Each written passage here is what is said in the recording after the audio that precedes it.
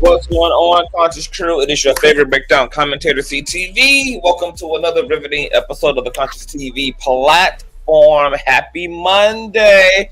You already know what we're here to get into, but before we get into the things, I need you guys to go ahead and hit that old nasty piece of thumbs up, girl, because we're working, and we're working our asses off at that, all right? So when you thumbs up the video, you are literally not only triggering up the YouTube's algorithm, but more importantly, you are triggering up the notification system, okay? So when you are thumbing up, pressing like on the live stream, you are literally knocking on the digital door of another Conscious Crew member and telling them to get their arses into the goddamn sanctuary. Okay?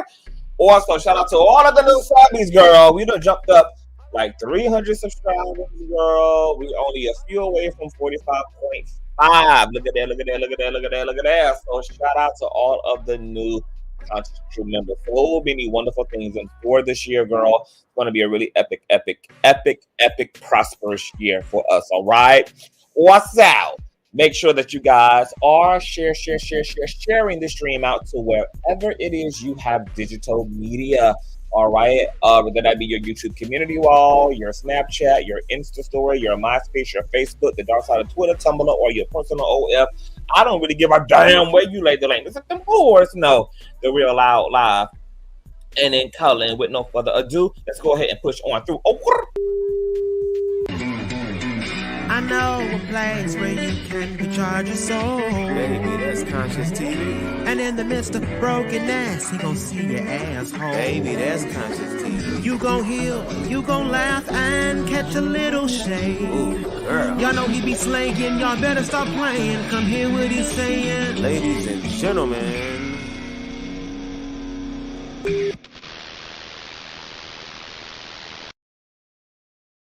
Actually, our first all right, you guys. I'm on my Instagram, y'all, adding to stories and stuff. All right, what's going on, guys? It is a busy Monday for me. I want to first and foremost shout out to all of y'all who enjoyed the hell out of this weekend's content, girl.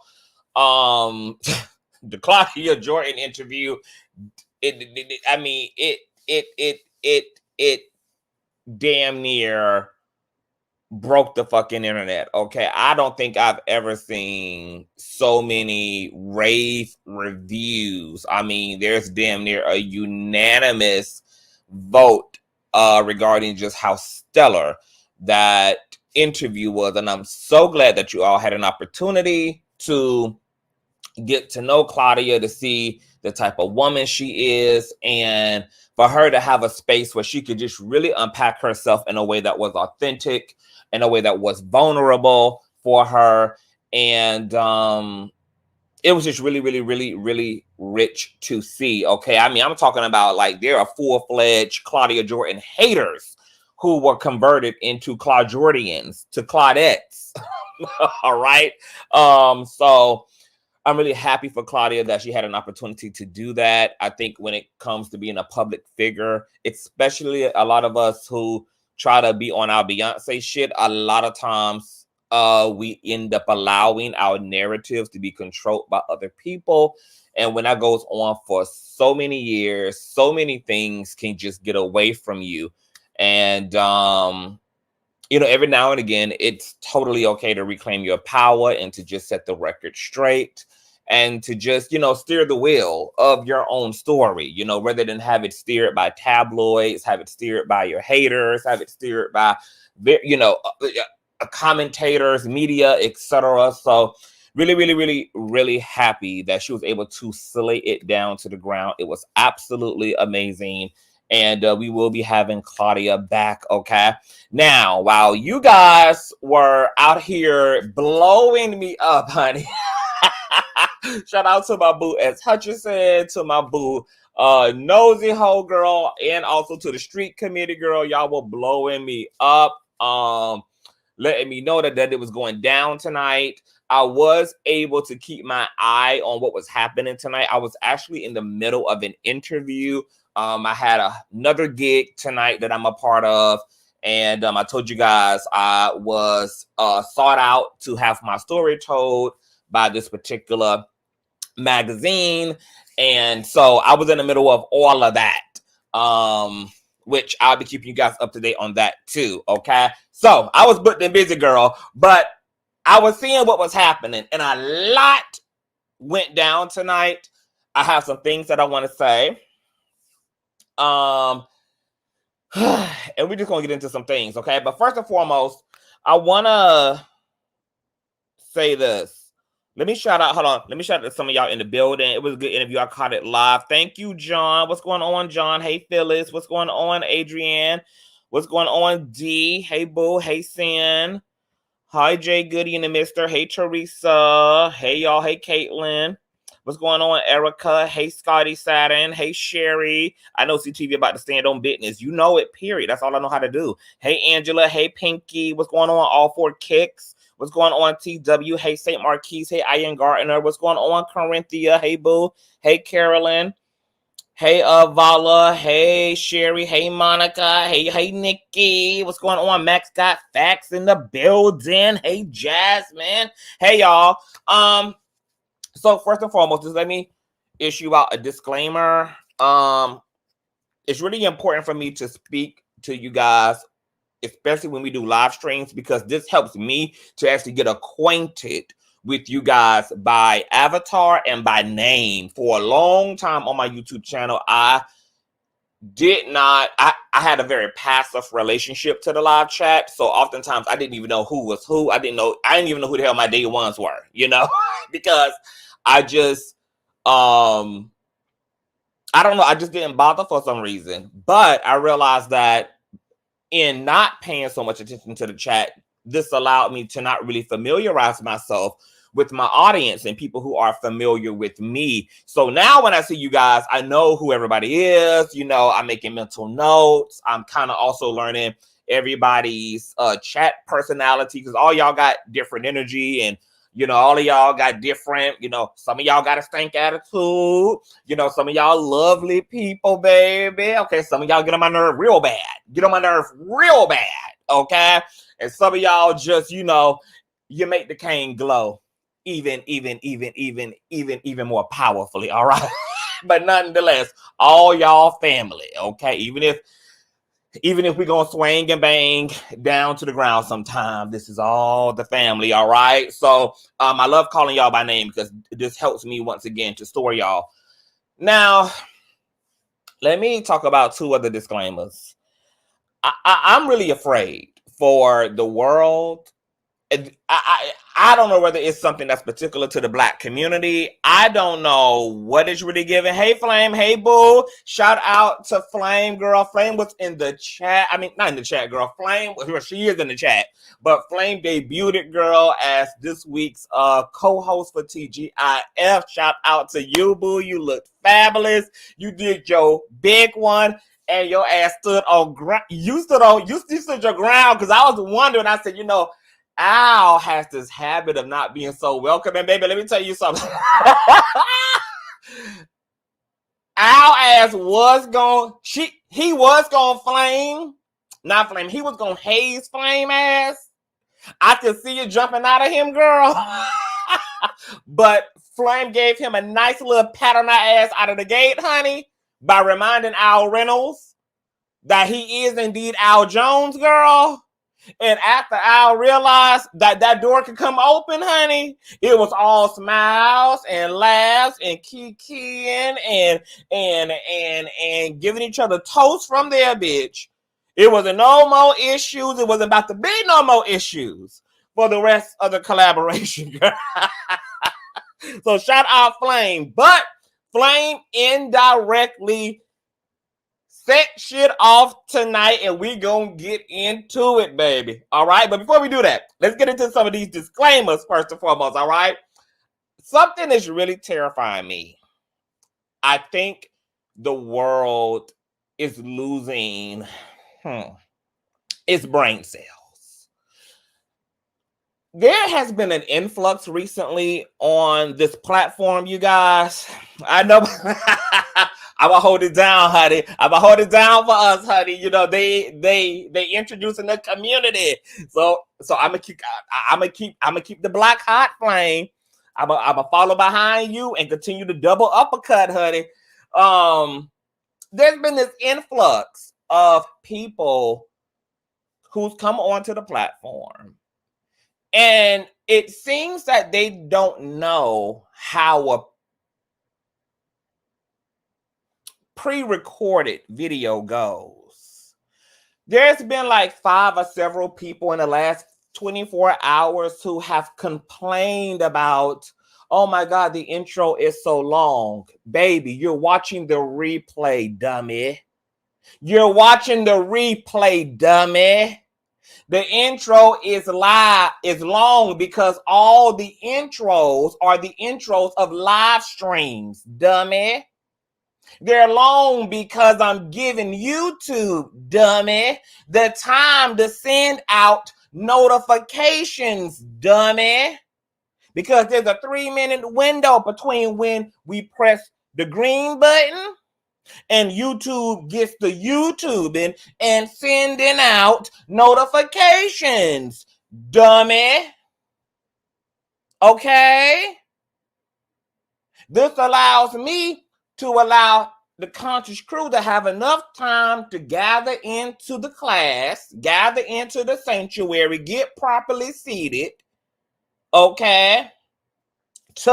Put down their cell phones, pull out their Bibles, so that I don't have people coming in here talking about what we talking about, what we doing, where we at, what's going on. Okay, you're watching now a pre-recorded live stream. Also, baby, you have the liberty of fast forwarding and scourging and skipping through.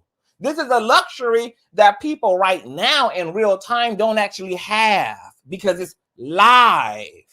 But because you are part of the replay gang, you get to move the cursor to any point in time in the stream to rest wherever it is you want to be. Now, I understand that all of us did not ride on the same length of school buses growing up. I understand that some of us was on the very long bus and some of us were on the short bus where there was only 2 rows. Okay? So this is why I'm breaking it all the way down and I'm slowing my voice all the way down. Okay? You can move it forward. Did you know that? Did you know that if you are part of the replay gang, you got the luxury of fast forwarding what? How about that? How about that, might you ask? You can actually go forward, you can go backwards, you can pause it, you can slow it down, you can speed it up, you can, oh my God! Wow! Isn't God good? Okay? So now that, you know, and maybe it's just me, girl. I just got to be a better teacher. I just think I be thinking people just should know this stuff. But, you know, I got to account for the crew that, you know, were on the very short bus. Okay. So, you know, maybe, you know, let me not have an attitude. You know, I'm just making an assumption, baby, that everybody knows how a YouTube video actually works. All right. So my bad, replay gang, for not informing y'all properly, okay? My bad, sugar, okay? Second disclaimer. Now, this is a conscious crew member that I'm kind of familiar with, but you got on my nerve tonight, okay? Because Funky had went live. We're going to get into all the details, girl. We're going to get into Flame's appearance tonight. We're going to get into everything that went down. So, I had clipped a particular part of Funky Dineva's live stream tonight, and I had made a reel out of it and put it on Instagram. It's already over 1K, girl. It was damn near at 1K 1 minute after I had uploaded it to my Instagram. And Flame, I tagged your ass, so you better follow my ass on Instagram too. Now, after I had made the post, there was a conscious crew member who came under there and was like, hold on, I'm gonna just show y'all what had happened. We're just gonna show you this is what had happened, girl. Let me just pull up my Instagram, girl. Okay? We're going to get into all the details. We're going to get into all the minutia, as my boy YB Speaks Entertainment would say. Let me go ahead and go to my old nasty piece of Instagram. And y'all thumbs up, girl, because we are working, girl. I'm working my ass off for y'all, girl. I might not even have an ass by the time 2024 is over. Okay? All right. So, let me go ahead and share. Okay, so I had clipped this. We ain't gonna play it yet, but this was my caption, okay? Miss Funky Dineva continues to take shots at Fox Soul after his departure following comedian Flame Monroe's guest appearance on the hit show TGIF Tonight. He also chose to go live at the same time and rubbing his live viewers count to make sure that we knew what the shade was, and everybody clocked it tonight. Don't be a fool. Your thoughts below. Then I had captioned the actual video. Funky Dineva sending shots to Fox Soul over Flame Monroe as guest co-host. All right, so let me go ahead, because I'm gonna make y'all famous when y'all get on my nerve. Okay, since y'all got public profiles and I got public profiles. You know, whenever we need to talk, you know, whenever I need to talk about you, I'm going to talk about your ass publicly, okay, since you're making comments publicly. So Atlanta versus everybody, who, you know, clearly rode in on a very short bus, stated, I think you're being an instigator. I don't think Miss Funky Dineva was throwing shots at Monroe Flame. I think, unfortunately, they were at Claudia Jordan. I hope they can work it out, heart and a prayer hand. Now, class, I want to know, where in the hell in my caption did I say that Funky Dineva was throwing shots at Flame Monroe? I don't want to rewind that back one more time. Okay. This is one more time. Let's read that one more time. Okay. The caption reads, Miss Funky Dineva continued to take shots at Fox Soul after his departure following comedian Flame Monroe guest appearance on the hit show. Class, where in the hell did you see me write? Where did you see it wrote? Where did you see it inscribed? Where did you see it drewed up against the pyramid walls that I said that Funky Dineva threw shots at Flame Monroe? Because at this point, I just need to know that it's not my eyes that's failing me. Let me blow it up, baby. Because this ain't LeVar Burton, okay? I ain't got to take my own word for it. I just want to know, does anybody here see, hey, voodoo doll, hey, boo, does anybody the hell here see what, maybe it's me, baby, okay? I put on I got a reading glass, I got reading glasses on top of a pair of reading glasses, girl. Because I'm trying to fuck around and find out. You know, if it's giving cataracts on my end, if I need to go get an eye exam made. I'm just trying to figure out what the tea is. Because this person has said to did. Let me scroll on down, baby, to Miss Atlanta versus everybody. Okay? She about to be versing a doctor's appointment as well, girl. I think you're being an instigator. I don't think Miss Funky Dineva was throwing shots at Monroe Flame.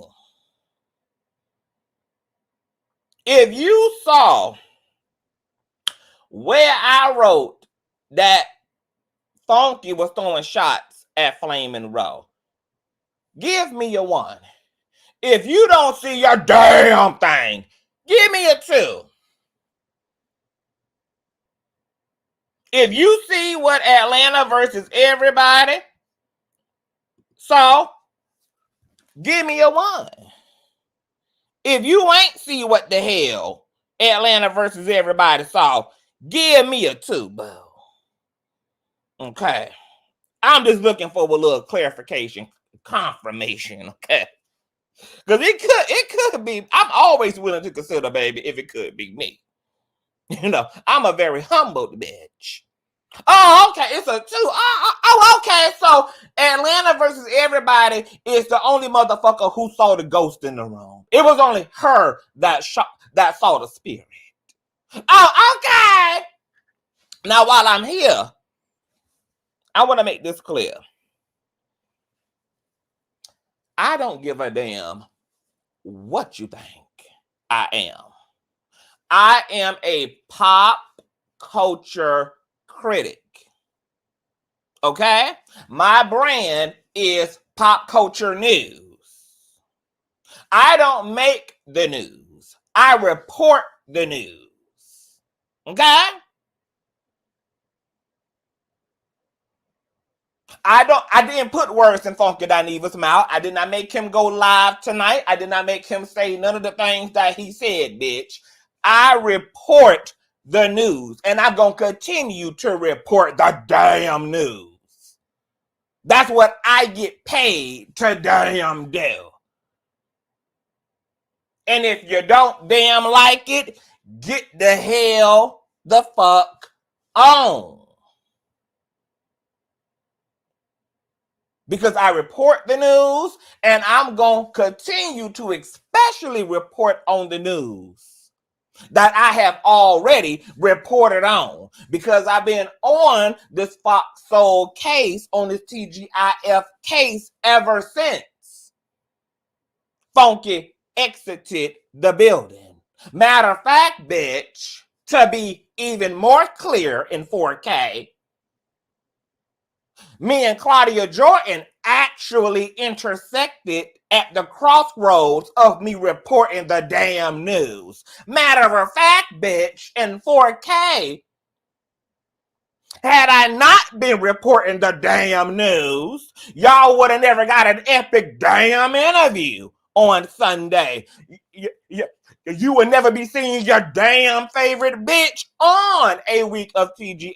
There would not even be ACTV and Claudia Jordan chemistry that exists had I not been reporting the damn news. Because Miss Claudia found me as a result of being loud, live, in color, and on the goddamn scene in Winsboro High, reporting the damn news.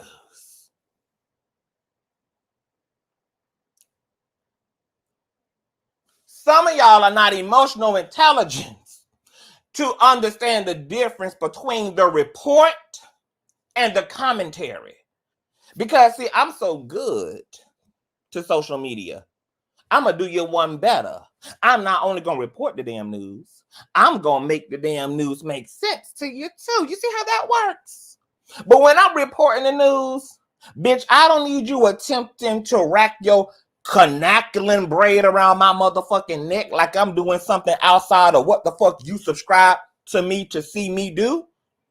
What I need you to not forget is what the fuck you follow me for. You are the one subscribed and following a pop culture platform. You follow a bitch who reports on celebrity news. So what you need to do is not ever forget it. Third disclaimer. What's funny to me about hoes getting in their feelings, see, especially when they start seeing you with people, that's when folks start keeping their eye real close on you, baby. I'm gonna let you know, bitch, you might as well pull out your high blood pressure, bitch, because you ain't gonna never be able to understand the way in which I move and why I'm allowed to move the way in which I move and still win to begin with. Okay? Here's the gag. If I only reported on Claudia's side of things, y'all ass to be calling me biased, a bootlicker, a tap dancer. You flood these goddamn comment sections. Oh, well, why you ain't reporting on what Funky saying? You out here caping and capping for Claudia. Why you ain't why you ain't in? Why? Which one you want it, bitch? You want a non-biased commentator? You want a bitch who gonna report the news? Or do you want a bitch who gonna prescribe solely to your fave at all times? Which one you want it? Because I thought the way that we was gonna do it over here is that we was gonna be both-handed. That we was gonna pull from the left, we're gonna pull from the right, and then we're gonna make it all make sense. But how the hell we gonna make sense of something when we only got one side and one picture of a thing? You can't make sense, bitch, of an incomplete picture. You can't put together an incomplete ass puzzle. How the hell ain't when I was out here on the Larry Reid Live case at the top of 2023, baby? Not only did I report on everything him and his congregation said, I reported on everything the other party and they mammy said. The mammy with the diabetic neck who said that she was in the women's basketball league 10 years before the WNBA existed, that mammy. See, how the hell you gonna catch hoes and lies and call them in a fuck shit if you only in the business of listening to one up side? Bitch, we make it make sense over here. I don't do no bias. Okay? Bitch, I get paid to have my ear to the neighbor's wall at all and every given time. So when I'm doing uploads and sharing stories, I don't give a damn who you see me with. Enjoy the damn story. Give your damn opinion about what's going on and move it the hell along, because we are going to have an opportunity to also come together and make it make sense. But you ain't going to even know what the hell I'm making make sense, bitch, if you're not even in the business of having all the damn information so that you can hear a clear perception and perspective and understanding about why I'm saying the shit that I'm saying. I'm trying to give you a full plate here, bitch, so that you can see what I see, so that you can then understand my commentary when I go to give it. Okay? Fourthly, I know y'all think that everybody is built like a straw house like Cardi B, but Claudia Jordan is not no punk ass bitch. Claudia Jordan is actually a very strong, very confident woman. She's in the business of media. She reports on the news. She has a great deal of respect for other people who do what she does. She does not feel slighted or feel any kind of way, bitch, because I'm continuing to do the very thing that put me on her radar to begin with. Bitch, let me do this. I know what the hell I'm doing. I'm the damn influencer. I'm the damn commentator. I don't recall consulting with you to get here. Let me motherfucking do this. I know I been knew what the hell I'm doing. Why you think all the greats respect me, bitch? Why you think our platform can operate at 500,000, 100,000? Why I'm giving these girls that work, giving them a run for all of their money? Bitch, I'm a very strong communicator. Okay? And I don't have to make those communications apparent to y'all just for things to be what they are. I don't owe it to nobody to get on here to make sure that everybody understands that what I'm doing is okay and that there is an inner and understanding between all parties. Because that ain't your business. All you need to do is be a recipient of the tea and the he and the he.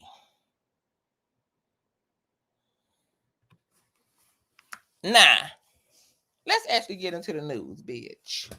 Okay. Funky ass went live tonight. And you guys know we had Claudia Jordan here over the weekend. Okay, now this, I'm going to lay it out to y'all what Claudia Jordan said, because Claudia has been maintaining an air of love and professionalism and light when it comes to her fellow friend and co-host Funky Dineva, okay? You guys know her and Al did a tribute for Funky following their first episode with Carolina SUV. And then you guys know she also graced us with her presence for a explosive, legendary 4-hour interview where she also spoke about Funky's departure. I also created a reel out of that part of the interview and uploaded it as well to my Insta. And I'm going to show you that as well, honey, because we both handed over here. We posted Funky and we posted my bitch Claudia as well. Okay, so let's go ahead and get over there. Okay, hold on, bitch. Is my internet acting stouty? Hold on. Okay, let me show y'all what Claudia had also said. Okay, this is courtesy of my platform. Y'all can find that interview here. Conversation with him yesterday, actually our first conversation about this, and I did promise him that you know, like we promised each other not to be messy about this, you know what I mean, because like anything that we say could be viewed as, oh, they're beefing or she's this or he's that, and I don't want to do that. I'm saddest about how the soulmates are feeling let down, because I went back and watched a video where people really said how we got them through depression and we got them through things. But I cannot critique someone that has to make the best move for themselves business-wise. You know what I mean? Like, I have to just, like, you got to do what's best for you, and I cannot be mad at that, and I cannot criticize that. At the end of the day, you got to do what's best for you, and, you know, am I sad? Of course. Listen. Okay, so that was Claudia's sentiments, all right? Still, even after the post and delete that Funky did a few days ago that we reported on, Claudia is still maintaining her position of light and love when it comes to Funky. All right, now let's talk about it because we got to go back a little bit. You guys know that initially Funky had walked away. He did a video that Monday morning, okay, addressing the fact that he was no longer going to be at Fox Soul. He did a 12-minute video and he laid out in that video that he walked away because Fox Soul did not want to pay him per his worth. And he was inspired to consider his worth and to make the executive decision to walk away based upon inspiration from Taraji P. Henson, who had just been transparent in the media about low pay wages as a notable talent and still continuing to be treated like an amateur and lowballed in the industry despite all the work she's put in. That was then, he said, coupled with Keke Palmer's tweet, which also affirmed everything that Taraji P. Henson has said. So Funky caught himself being in his Taraji P. Henson bag, and he hit it. All right. And then he tied up his commentary with a nice little pink bow at the end. And, you know, shouted out Al Reynolds, and he shouted out producers and said it was all love. Boom, boom, boom. Now, this got it started, girl, especially in the wake of everything going on with Fantasia, Taraji, Oprah, low pay wages, and then now come Funky Girl. So the Funky Bunch, who made up a big chunk of TGIF fan base, along with some of the Fox Soul members as well, were upset. And they decided that they were going to protest against the network. So this week, well, last week was Hell Week, okay, when Carolina SUV had hosted, girl, and they were tomato throwing and gagging and spamming and troll farming down the damn live chat in the name of pay Funky, pay Funky, pay Funky, what the fuck he worth, okay? That was their sentiment. Now, we came back and we gave commentary because I found it weird to me that Funky would tie his commentary up with "It's all love. Shout out to my friend. Shout out to the network. I wish them all the best." And even encourage the Funky Bunch to continue to show love to the show, to TGIF, a show that he helped to build for 4 years.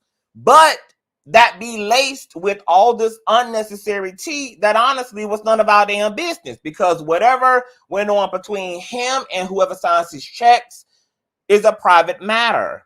If there was going to be an amicable, loving, walking away from the network, etc., that's really all he actually had to say. If he was actually interested in protecting Claudia and protecting Al and protecting TGIF. Funky Dineva has been in this social media space for 14 years and he knows what the fuck he's doing. So I had to consider and believe. And I'm a fan of Funky Dineva. I think he kicked the door down for influencers. I think he's a trailblazer, and I will always give him his roses for what I feel he has done for the influencer space, for YouTubers in general. But it did seem to me that the 12-minute commentary was gaslighting and was designed to be a nice, nasty attempt to motivate a digital insurrection against the network, because it was just unnecessary. It was unnecessary. All that information about not getting paid, the pay wage, and how that was not necessary for us. The only reason you would tell the public that is if you want the public to do something about it. If Funky wanted to preserve the network and also shield his friends who he knew were still behind and a part of the network, he knew that he could just have withheld that and kept that between him and the business if he wanted to. Clearly, he didn't want to keep it to himself, which is fine. My fucking issue with Funky Dineva is he's trying to make it look like he ain't do something that bitches who real smart and real critical in their observations know that he in fact did. You told the public that because you wanted the network to experience backlash. And no amount of romanticizing it at the end was going to keep the Funky Bunch off of TGIF's neck, and you know that. You intentionally used the Taraji P. Henson situation, the Monique situation,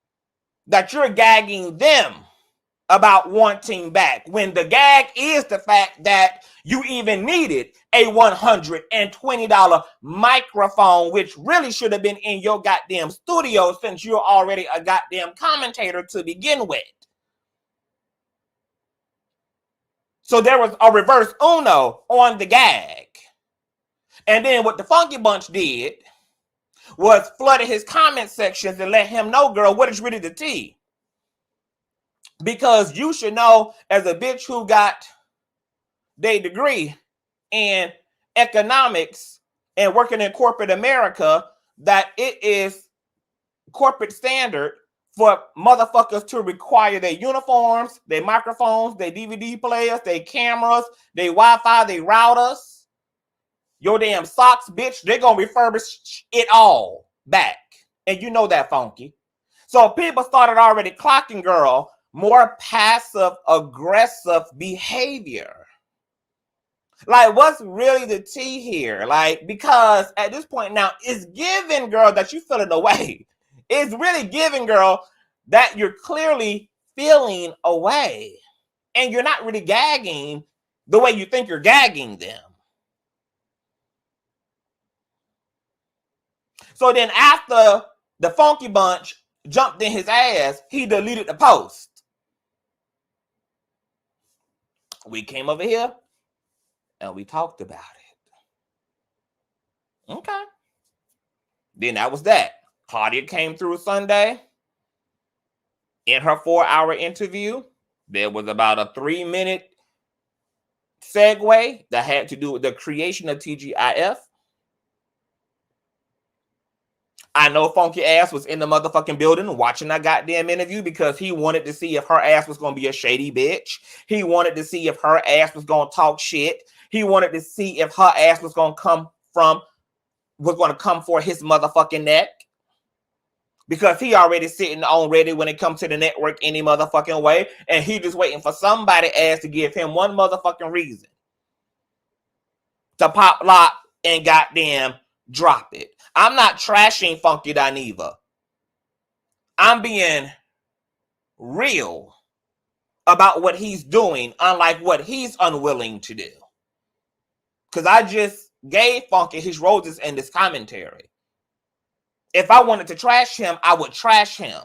I'm just calling him to the carpet and asking him to act his 50-year-old ass Miami age. Because those of us who 30 and plus, we too grown. Now, if Cassie had the audacity to say what the fuck she had to say in a 35-page memo, if Cat Williams had the fucking audacity to say what the fuck he had to say in a 3-hour-long interview, both these people are under 5 feet tall, bitch. And one of them is a goddamn woman. So how much more should these niggas, including these gay niggas, stand on goddamn business? If these motherfucking women more fucking man than these fucking males are.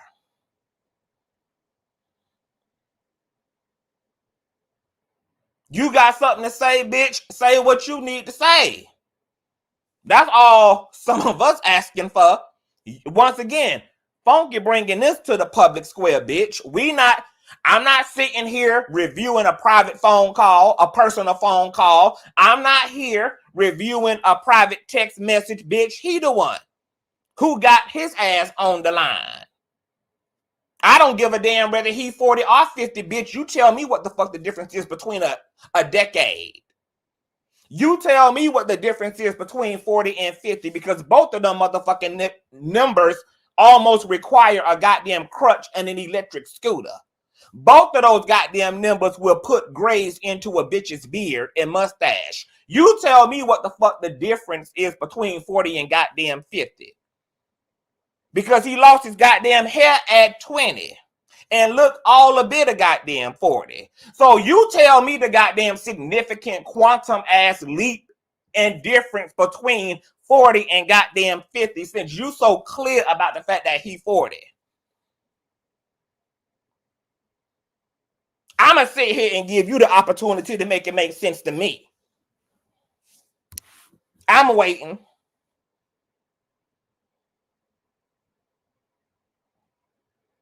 I'm still waiting. Okay. So he wanted to make sure, girl, that her ass was not trashing and unloading the goddamn clip on his ass on Sunday, which she did not, because I'm going to run her segment and her sentiment back. Conversation with him yesterday, actually our first conversation about this, and I did promise him that you know, like we promised each other not to be messy about this, you know what I mean, because like anything that we say could be viewed as, oh, they're beefing, or she's this or he's that, and I don't want to do that. I'm saddest about how the soulmates are feeling let down, because I went back and watched a video where people really said how we got them through depression and we got them through things. But I cannot critique someone that has to make the best move for themselves business-wise. You know what I mean? Like, I have to just, like, you got to do what's best for you, and I cannot be mad at that, and I cannot criticize that. At the end of the day, you got to do what's best for you, and, you know, in my sad, of course, listen, I did have a conversation with him yesterday. Actually, so that is Claudia, girl. Claudia and Al been maintaining their continuity, girl, with their sentiments. Like she said, there was an agreement that, girl, whatever the hell was going down, went down, etc. That it wasn't worth the hoopla, and that it was more worth it for everybody to just maintain an air of love and preserve their relationships, etc., and to not let whatever transpired as it relates to adjacency to the network to cloud the relationships, etc. What we can safely say is that Al and Claudia Jordan have maintained their end of that bargain. Okay? Because as she also said in this interview, at some point you grow up and mature up enough to be diplomatic and to know how to go about your business. Which is why y'all ass still seeing her across all these airways, just debuted and announced a whole new goddamn show on a major network yesterday. Because you can either be about your bag or you can be mad, bitch. And I guess Claudia is going to choose her goddamn bag, bitch. Her feelings and emotions, it's not worth nothing beyond sitting down with a best friend or going over to Dubai to decompress, bitch. Okay? Feelings are not worth the goddamn implosion of it all, the destruction of it all, the apocalypse of it all, baby. Me being pressed and upset and mad ain't nothing that a 5-hump camel over in Egypt won't goddamn comfort me about. But what you got is a lot of these grown-ass children, okay, who think that their feelings are always a cause to go Columbine. Who think that their feelings are always a cause and a motivation, bitch, to go mass Uter, to go postal.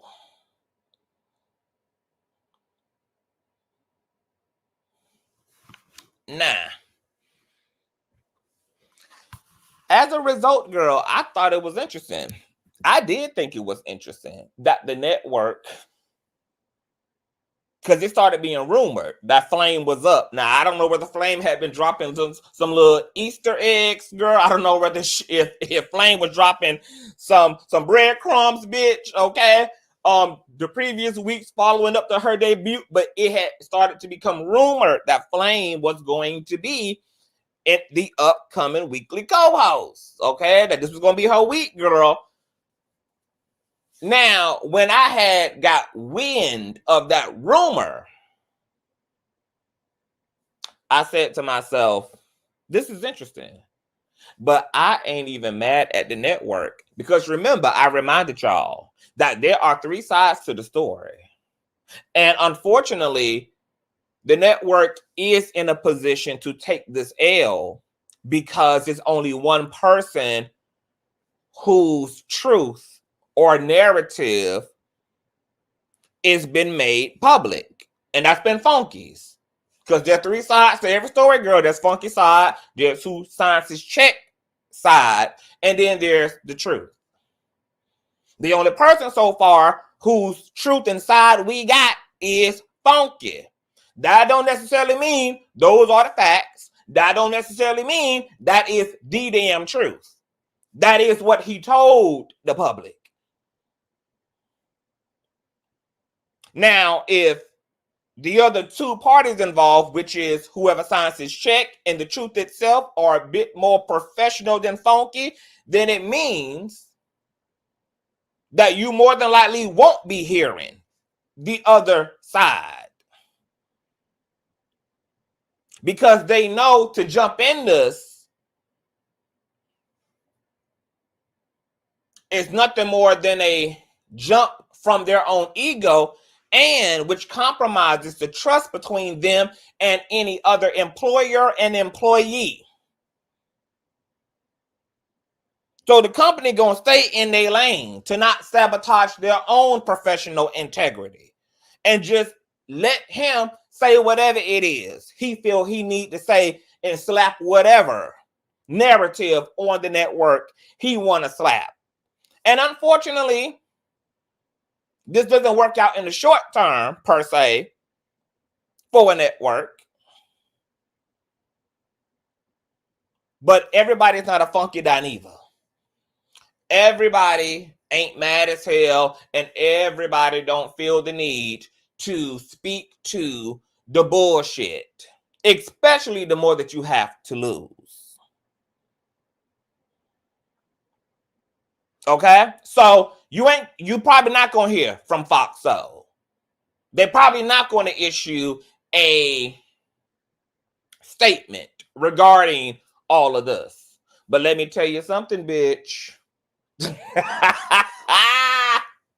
I don't think it's no goddamn coincidence that as a result of all this shit talking his ass been doing and this narrative his ass done led with and this post and delete being shady as hell he been doing, baby, that might have informed them to get they lick back on the low by putting Flame up, baby, because y'all do this, I didn't know that there was a long-standing history between Flame and Funky Dineva. So let's listen to what Funky had to say tonight. And for everybody who acting stupid, Funky Dineva intentionally went live tonight at 8.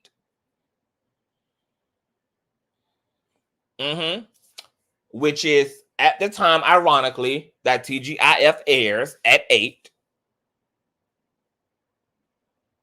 He rubbed it all in their face by continuing to reference, girl, how large of a stream he had. He had damn near 15K live viewers. I think the highest live viewers on TGIF were 7 or 8K, I believe. And then he made sure to let it be known that his ass gonna be back for the rest of this week, specifically at 8 o'clock. See, these subliminals don't really be that subliminal, girl. That's why I don't even know why these girls bother being subliminal at this point, girl. Like, the subliminals be almost so direct that you just might as well be damn direct as far as I'm concerned.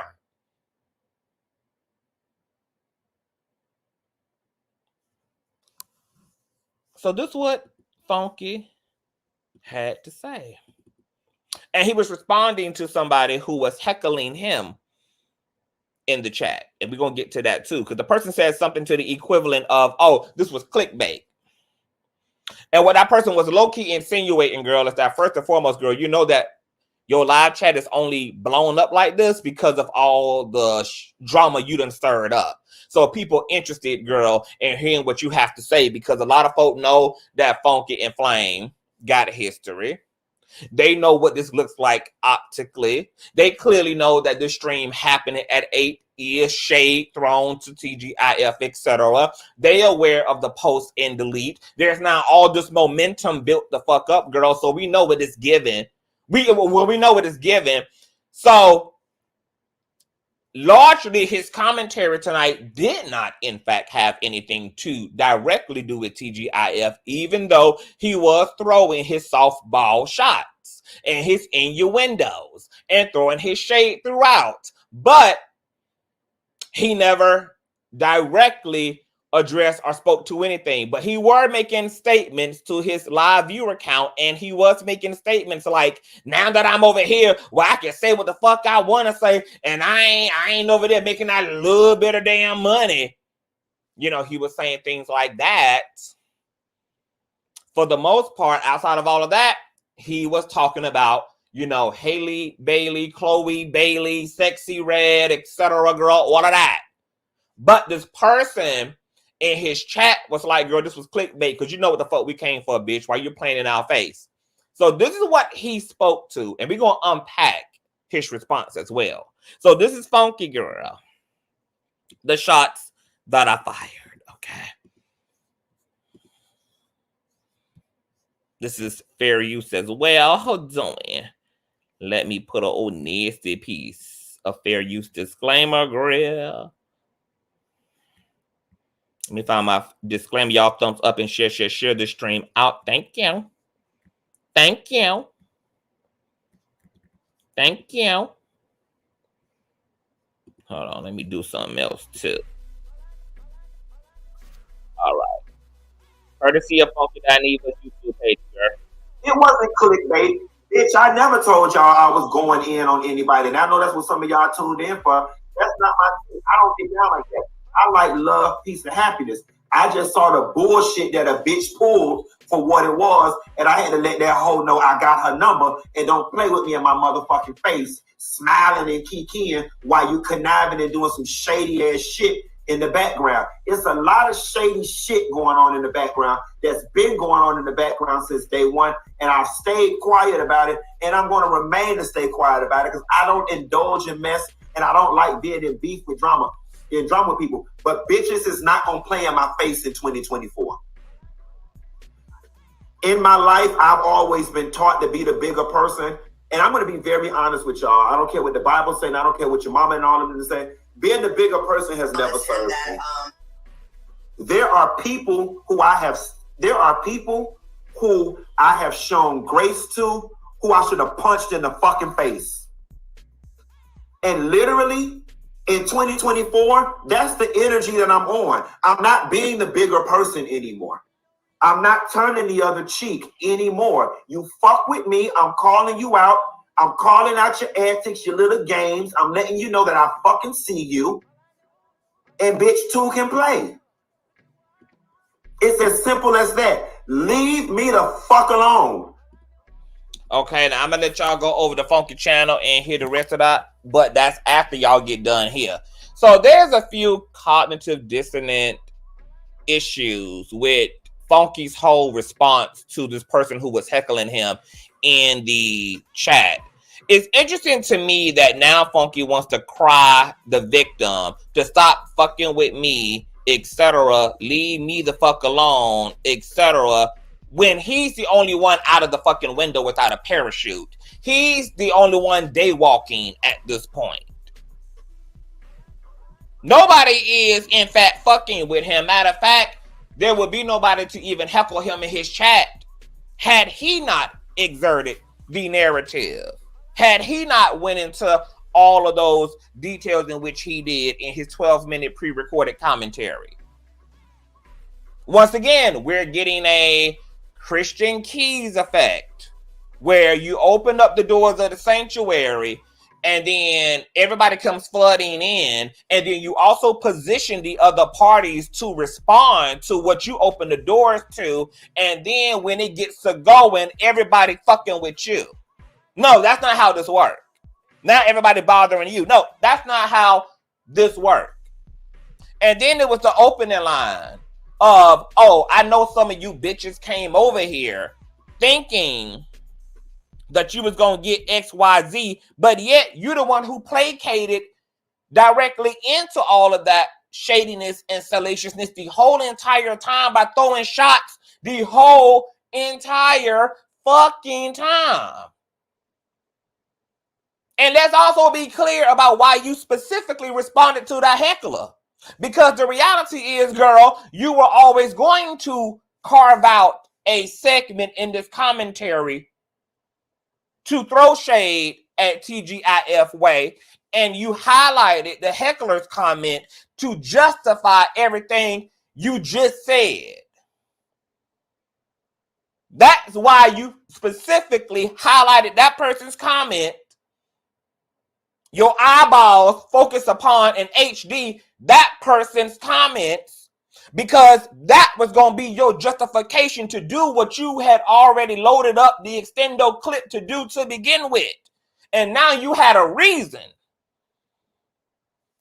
Bye, bitch. Why you over here? Go over there to your funky home with your funky ass leader. Do I look like I need you here, ho?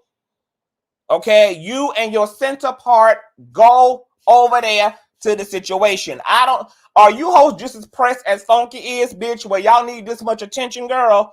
Because I don't understand why y'all can't haul off secretly and silently, just like y'all credit scores be disappearing, just like y'all baby daddies be goddamn disappearing, just like y'all goddamn food stamps be disappearing, bitch, to keep the goddamn water and the lights on. I don't understand why y'all can't be as silent as that unemployment is. I don't understand why y'all can't be as silent with y'all departure, bitch, as y'all are about living at home with your mammy. All of a sudden now y'all don't be knowing how to practice silence. Okay?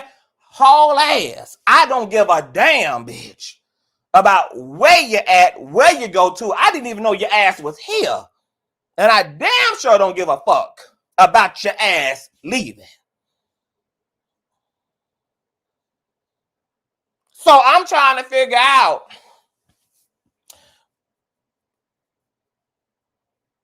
why is it and what is it that Funky wants? Because now we got 20 million conflicting narratives. At first, this was about you walking away over a lack of pay wage, but it was all love to everybody. It was all love to the network. It was all love following the first episode without you. Now, all of a sudden, bitches been messy, bitches been shady, bitches been that. When I had already clocked the fact that there was some passive aggressiveness there to begin with. What's going on, Nate? Clearly, Funky Dineva is pressed. He's bothered. He's upset. He's highly irritated. And I'm going to get into the real big why I think that is, but not before we also explore why he now seems to officially have it out when it comes to Fox Soul. And to be honest, it's probably just a matter of time before he eventually go live or he eventually does a pre-recorded commentary and go in on Claudia, go in on Al, go in on Fox Soul, because the girl is just having a meltdown slowly but for surely. And she's not even being cute and clever about being able to conceal it. It's all coming out, girl. She's bleeding out slowly but for surely, girl. She has not been able to actually do what she said she was going to do in that initial commentary, which is to walk away amicably. She encouraged the Funky Bunch to be over there, continue to support the girls, but then went live intentionally at 8 and gonna be going live for the next 4 days at 8, just to spite TGIF and to keep the Funky Bunch under his watch and to keep their asses away from TGIF. Now, these are not things that I'm doing. Bitch, I just report the news. I don't make it up. I didn't go live at 8.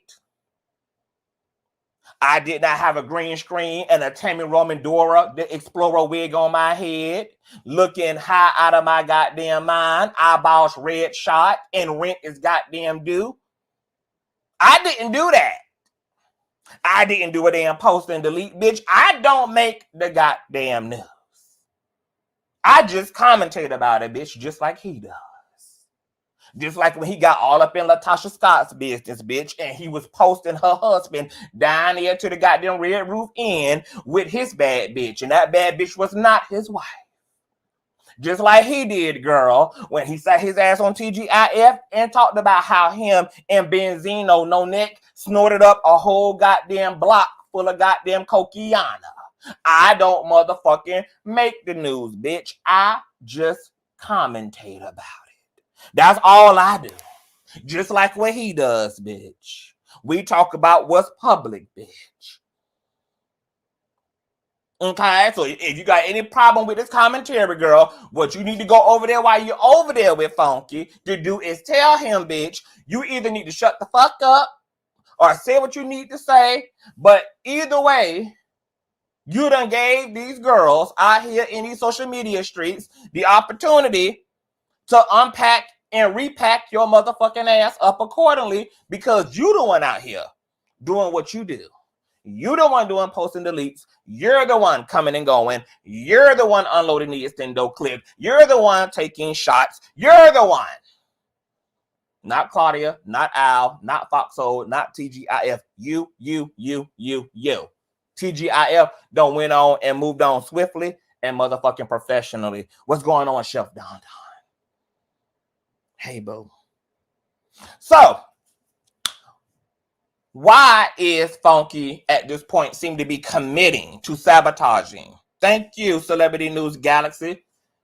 And happy birthday, boo. Happy motherfucking B-Day. Y'all make sure to support my boy Yusuf over on YouTube, girl. This is his new channel name. So please make sure to give him a click interview. Tune in. He does all the goings-on just like me and Chef Don do. Okay? All the commentaries, all the commentators in the building tonight, girl. Flame everybody in the building. Hey, y'all. Hey, fam.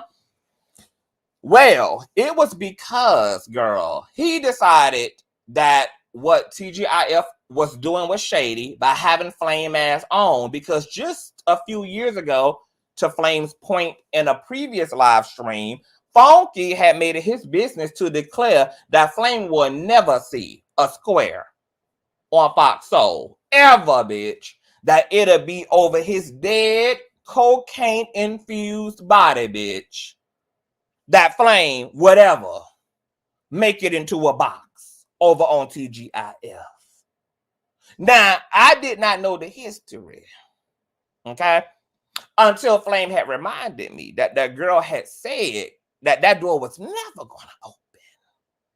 So then I had to do a little bit of research, which is going to explain why Funky committed, him and his synthetic wig, to attempting to sabotage TGIF full out tonight, girl. It was war tonight, all right? Let's take a listen to an episode of TGIF 5 months ago. I said a few years ago, but it actually was 5 months ago. Okay? There was a segment that happened. Do you guys remember all of the drama that took place? Right, like today was never. Okay? Do y'all remember the drama that had popped off last year, girl? Where we was out here tearing the internet down, bitch. It was a whole gender damn war out here, girl. Okay? Because a TikToker had some people heckling her. I think her name was Bless Rose on TikTok, a black trans woman. She speaks out regularly on trans issues, on her intersectionality as a black trans woman, and she routinely has people dragging her and telling her she's not trans, that she's just a man in a wig, that she's a boy, that she'll never be a real woman, that she don't got a pussy, she don't got a bleeding pussy, she don't got a womb. You know, just always going in on her and crucifying her. So she finally made a response video. And she chose to do it in a very, like, academia semantic way. Okay, she didn't go the fuck you hoes route like I would have did. Okay, she went the professional route. So she decided to educate the girls because of the things that they be saying to her. So she was like, you know, y'all can't gatekeep. Y'all out here trying to tell trans girls that they're not real girls because they don't bleed pussies, but women can't gatekeep periods because, first of all, not all females even have a period. Look up those statistics, okay? Just like all males don't bear the same levels of testosterone, which is why some males have to get testosterone shots. Some natural born women have to get estrogen shots. Things that you would assume come natural to all biological males and females, that there are people who just don't have these things. There are men who cannot have children. They have reproductive issues. Females who have reproductive issues. So not everybody can carry a child to term. Not everybody can get pregnant. Not everybody can implant a seed. Not everybody bleeds. Not everybody has an oval face. Some women actually grow beards. They look like Rick Ross, bitch. That's what God gave them. Okay? So she was going through all of that, girl. Women don't gatekeep periods, etc. And she was also making space for trans men who also bleed. Okay? So she was saying a lot of things that the general public don't understand, because the general public don't even consider, they don't even consider these things. They just hear biological women don't gatekeep periods, and they did not understand the nuance to what she was saying, and then social media blew the fuck up. As a result of it blowing the fuck up, Just Hilarious entered the chat. She stood in the paint for biological women who she felt was under fire by the trans community. T.S. Madison then entered the chat and stood in the paint with trans women and biological women, because she understood what Blessed Rose was saying. But she also felt like Just Hilarious' response was gaslighting. It was literally designed to pit both groups together, because that's not what Blessed Rose was really saying. And she made it seem like the things that biological Black women are going through are because of trans women, when both trans women and biological Black women are being unalived by the same tired ass Pookies and Ray Rays. They're both being suppressed and witch hunted again by the same male-dominated ass patriarchy that Black trans women do not benefit from. Then, as a result, Flame entered the chat as well, because there was a Black trans actress who had also spoken out in solidarity with T.S. Madison and with Blessed Rose. And then Just Hilarious had jumped into this trans actress's DMs and was calling her a man, doing all of the very things, ironically, that made Blessed Rose, whose content got all this going,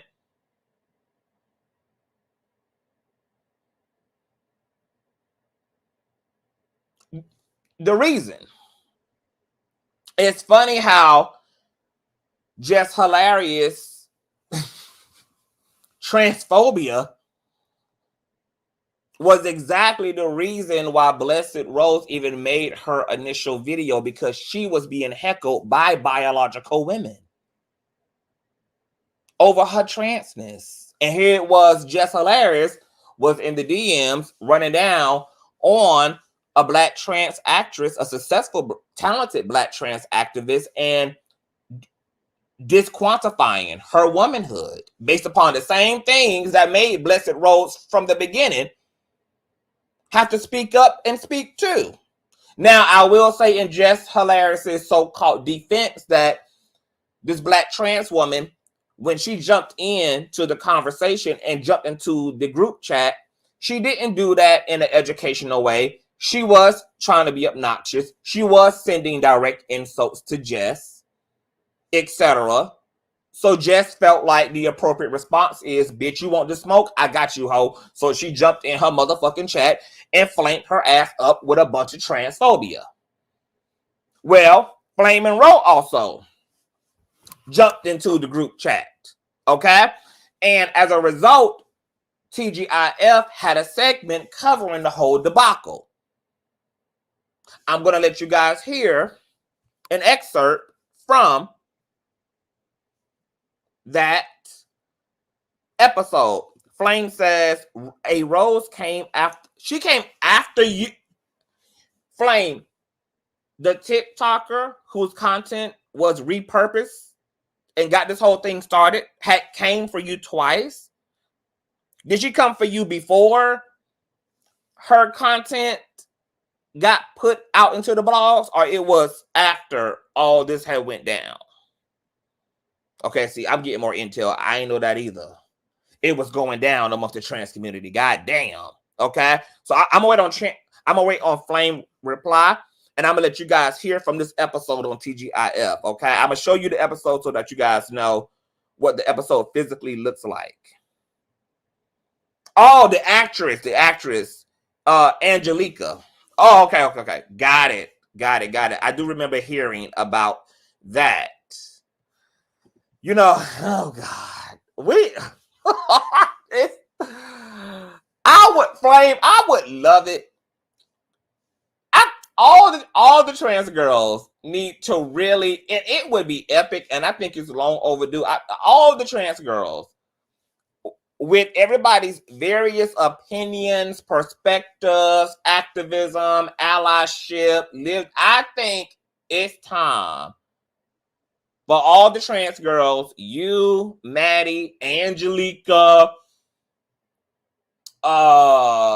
Laverne, Janice Maud, it's time, Hope Giselle, it's time for y'all need to sit down and have this conversation. And I'm honestly surprised that it really hasn't happened, considering that, you know, all of y'all got the resources, all of y'all got the visibility, and all of y'all are notable figures in the LGBT community, well-respected figures. Controversial, yes, but nonetheless, staple queer idols in the community. I would love it if y'all would create a real round table, red table talk, dialogue, and work and talk through this thing to the bone when it comes to what needs to be agreed upon, where the trans girls need to stand in solidarity at together on these issues, where the value can be, and also the difference in everybody's lived experience and attitude, because I think that all those things can exist in the same space. I think there can be things that we stand on code about, because you got these niggas out here on code. Black women are also starting to learn how to be on code slowly but for surely too. And I just feel like the trans community also needs to be on code when it comes to certain things. But I don't think that being on code also has to be at the expense of giving up one's individual perspective. I just think enough conversation and unpacking has not happened amongst everybody for all of that organizing to happen. You know, and I just think it just needs to be worked through and talked through and worked through and talked through, because there are going to be times that we all need to be saying the same shit, especially when it comes to standing on principle. And then there are times where it's okay for everybody to be off in their own, like, well, you know, this how I give it up. You know, this how I walk. This what I allow. But I would love to see that, Flame. I think y'all all need to. That would be dope as a situation, especially one that the public can have access to and witness and everything. But anyway, let's get to this episode, girl. You guys see this is the episode. Let me blow this up real quick. Hold on, let me show y'all. This is the episode, girl. Y'all can type it in. It's called Flame Monroe Continues Womanhood Debate, TGIF, all right? This was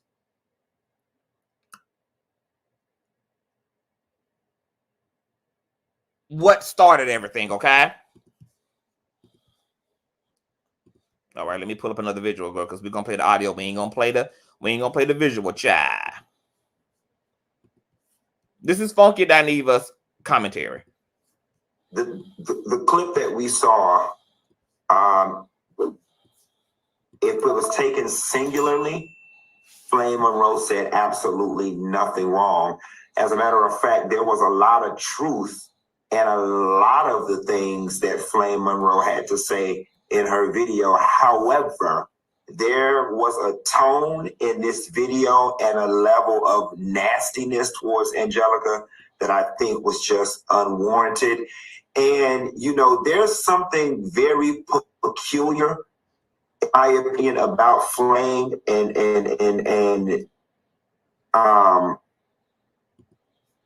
Al Sharpton says it best, just because you're my color doesn't make you my kind. And I get that Flame is older than a lot of the LGBT community now, and he probably comes from a generation where assimilation was his best means of surviving. But Flames has a way of pandering, in my opinion, sometimes to the straights for straight acceptance, uses a lot of the bigoted, in my opinion, straight people talking points to be able to continue to sit at the straight table. And they were just, I don't know, I pick up on that theme from time to time with a lot of the interviews and videos that Flame does. But there were bits and pieces of what Flame said that were 100% true.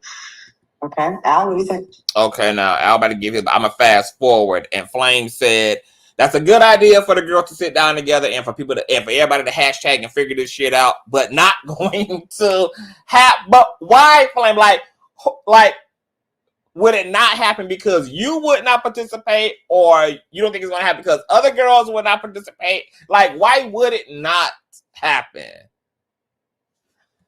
Okay, I'm going to fast forward more to where things get sticky, yicky. Okay, this is more of Funky's commentary on the episode. And you a nigga and you a boy and so on and so forth. So, you know, I don't know what. Okay, so in this. Okay, hold on. Let me fast forward back to Funky. Because Al had asked him, like, what are Flame's pronouns, etc. That's a perfect analogy. Got it. That's a perfect. Okay, hold on. Let me just go ahead and get to.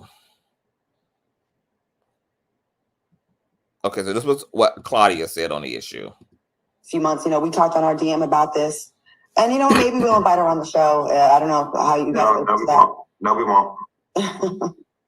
Well, sometimes we have to have conversations with people we don't agree with. No, not with the way she's unsolicitedly gone after me.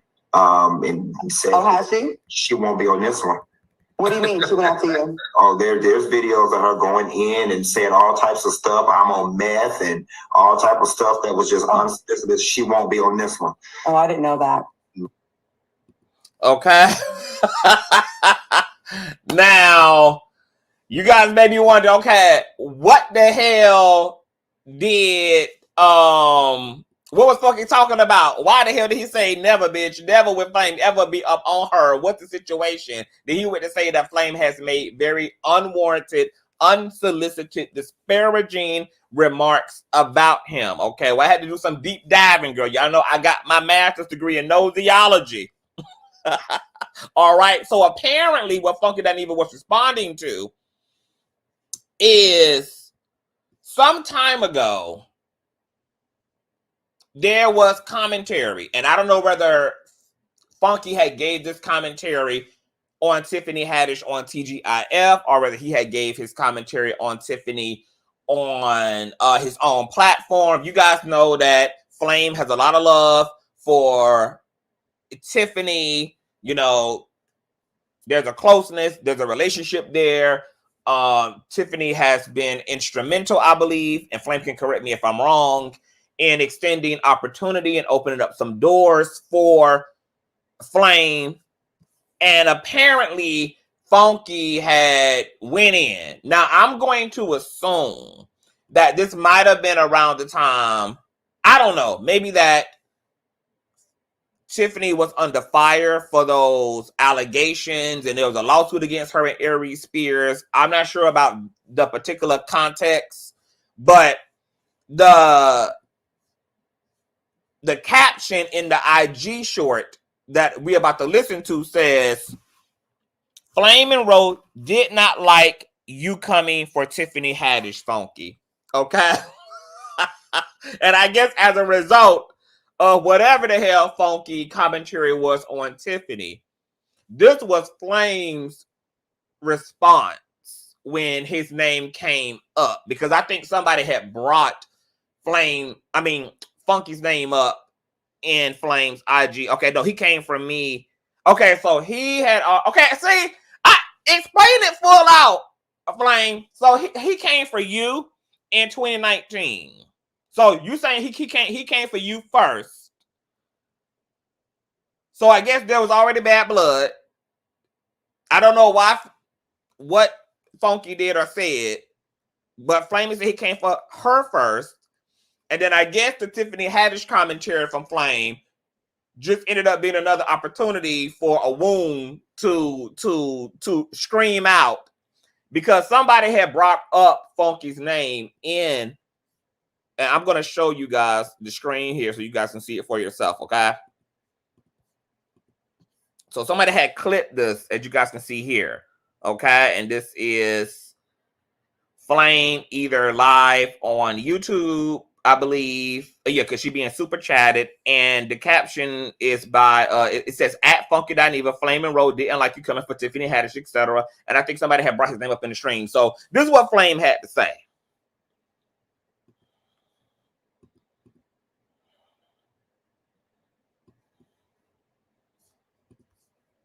Okay, let me refresh this page, girl, because she glitching, child.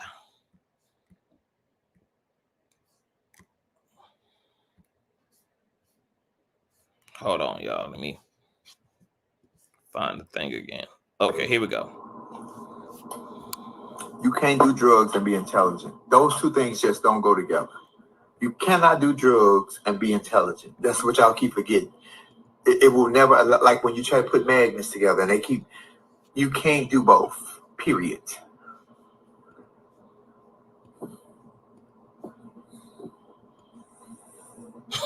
My God, today. You deserve more money. I love coffee time. Hey, please don't put that bullshit on my page. Who gives a fuck what Junkie Dineva says? That child's a crackhead. Don't put that on my page. You can't do drugs and be intelligent. Those two things just don't go together. You cannot do drugs and be intelligent. That's what y'all keep forgetting. It will never, like when you try to put magnets together and they keep, you can't do both, period.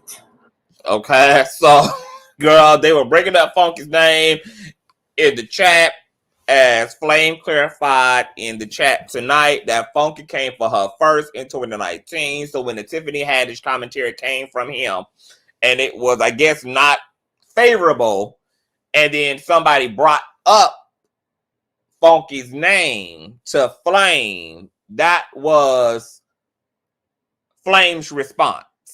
So then fast forward, TGIF is happening. Flame ends up on the docket regarding everything that was going on with the biological women can't gatekeep periods. And then you hear Funky refer to, hell no, she ain't coming through this door. She done said all type of effed up things about me. It'll be over my dead Miami body, bitch. All right? So all of that took place. Okay, that's the context there. So when Funky went live tonight at 8, and I had heard it rumored that Flame was possibly going to be this week's guest host, everybody was speculating what that all would look like in manifestation. And we got to see what it looked like. It was a war between both platforms, being Funky's platform and this week featuring Flame Monroe. Funky Dineva absolutely feels like his wig has been snatched off his head because TGIF had the audacity to make Flame his arch nemesis, as you just heard in his own commentary. She will never occupy a TGIF spot. Okay?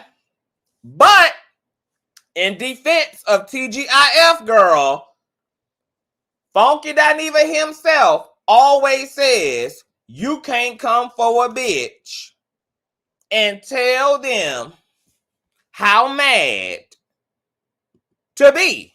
So Fox Soda allowed you to spin a narrative But because they want to keep it professional and they want to keep it cute,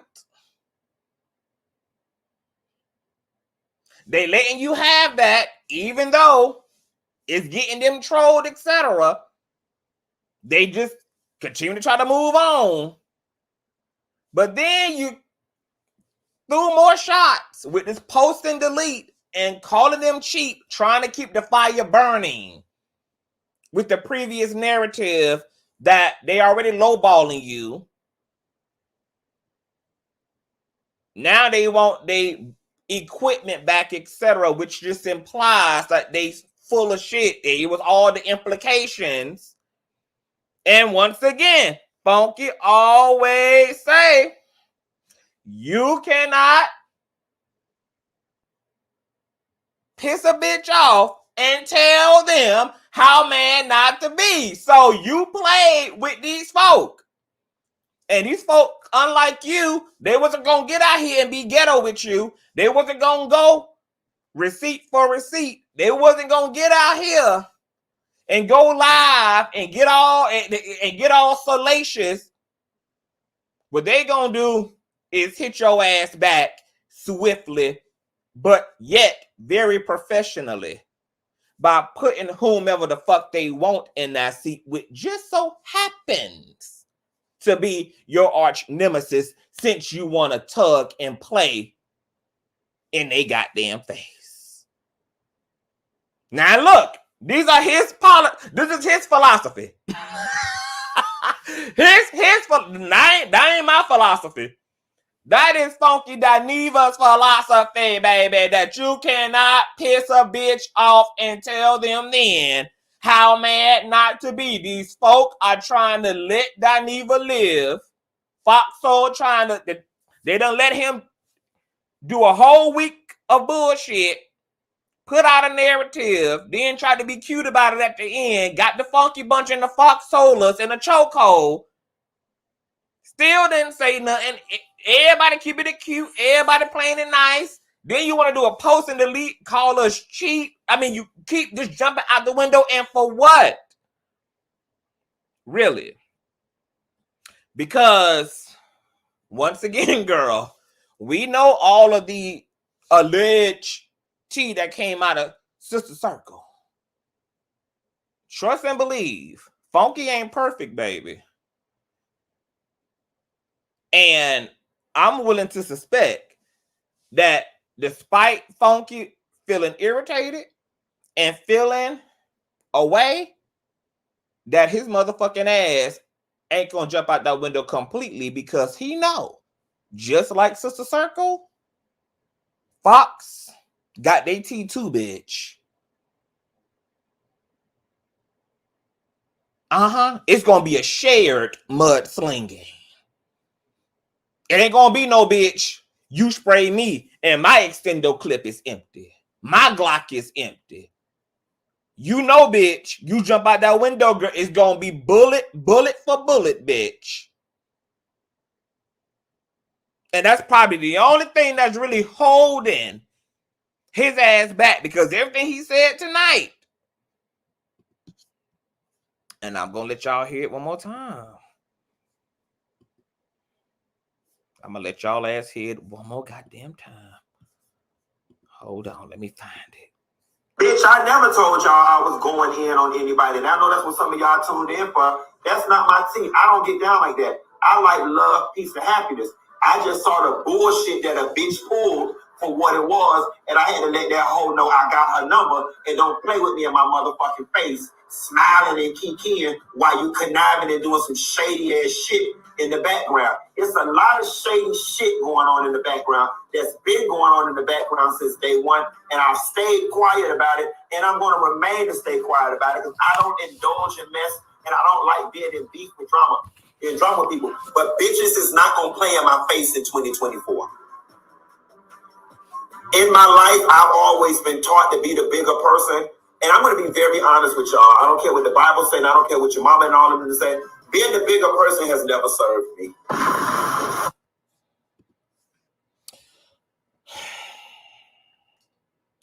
Had Funky actually been the bigger person, Michelle A.T. Brown's washer and dryer would still be in her home, and she wouldn't be able to have started the garnishment on those goddamn checks over at TGIF that he was receiving as a result of a civil judgment that she won successfully against him. So it's mighty telling, bitch, that as much as your behavior has costed you, girl, from Jocelyn Hernandez having to threaten to put her goddamn bloody heel through your goddamn Adam's apple, to you damn near ended up in a goddamn cocaine-induced coma as a result of snorting the blow with goddamn Benzino, to you having a goddamn whole civil judgment against you that led to another bitch out here on these streets being able to garnish your goddamn checks, and you right here out here talking about TGIF ain't paying you, bitch. I'm sure they not paying. Is it that they not paying you, bitch? Or is it that Miss Michelle A.T. Brown, bitch, is getting a goddamn third of that check? Because being the bigger person, you right, girl. What it really is that you ain't allowed it to work for you because a bitch could never.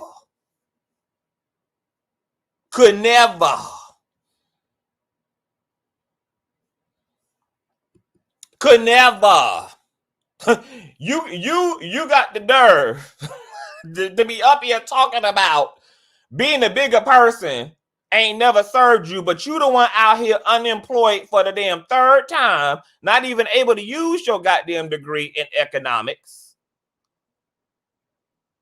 with a damn civil judgment against you and your goddamn checks being garnished because motherfuckers is missing a whole goddamn kitchen and laundry room as a result of extending room and board to you.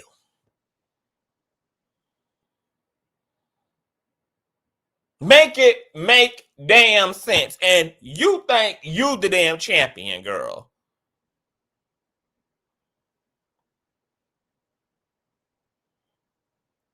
Now, there was a commenter that said earlier that they can see why Funky is upset because of what Fox did by bringing on Flame Monroe. But once again, the gag is, can Funky really be upset at Fox Soul when he the one jumped out the window and articulated a narrative that, might I add, has not been substantiated, legitimized, or backed up by facts? He gave y'all his side. He gave y'all his narrative. He gave y'all his truth.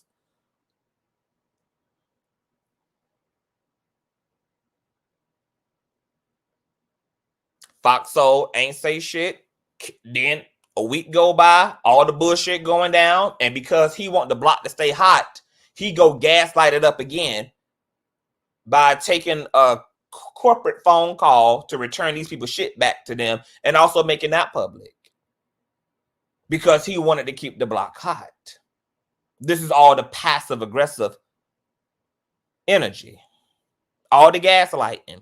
So you can't be mad that these folk is going to be petty, but they're going to be petty in a way that's ultimately professional for them. They ain't going to get out here in these streets barefoot, wig off, cornrows showing, Gorilla Glue still embedded in the forehead and get ghetto with you. They going to be professionally shady to your ass. And all I know is that Funky said that when you piss a bitch off, you can't tell them how mad to be. And once again, I'm just want to remind everybody that we only heard from one side. That does not necessarily imply the side is the side. That does not necessarily imply that it is the truth. That doesn't necessarily imply that that is what it is. We've only heard one side, and there are three. Him, who signs his checks, and the actual truth.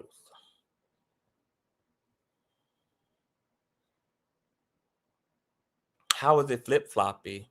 The only thing flip-floppy is a lot of you hoes not being capable of being both-handed. Unlike y'all, bitch, I don't have no idols. My only idol is God. I don't worship no motherfucking man. So when y'all faves act up, they gonna get this work too, bitch. I don't give a damn whether they Cat Williams, Funky. I don't give a damn who they is. Bernie Mac, Ricky goddamn Smiley, the president, bitch, the Pat. I don't give a damn who they is. And really, if you had any goddamn sense about your damn self, you would really be championing behind me, encouraging your fave to just go ahead and unload the goddamn clip and be a whole grown ass fucking woman. Because as I said, these goddamn women is more men than these goddamn niggas is, baby. Cassie put a fucking name on it, bitch. Christian Keys and Funky with all this passive aggressive innuendo ass shit. Once again, bitch, you got me plugged into the group chat, girl. I wouldn't have nothing to break down and unpack, bitch, if this was all being handled privately and professionally. So I really don't give no damns. And I don't give a damn if you feel like I'm worshiping whoever, bitch. You see it. What y'all got to show for being up under another content creator's ass with nothing to show for yourself but a goddamn StreamYard name?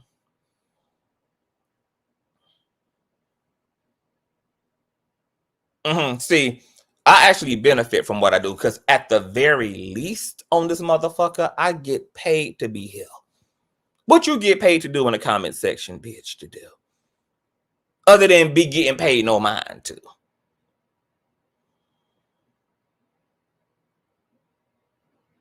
You should want your fave to either shut up or speak up. What grown ass 40-year-old ass man is passive aggressive?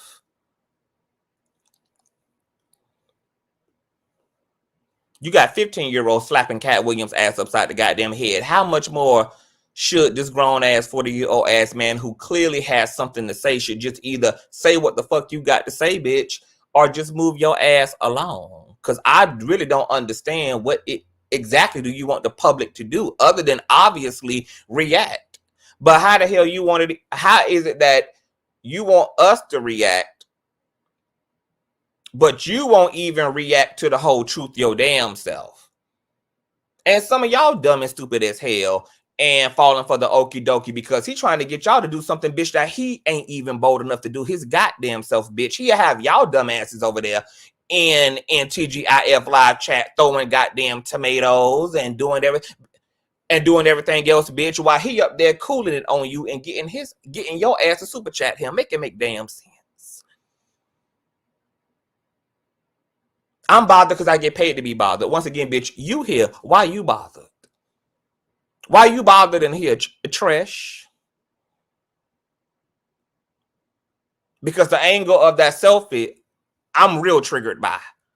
The fact that your mama couldn't even slap an A on the end of trash and make it trasher, bitch, is actually triggering me. Okay, can you tell me who failed you?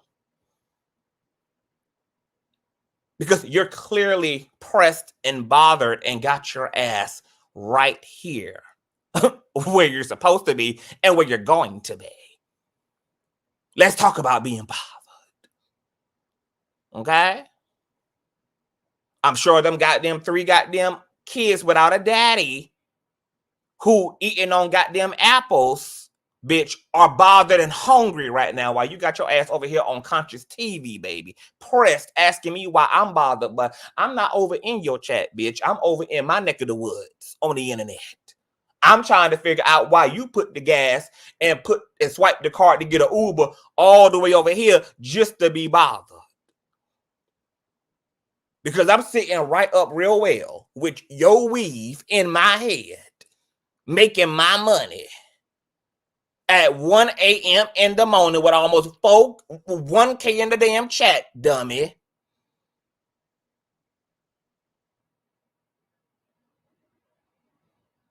And that's the other unmitigated gall you got, bitch. You ain't even here with a whole real name. So what you look like having a whole real opinion?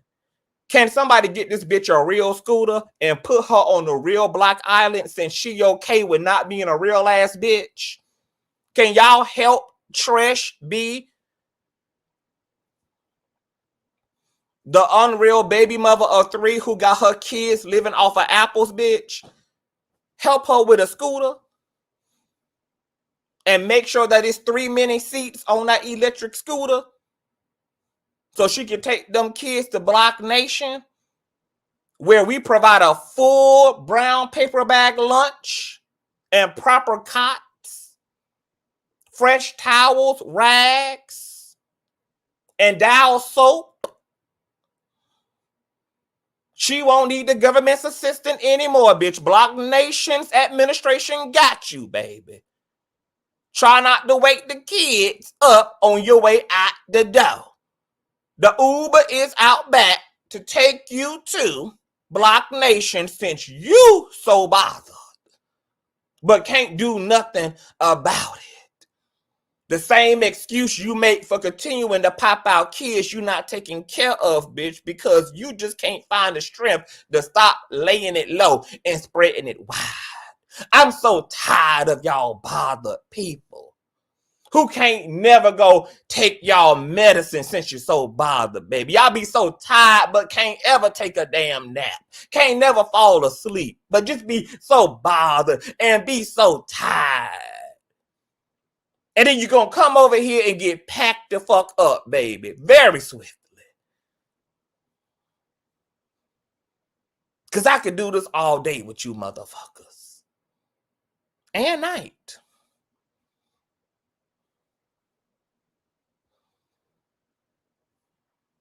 So, Funky. Actually, I'm going to drop the link. I'm going to let, how much time we got? We've been here almost 2 hours. We got 10 minutes, bitch. Okay, I done gave y'all the whole rundown, girl. Why he triggered, why he going to be going up every day for 4 days because he want to sabotage the views during Flames Week because he got a personal issue with her, which he going to punish TGIF about because they already had the nerve to terminate him and let his ass go. What's happening with Funky Dineva is that his ego has got blown because if we gonna hypothetically take his narrative to be fact, then we're gonna assume that what that means is Fox couldn't meet your quota, but because you thought you brought everything to the table that they couldn't live without, you were really banking truly on them meeting that quota. They decided they didn't want to meet that quota. You packed your shit and left accordingly. But then you decided to insurrect a witch hunt against them by producing the narrative you did, which we don't know to be facts or not. We just know it's what you said. Because you really wanted to blow and tear the house down on your way the fuck out. You thought that, though, by tying a little pretty ribbon on the end of the commentary, despite the fact that you already knew you had done, gave the Funky Bunch they got damn assignment, that then you would be able to sit back and act like you ain't got nothing to do with nothing because you wrapped everything up with a bunch of love. While it was going down over there at Fox Soul every day, which Claudia and Al did not deserve. And then you thought that once they saw the contrast in the depletion of the views, which would have been a reflection of your worth, and the pressure from the Funky Bunch and the disgruntled soulmates who were standing in solidarity with you because of the narrative that you produced, that Foxo would come crawling back in cave because they didn't want none of that smoke. But then they had the audacity, bitch, to despite all of the trolling, to despite all of the narrative, to despite all the L's you feel they were taking in your absence, they had the unmitigated gall, bitch, to continue to push the goddamn car forward. And you kept getting angrier and angrier and angrier because even though you done walked out the door, you one of them type of bitches who walked out the door who like to pull a false divorce card because you're just not getting what you want in the moment, but you really want your nigga to come run after you. And then when he got the audacity to not do that, you on the phone with the popo claiming that he done beat the hell out of you. And now this man sitting in jail for an ass whooping he never gave you because you were disgruntled bitter bitch. So then you pull the motherfucking post and delete. But it didn't work out well for you because even the Funky Bunch was holding you accountable for the bullshit of it all because they knew that you knew that it was corporate protocol for companies to ask for their shit back. But you also thought they were stupid for some reason. They said, bitch. So you deleted that post faster than this bitch. And then as a result of the narrative you spawned, and the post and deletes and the subliminals and the shots you kept sending to keep the block hot, they one up your motherfucking ass by putting Flame and Roll right in that motherfucking seat that you said she would never get in.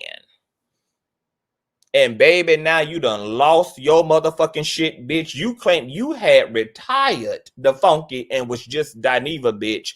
Now you done slapped on that goddamn rouge, them lashes, and I got them synthetic bitch. And Sasha Fierce is back out there, girl, working and working hard in the city. Big wheels keep on turning, bitch.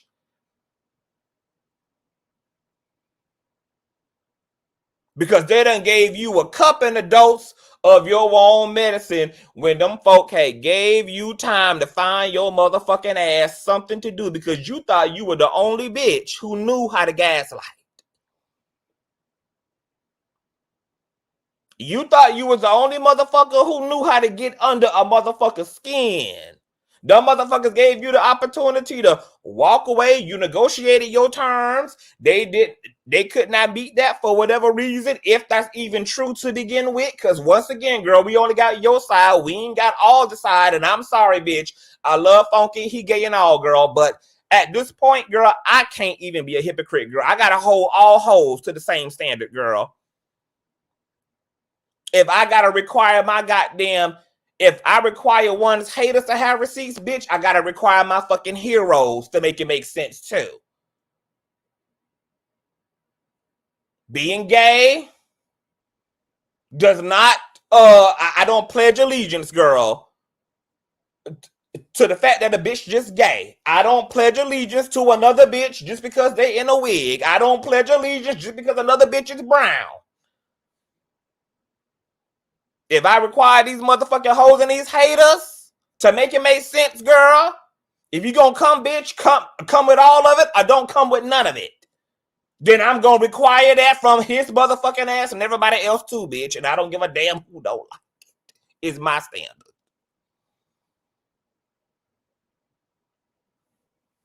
You told your side and you told it verbally, just like Christian Keys did, and everybody out here windmilling on one side of the story, which may or may not be true.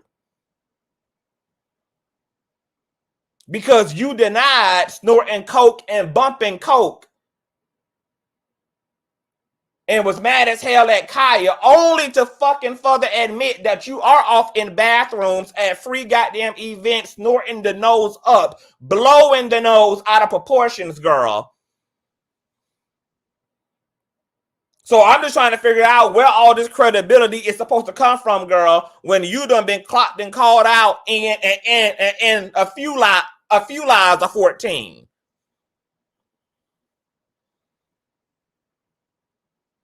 You made Kaya out here look a damn fool like she was just crazy. You went on a whole dissertation, girl. Only to admit, girl, that you be out in public, girl, looking for the blow. Being willing to endure random blow. Because as you said, this was Benzino's cocaine runner. You didn't know whether that cocaine was laced, but clearly it's because you ain't give a damn where it came from, which is also sad too.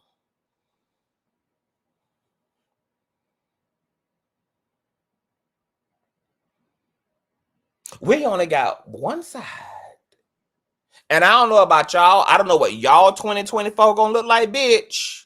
But what I do know for me is that I'm not standing in the paint for no bitch who comes out here with a claim, girl. If you're gonna get my energy and you're gonna get me to participate in tearing the block down, bitch, tearing the kingdom down, girl, it's only gonna be because of what I know to be. I'm sorry, girl. I'm traumatized now. After what Jesse Smollett did, bitch. After what Miss Carly Russell did, girl, running up the state of Alabama's goddamn taxes and resources over a kidnapping and an abduction that never happened, only for Christian Keys to come out here making promises to victims that he gonna tear down the most powerful bitch, not issuing no receipts, not running his ass down to the goddamn popo, bitch. Oh, bitch, I'm done. You can keep the narratives.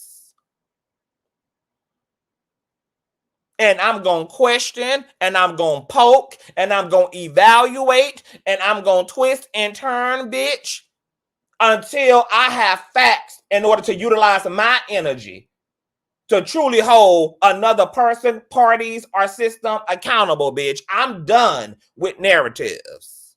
I'm done with a bitch making a claim and then not backing that shit up and then resting on the rest of us to get out here in the goddamn tap dance accordingly. No, ma'am. Not gonna be made a fool out of. If Funky Dineva ass came and proved his side and laid down the goddamn Uno cards accordingly, bitch, then it'd be a different type of commentary. But until then, I'm telling his black ass to keep that passive aggressive shit to himself, bitch. Either give it to the Lord or give it to your fucking attorneys. But leave us out the goddamn group text, bitch. If you ain't got nothing else to give to us but a post and a goddamn delete.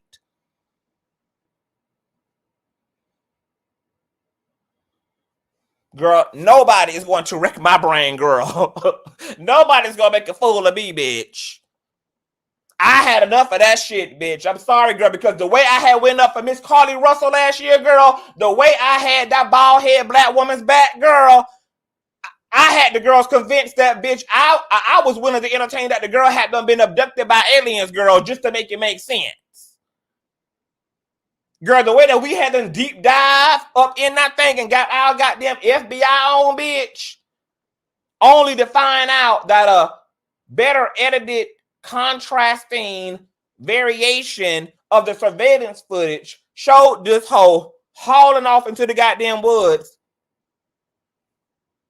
like she's Shakara Richardson and have wiped her ass and took a nap in the goddamn forest for 2 damn days, only to be found hopscotching down the damn street on the ring cams of her damn neighbors before she ended up in front of her front door, putting on a whole play and a whole script for her damn mammy.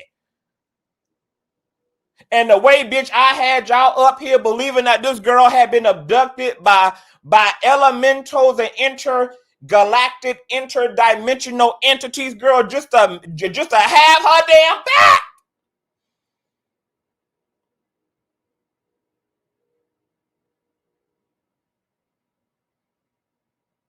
No, ma'am. So when you get your ass out here and your energy don't make sense, your actions are hypocritical, there's simply an allegation,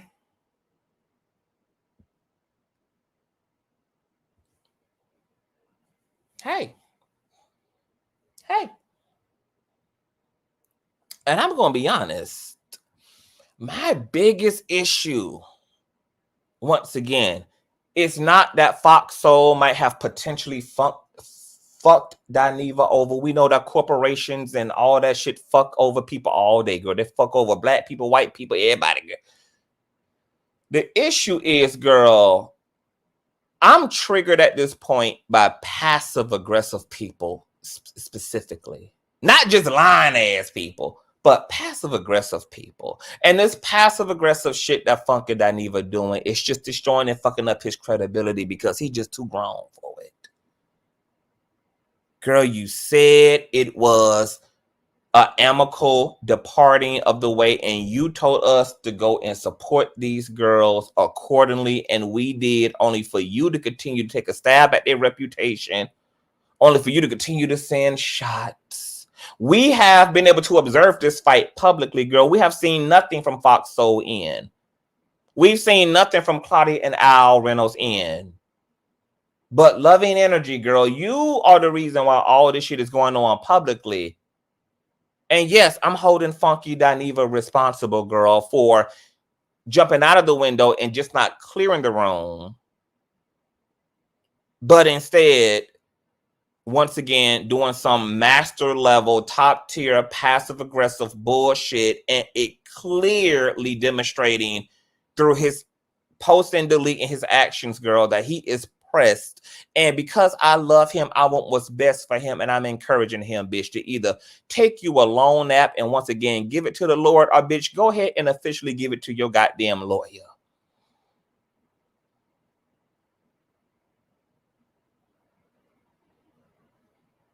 Because Claudia done gone on to the next thing. Al done went on to the next thing, bitch. And in about 6 more seconds, girl, I'm about to go on to the next damn thing.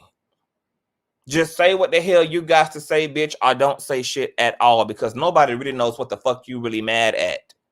And it's also really weird as hell.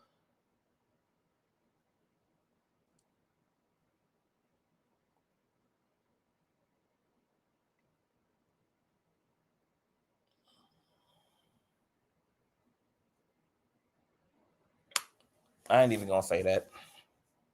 I'm just gonna drop the link. Anybody want to come up here and say something? I don't give a damn if you're a funky bunch, honey. Come and get cussed out too. That's the link, girl. All funky bunches are welcome. All soulmates are welcome, girl. I'm just laying out the facts, and I'm just laying out to you what my issue is. You can come tell me what your issue ain't. Okay? You can come do what you do. Tanya says, I suggest that the funky bunch go take a spiritual bath and eat some ice cream, play Mary J. Blige, and take a nap.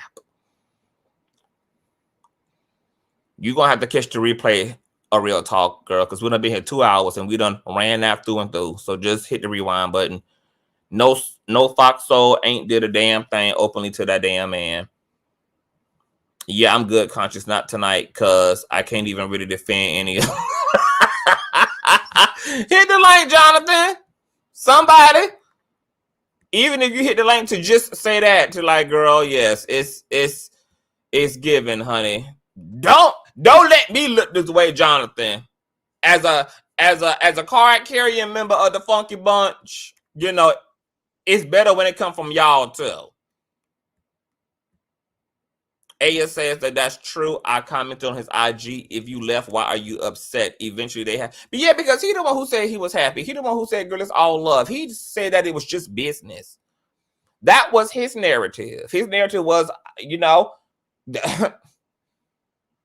yes, I was making more money doing 5 days a week, but they did cut our per episode rate. And it was time for my contract to be up, bitch. And I wanted, you know, a few extra commas, decimal point somewhere. They couldn't meet the quota. It was all love. I got other shit to do. We couldn't work it out. I love Al and them. Shout out to the producers. Y'all continue to support, but then you just continue to be on your bald-headed hoe shit. We just trying to make it make sense, girl. What's the? Hey, Tasha. If Fox Soul really stopped my bag, ain't no way I'm coming back to my audience yelling at them because I'm being passive aggressive and threatening the air. And now all of the Funky Bunch, now y'all can count on it. It's officially over now. If there was any chance that Funky was going to be able to return, girl, it's over. It's over now.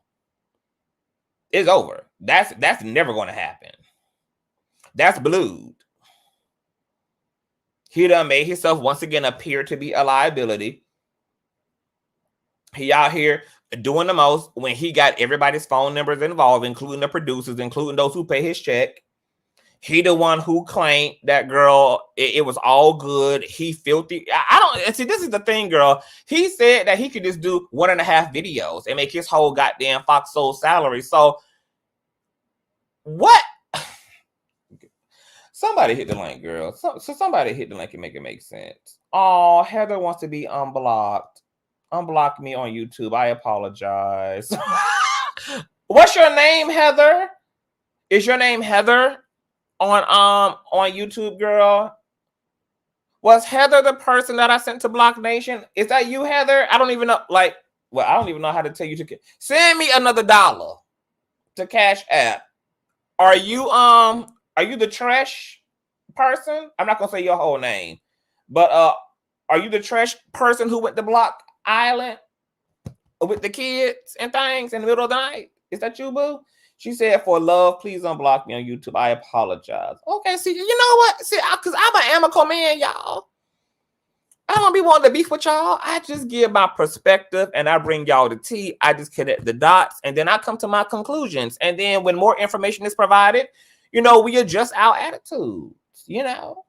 We just deal with things accordingly. That's all. Okay, I got my boo, Shauna. Hey, Shauna. Can you hear me, love? You're on mute. Shout out to my baby mom for the old man. Can you hear me? Oh, yes. What's going on, love? What you think about the one? Oh, not much. Just a quick one too. Wait, I'm trying to get my volume up. Okay. Hold on for 1 minute, boo. Hold on for 1 second before you. Okay. She said. Okay, so your name is. Okay, so that was not Tresha. This is. Hold on. It's got another message, girl. Let me see some. Okay, why I don't see the? Okay, here it is. Golden Queen. Moderators, can y'all answer me this? Did y'all? Cause you know I didn't see the whole chat the whole time. Did y'all see a Golden Queen in the chat, y'all? Okay. Did y'all see a Golden Queen? Just for the moderators. I'm asking this too.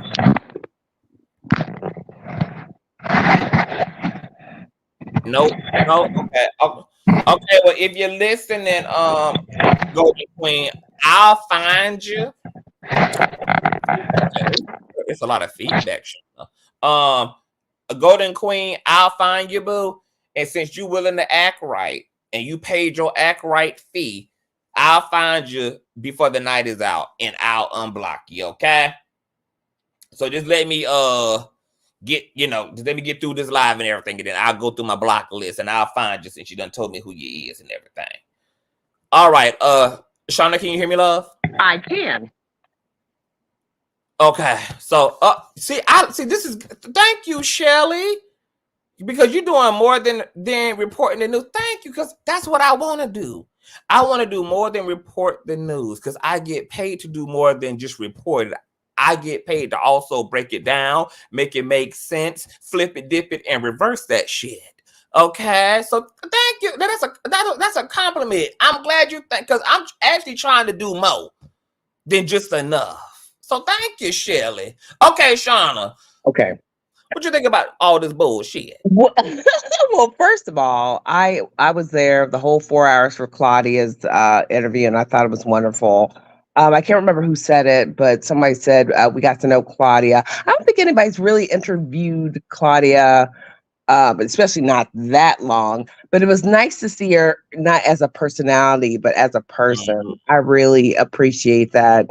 And I always thought she was genuine. We can always be genuine and have opinions, and maybe they aren't not correct, but maybe askew due to personal experiences. But I really appreciate it. I think you did a great job too, also, and not because I'm not that type of person, but like, oh, I do love Conscious, but you did really well. And somebody said at some point in the chat that you were auditioning, and it did seem like an audition. Whether that was intentional or not, it did seem like an audition. I think I wasn't auditioning. No. I mean, like low key. Remember, she said so. Justin, the producer, was in the, looking or whatever. But I'm saying it could have served as an audition because you had. Nothing that pisses me off more. Somebody brings on a guest and it's a half-ass interview. They're like, "Oh, so what your latest project?" And that's it. But you had questions spanning all different genres, and that's what an interview is supposed to be, especially when you have the time. Now, if you got a 20-minute segment, that's different.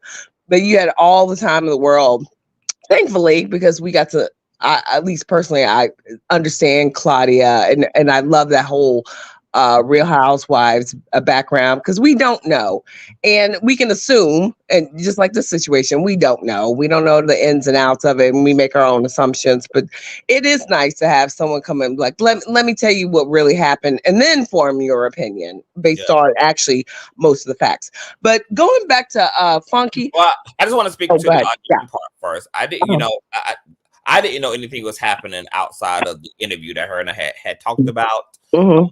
But you know, as I had been telling y'all, like towards the end of the year, that this was going to be a different type of a year. It was going to be on a different type of energy. I, you know, just had to clear my energy, get a lot of shit situated. So what y'all saw me do with Claudia is the way that it's going to look with everybody. Like, I'm just, at this point, I'm just here fully to do my job. So I'm going to make sure that my commentary is on point. I'm going to make sure that my interviews are on point. I just have a different standard that I'm at. But it, you know, but it was dope that Justin and the producers were all watching and listening and everything. But y'all know I always give it up on camera. I'm always slayed, hair laid. You know, I'm always gonna do understand them up an assignment. So and you know what's interesting about that, Shauna, is because of my mentality at this point. Even though I knew everybody was in the building, I knew that producers was in the building, I knew everybody was looking, I know that Al, Funky, everybody was looking. I was doing me still. Like I was just doing me. You know, I'm just like, you know, I'm here to make history. I'm just gonna be on bitch. So, you know, the whole thing for the rest of the year is iconicness. But go ahead. Well, okay. Hold on a second. But back to that, when I say audition, I mean like this is like a portfolio, not just for Fox Soul. I'm just saying for any. If you're like, hey, I think this is just the beginning of it, because you really hadn't done interviews, even though people will come up on the panel, you kind of interview them. You know, please explain. But this was kind of a full display of it. I think even though there's been panels, because I've been here for a few years, where you're asking follow-up questions, but it hasn't been to one person, giving just you and them. And I think this was a really good display of your interviewing skills, because just a side note with Shannon Sharpe, I watched Shannon Sharpe and Cat Williams, and we all come from different backgrounds. Not everybody, he's like, he did like a after show, and he's like, people are coming for him for his interviewing skills, and I get it. We're all a novice at something, and maybe once he has more practice and yada yada yada, that he'll get better. But he was lacking, even though he is a conversationalist. Even as a conversation, he was even lacking. And I'm not trying to downplay him. I know people were kind of ruthless with Shannon Sharpe, the types of questions he was asking.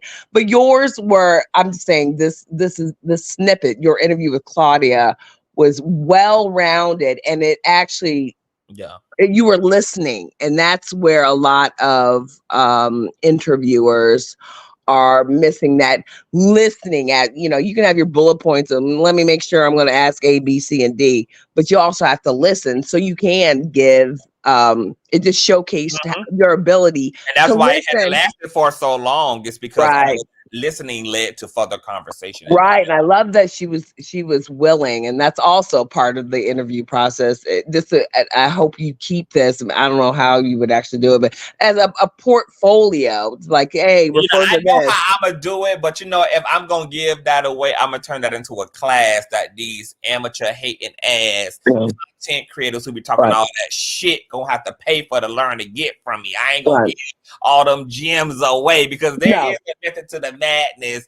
But like I told y'all, it's gonna be a different year. Y'all gonna see me in different lights. Y'all gonna see me doing different things, and y'all gonna see stuff y'all ain't seen from me yet. So I'm putting myself intentionally in certain situations, so y'all definitely see other aspects of what I bring to the table. And I'm not downing the way Shannon Sharpe by any means, how he interviewed. He was having a conversation.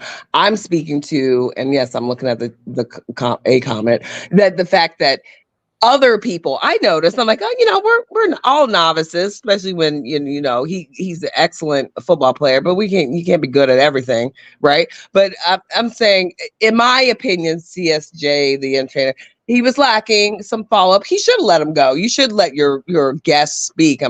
But it's the follow-up is really Yeah, because I'm also like, he left important. so much. Oh, I'm just like, oh, you're not gonna, you ain't, because who lets somebody say Harvey Weinstein offered to suck my ish? Yeah. And there's no, I mean, like, Cat was able to just breeze over that. Even when he went in on Luda, he never like made Cat expound. Like, okay, like, like, why you saying this? Like, what's the backdrop to the beef? Like, it's like he didn't like get, which is why I had so many of the questions I had, because those were questions he did not allow to be answered, because to your point, he really wasn't in his bag the way that he should have been in his bag. And only Shannon Sharp only, like, he's defaulting to a win because of how good Cat did. Right.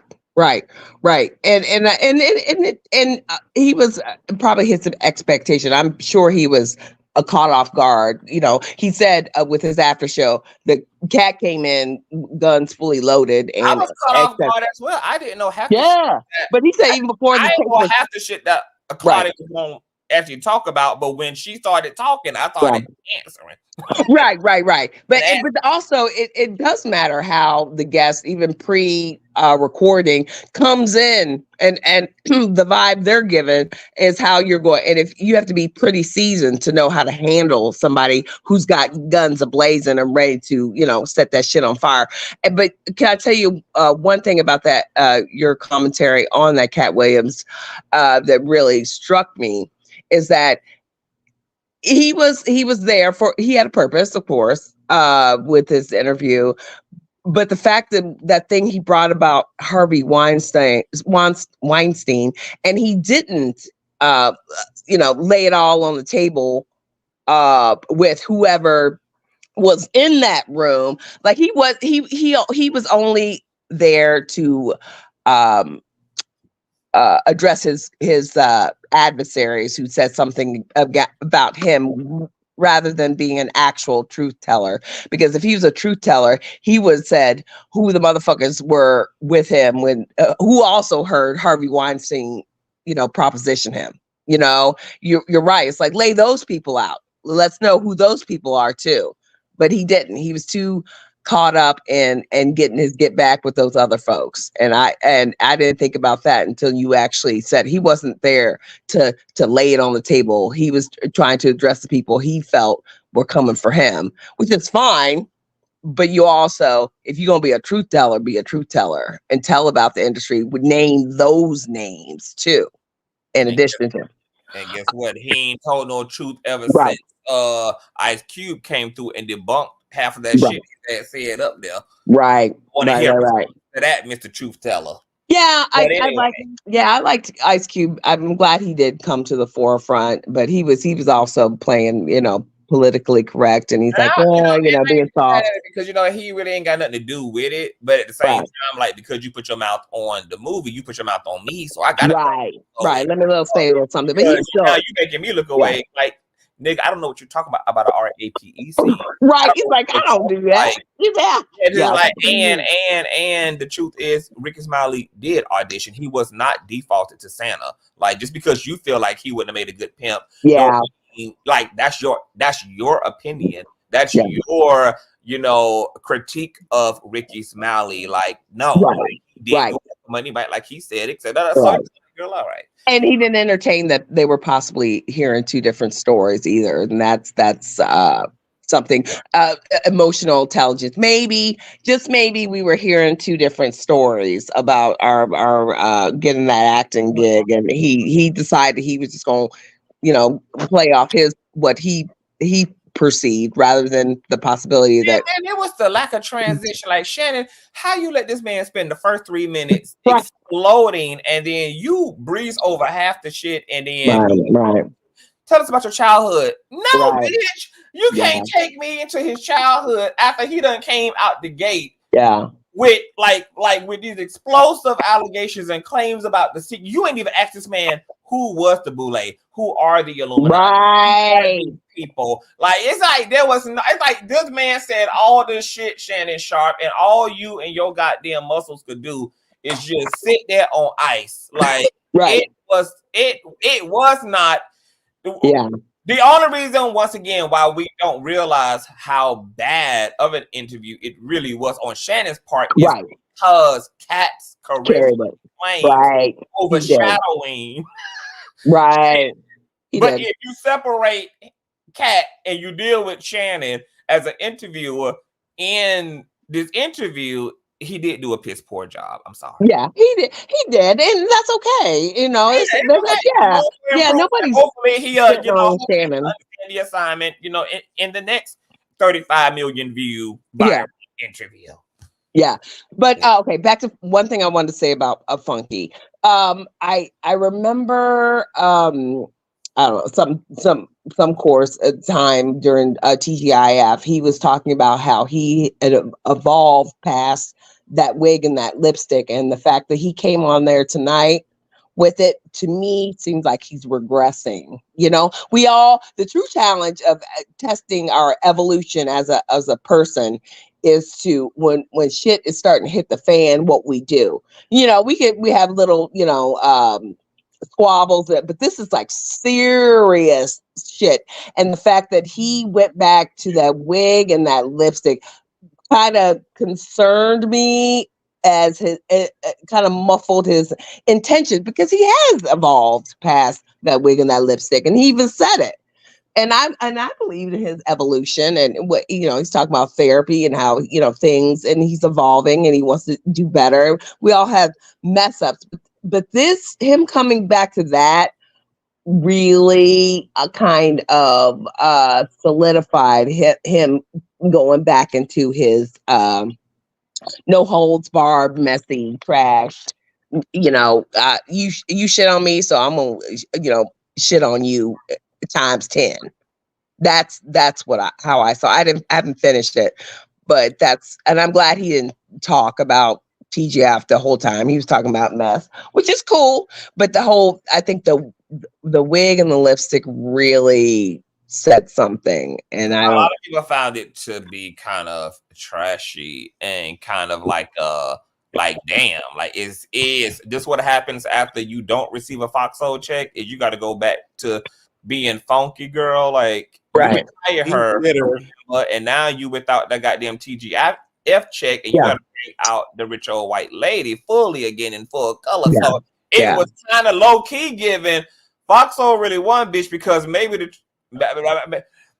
truth is Funky knew he walked away from a good situation, and maybe it's true that what Funky said is not in fact the truth. It could be possible that he actually asked for more than his worth, and that's what they did not want to me. I'm just saying, I'm just throwing out hypotheticals. Right. Once again, I just want to remind everybody, we only receive one side. We don't know what the fuck is the left from the right. We don't have no absolutes about nothing. So we just assuming, once again, just like a lot of people assume that Ludacris really bunked his ass over and got fucked his ass to be where he is, just because Cat Williams said it. Just like a lot of people believe that Ricky Smiley was always supposed to play Santa because they wanted to take what Cat said at face value, because everybody want to take what everybody's face value. Just because a bitch say some shit don't make it true. Just because somebody makes a claim it's just an allegation. It's just a claim. So yes, you do have to leave room to consider if there is something, especially when you got somebody acting like this, somebody who acting like they were already super paid and that this check was just a utility check. This check was just a light bill check, and you could quantify this by doing one more. Then you got to ask yourself, if your narrative is true, that you a really rich bitch and that you can live without this, and ultimately you were doing the network a favor. Exactly what is your issue, bitch? Because it seemed to me that you won on the back end and the front end.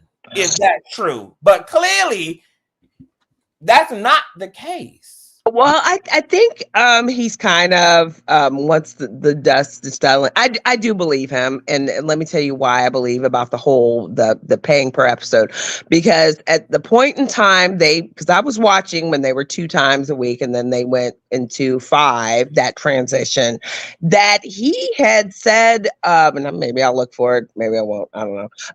At that point in time, he did mention, this is a lot of extra time, even though it's only an hour. He had expressed his distaste. I can't remember if it was necessarily the money, but I feel like he did mention that. But it definitely was the time. He's like, "Ooh, I'm not accustomed to this," and I think he struggled with that. I really do. And if in fact it is true that, which I do, I will look if I feel motivated enough to do it, but that to confirm my own suspicions, that I did hear him say that the money wasn't, it was the $17 as an example instead of the 20, and the 5 days a week. Because I remember thinking, you complaining about working 5 hours a week instead of 2? Boo-hoo. But then if it's that he don't want to give up for that extra time, and they're going to pay him less, then I kind of... But he also admitted he was making more. Yeah, I'm taking a pay cut, but I'm making more because we're working. Right. But I don't think he wanted to do that. I don't think he wanted to do 5 days a week. Man, like, say you 40, bitch. Right. Say you no. I'm not doing it. I hope you guys find a replacement. I'm out. Like, nobody put a gun in your head. You didn't have to do it. Right. Like, you wasn't forced to do it. Right. You had autonomy. You had agency. You wasn't on a casting couch being asked to give up your pussy to, like, you were not in any compromising position. As soon as you realized it was a pay cut, why didn't you do what other grown ass people do when they don't want to be bothered, which is going on to the next thing, Claudia, going on to the next thing, Diva. Like they like it's not even like hold on. Okay. Like, you can't be mad at decisions you made. You made them. And what makes this situation worse with Funky is that he made a decision that didn't even cost him his livelihood, so he has less of an excuse. Acting this way versus somebody who needs that check, who ain't have no choice but to take a pay cut because their lights and water and their sustainability of their lifestyle depends upon it. He even said in his 12-minute that I'm speaking as a privileged ass person. So you did not have to say yes. You had the right, the resources, the wherewithal, the Google AdSense check to substitute and to sustain your lifestyle as is. You made that clear to us when you became 5 days a week. You made it like he stood on business. So at the end of the day, you got to take responsibility. You are 40 years old. You are 15 years into the game. You are seasoned. You've been on network television. You know how it goes. You chose this circumstance, this situation. You said yes. And now you trying to punish these people for what you willingly allowed a situation yourself to be in. And there needs to be some fucking accountability on behalf of that. Right. That he's slouchy. Hold on, because I got to get to some other people too. So I'm gonna come back around to you, Shauna. But I want to read this comment. Hold on. Funky had more people in his live. That's the gag. I mean, y'all think that's a gag. I think the worst gag is Funky wasn't even able to bring 15K people over to TGIF. Who? Moving along. Welcome to the platform, Miss Nabo. How you doing, love? Hey, Conscious. How you doing? What are your thoughts about all the shenanigans going on? Oh my gosh. Okay, first, let me just start off by saying, Conscious, I've been watching you since I was on active duty in my fucking Hawaii days when you was tearing up little Boosie Bad Bottom Girl. Oh God. And you was tearing up them random folks on YouTube that was coming for you, baby. You kept me laughing my ass off. So I just want to say thank you for all of that. But let's get on to Miss Funky. I've been with Funky Dineva since my earlier military days in 2010. I was in Rota, Spain. And I've been with him through all his different transitions and stuff. And so I'm looking at this like, oh my gosh, is this really how it's going to end for him? Now, I know we're in the age of Aquarius. I know we got all this astrological shit going on. I get all that, but I'm like, is all our faves about to fucking become unhinged at this point? Yeah. Like, I'm a little concerned, Conscious, because I know one of your lives a couple days ago, or maybe last week, you was telling like, does everybody feel like something's about to happen, like it's in the air or something? I've been feeling it. Everyone else been feeling it. I'm just like, oh girl, I don't know what this energy is. And then we keep seeing all the bullshit with all the celebrities, with all our faves, and I'm just like, oh girl, what's really happening right now? Are we in like a fucking like time loop, or look, going back in time or some shit? Like, I'm a little concerned. I've been telling you, but I've been telling y'all to get ready. I've been saying, look, this age is going to be basically a long ass Mercury. It's going to be 2,500 years of a Mercury retrograde, basically. Oh, dear God. Yeah, so it's going to be explosive.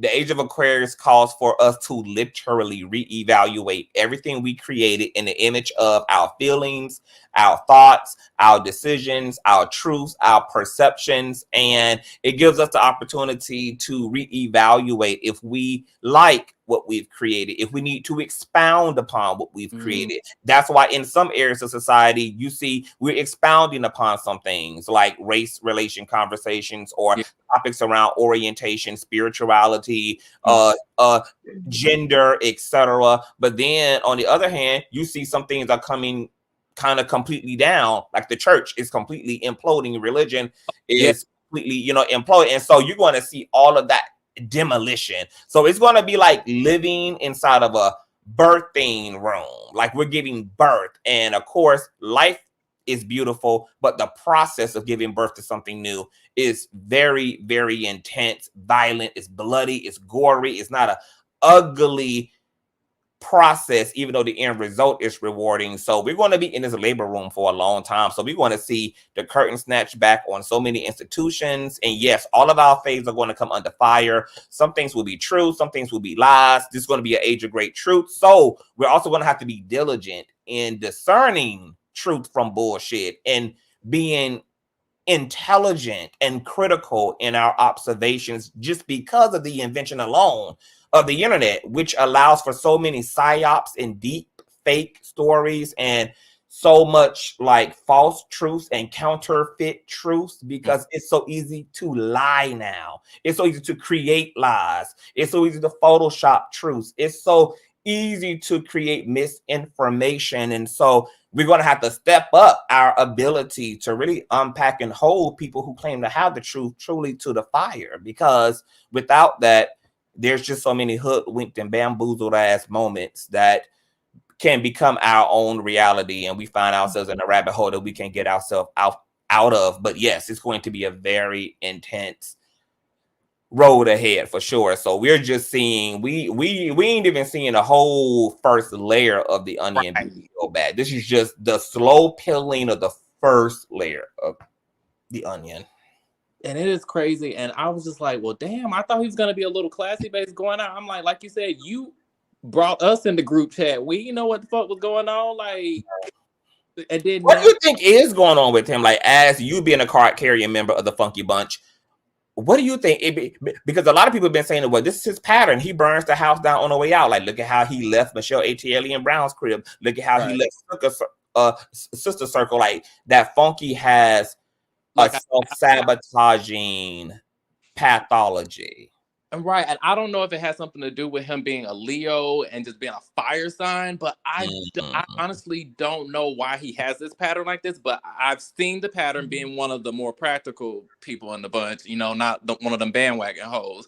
But I was like, why does he always lose stuff? Or why does this always happen? Then he'll, try to come back and let us know, like, oh, this is what happened with this. I can't say too much about that. And then, I let it go. I don't dwell too much, but I do, make a little memory note, like, oh, okay, I remember he had that. And then he'll bring it back up and then kind of skirt back around it again. And so I was just like, is this another Sister Circle moment? Because that one just kind of came, went, it was like done.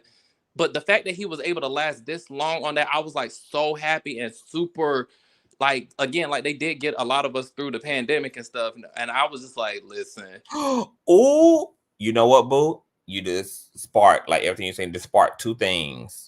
Ooh, what was interesting?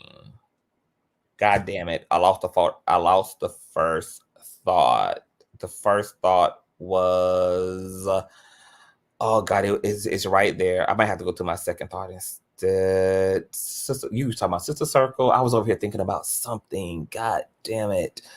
Well, I'm gonna go to my second thing. Hopefully, the first thing comes back to mind. Is it emotional maturity? No, it was something else. Emotional intelligence. No, it was a hypothesis I had. But this is what I wanted to say too. I feel like Funky. I feel like what's also agitating Funky because we got to remember there are astrological things taking place. We are coming out of a retrograde, which just ended officially on the 4th, but we still got a 2-week shadow period. So it's pretty much still going to be a retrograde for the next 2 weeks. Funky is also enduring this table shaking retrograde. And so now he's at odds with Fox. So there are whatever things are going on with that. He's gaslighting issues. Oh, I know what I was going to say, but I'm going to return back to that. Well, I'm going to just go ahead and say that. First and foremost, if Fox Soul is playing chess while Funky playing checkers, because what his dumb ass don't realize is that you actually fucking with Fox Soul is also sustaining your residual presence over there. So they're benefiting as well from what you're doing, because every time you take a shot, you just put Fox Soul back on the radar. You just put TGIF back on the radar. The fans were in such a chokehold that there were literally people in TGIF's chat saying, bitch, I got both these streams running. I got Funky on TV. I got TGIF on the goddamn tablet. So you're stupid because you're really keeping the life of the platform that you don't want to see no more be actually alive. And if they were smart, they would do exactly what the fuck they're doing. Continue to do what they do and let you be emotionally unintelligent, and then take advantage of that lack of emotional unintelligence, because it's free for publicity in that. Because remember, there is really no such thing as bad publicity in the era of being a public figure, etc. That even works for corporations, etc. But the second thing I was going to say is, because we're under a retrograde, remember Funky Dineva was in a really good place with this guy he had met, and things went really well. He was bragging about the fact that, you know, I'm the only bitch on the panel who got a man. Y'all can't tell me nothing. And you know, he was being complimented and big up and all of this. And then I remember a few weeks ago, I don't know whether he was asked about it, but it came up where he was like, something had started happening between him and that guy. Like, the guy had kind of been distant and hadn't been able to get him on the phone, and it had been a few days now, and it kind of had put him in a funk because he really didn't know kind of how to take whatever was happening. He was thinking maybe the guy was maybe experiencing some holiday blues or some Christmas blues, or he, you know, and then he just kind of stayed there. And so I wonder too if that is something that's adding like extra agitation to the situation, because he's basically back single and he had his hopes up, and he had kind of been involved with this person that he really liked. And you know, he was talking really good and vocally about this guy, and now kind of like all this is culminating under this retrograde. And TGIF is also kind of getting some strays and some residual because of also other things going on in his personal life. I think that could be adding to just maybe some of the stress and tension that he's under, and he doesn't have a proper outlet. So he's just taking that kind of out also on TGIF and Fox and all of that. That's a good hypothesis. I never thought of it like that, and I forgot all about that dude. And that was a good point. So I'm like, oh, it just sucks. And in conclusion for me on him, like, I just don't want to see him go out like this. But it's like, oh, girl, like, is this how you finna really end it? I'm like, oh, this retrograde is tearing you up bad. Like, I thought it was tearing my ass up. I was like, yeah. Just keep on holding on. We basically out, so you ought to see some relief. Like, you ought to see like a relief even my mentor Larry had to get the fuck up out the country for a few days because retrograde was everybody. It had its foot on everybody goddamn neck. So everybody got that work, under this retrograde. Like we saw the Cardi B and Offset split under this retrograde. We saw the fucking Dineva split from TGIF. Right. Everybody split, and I'm just like, the Christian Keys. The Christian Keys. So like all this shit been happening under this end of the year retrograde. So, but it's keep your hand. As fine as Christian Keys is, you don't think he don't got nobody he could be laying up under right now? Because I'm just like, you didn't give us nothing. You can, as fine as you is, you ain't fucking somebody right now. I'm sorry, I ain't trying to what makes you think that? Because he had made his claims that he also wasn't booed up. I'm sure. I just feel like if you booed up, you too focused on getting either your back blown out or blowing somebody else's back. Like, look, that's just how my mind works on that. I don't know. Okay, well, I want y'all to be ready then because I'm coming back later on today to get into a Christian Keys commentary. So y'all hit the link because we're gonna be unpacking like what y'all think is down going on with Christian Keys. Okay, because I'm ran down there to the police. He ain't filed no civil suit. Did he take the check? Did the check clear? What's this all about? Allegedly trying to extort. Like we're gonna get into all of the things that's been going on since his live or whatever. Okay. All right. Well, thank you for being here, boo. Thank you. Y'all have a good one though. And you too, love. I want to welcome Vala, then Yusuf, then Sin. Hey Vala, what are your thoughts on the hold on? Oh, I think it's Yusuf is actually next. Hold on, boo. Yusuf, welcome to the platform, boo. Happy belated birthday.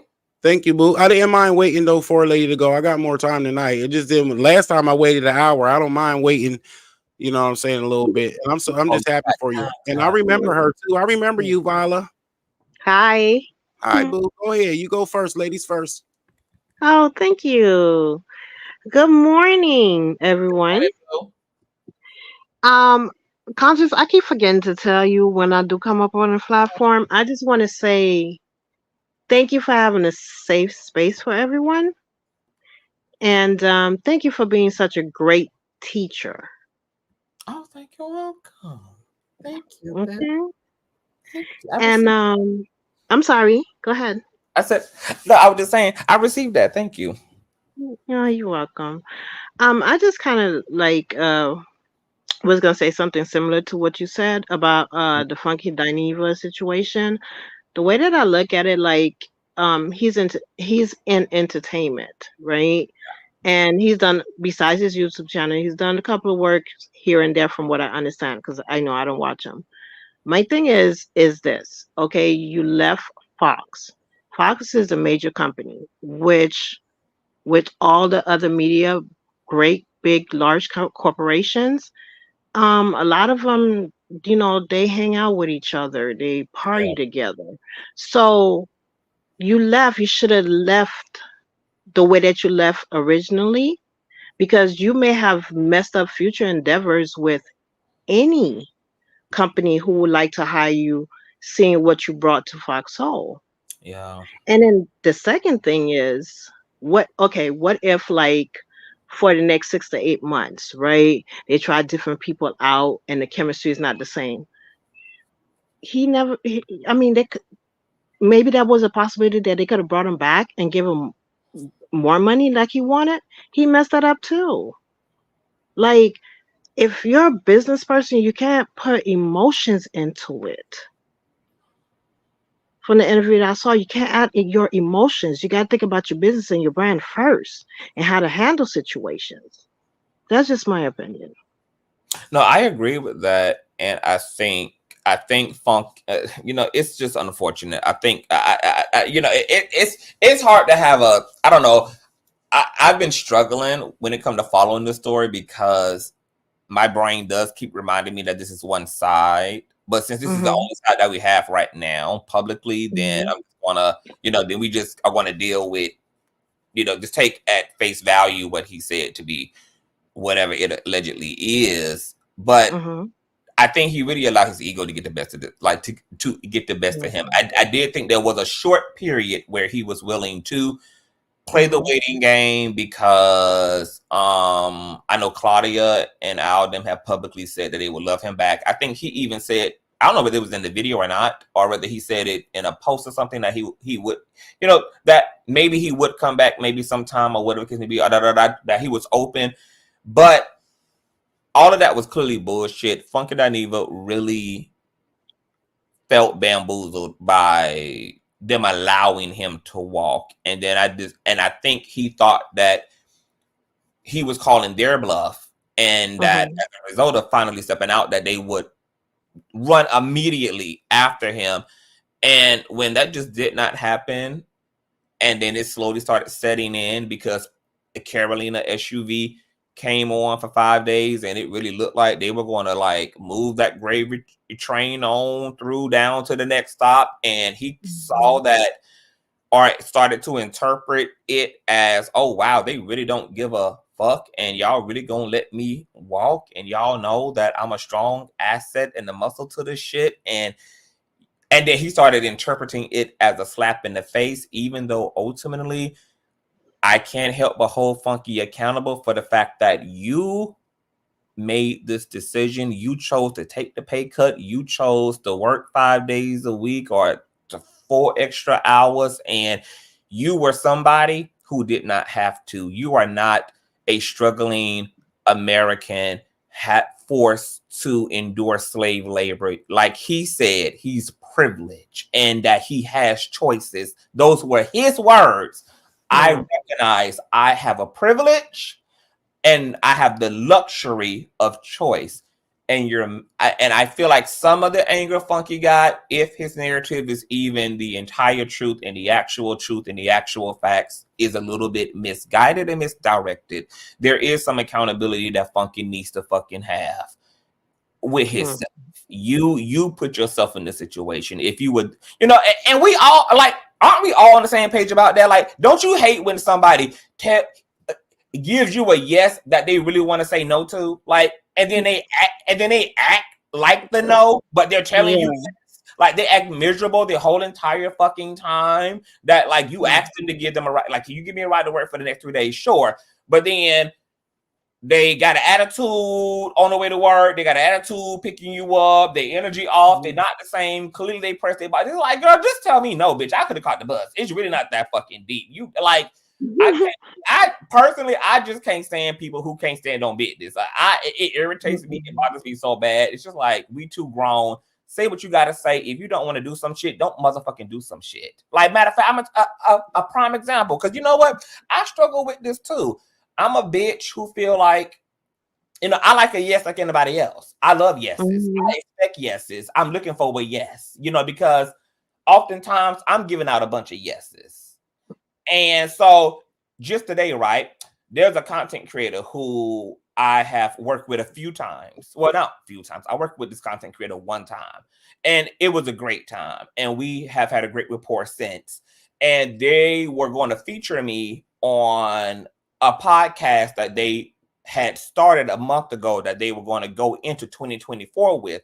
I was initially going to be their first guest, but they end up having someone else come up on their show, and they did their first episode, and I was impressed about it. You know, I was just over here working and just letting the universe just kind of naturally, you know, have things fall into place. So then they did their first episode. I didn't say anything to them. I was like, okay, well, that's cute. Like, no. I'm just happy for them. So I'm keeping it moving on my end. So then they hit me up at some point, way after the fact. I was supposed to be their first guest. We were supposed to do our show, but then, you know, he kind of had arranged some things differently. And then he hit me up and was like, hey, I haven't forgotten about you. I'm just trying to get some things together. I'm like, oh, okay, you know, like, just take your time, like, like, you know, I've had him over here, etc. He made a lot of good money when he's actually over here too. And so I'm just like, okay, cool, like, you know, just keep me on standby. I'm super excited, you know, to gel with you, you know, to come over there to your community, you know, have some fun, turn up, whatever the case may be, blah, blah, blah, blah. So then we have that conversation, and he hit me up like a few more times about it, just to remind me, hey, it's still going to happen. I ain't forgot about you. Blah, blah, blah, blah. I'm like, cool, whatever. Well, he had a second episode that aired recently, And I had watched it. I enjoyed it because, you know, I still been supporting him or whatever. So I had texted him. I was like, hey, I enjoyed, you know, like, you know, the second episode that was really good. And then I had asked him, I said, do you still plan on having me on? Now, mind you, this is a smaller content creator. I'm not even really getting anything out of, you know, collaborator. I'm just like genuinely interested in the situation and keeping up. Like, it's really not that big of a deal. So, you know, I had asked him, I was like, you know, are you still planning on having me on? Because I know that my schedule is now cranking up and I'm more busier than ever with 50 million different things that I'm fucking doing. So, you know, I just want to make sure to keep what he want me to do in mind. So he texts back and says, hold on, I'm going to read the text. He texts back and says, hold on, let me pull it up. Let me pull up the motherfucking, and this is what Claudia was talking about in our interview too, with like just emotional intelligence and just, you know, just being able to breathe, bitch. You know, he said, with all due respect, brother, ... no. Now, if this was a CTV a year ago, maybe a year and a half ago, 2 years ago, a few years ago, you know, had I not done my work, I probably would have allowed all of my self issues to project onto this no. And then I would have developed a narrative in my head that would have turned into an attitude that would have led to me cussing him the fuck out. And telling him why his fucking no is outrageous. You know, considering that, girl, you gave me your word. You laid out a whole thing. You've been, you know, keeping me in the loop with all of this, you know, building up my anticipation. I have extended my platform to you, and you took a lot away from being over here, not only in subscribers, but also in your pocket as well. You know, if this was me, I would see it would have been all that. I would have did all that with it. I would have did all of that with it. But because of where I am now, yep. When I saw those words, with all due respect, brother, ... no. You know, instead, what my response was, well, I didn't say this to him, but I said it to myself. Thank you for giving me the truth. You cannot tell people to be clear with themselves so that they can be clear with you, and ask people and require people to be integral. And then you take up a fucking issue with a bitch because they had the audacity and the integrity to give you an honest response, which is either yes, no, or whatever the fuck the truth is. And at this point, I'm so grown that I appreciate other grown. Just let me know what it is. Don't like, I don't need no poetic shit. I don't need no fluffiness. It's okay if it's a no. It's not an indictment against me. And he didn't even load the no with a narrative. So I also, because we have a good rapport, because we communicate, like I still support his platform.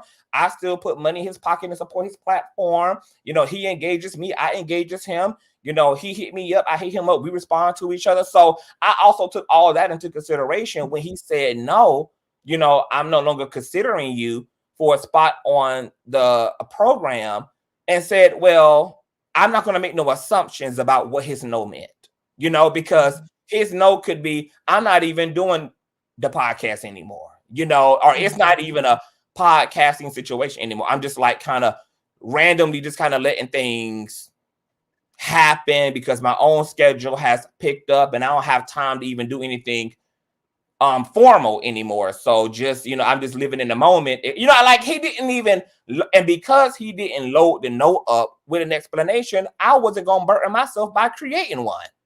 It was a no. You know, I don't know what the no is. I don't need to know what the no is. At the end of the day, it's a no. and it doesn't require me to project into it, and it's no love lost, and I ain't taking it personal. And if I need clarity, I can simply ask for clarity, but I don't even need clarity because it's just not necessary, because it's not even a problem. I asked the question. He gave me an honest answer. And that's just fucking that. And I ain't going to have an attitude about it. I ain't got to get up here and slander him. I ain't got to stop supporting him because he told me fucking no. Because part of being grown and part of being mature is being able to motherfucking handle a goddamn no. Exactly. It's a choice.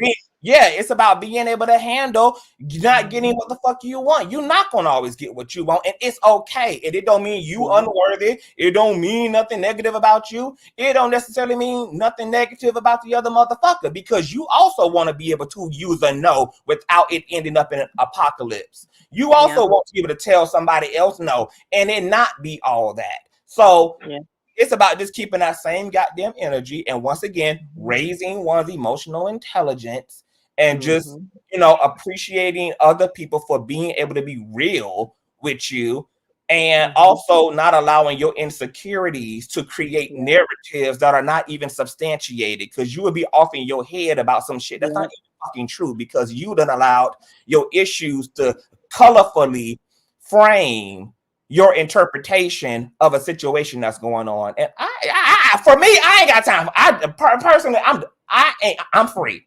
I'm goddamn free, baby. I don't have time for none of that. I cleared myself up over the past year and a half. I cleared myself up. That's why y'all saw me once again get a little interesting toward the latter part of the year last year, because I now want my tribe members. So that means I also had to clear people who don't have the same values, and they don't operate at the same maturity that I am. I had to clear those people around from me. I don't want no passive aggressive, weird ass, non-talking, subliminal, sub shooting ass bitch around me. Be a fucking grown woman, be a grown man, say what the fuck you got to say, or get the fuck from around me.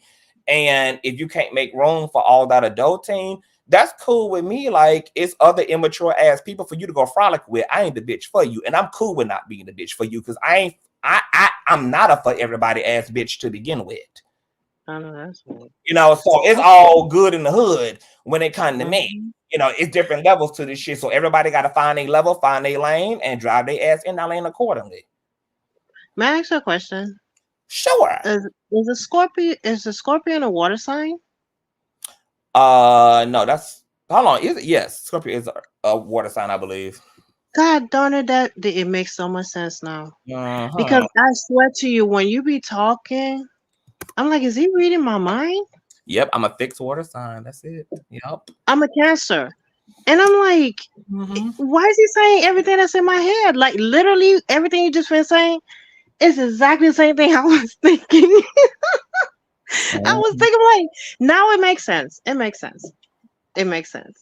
That was beautifully said, because at the end of the day, I had to do the same thing.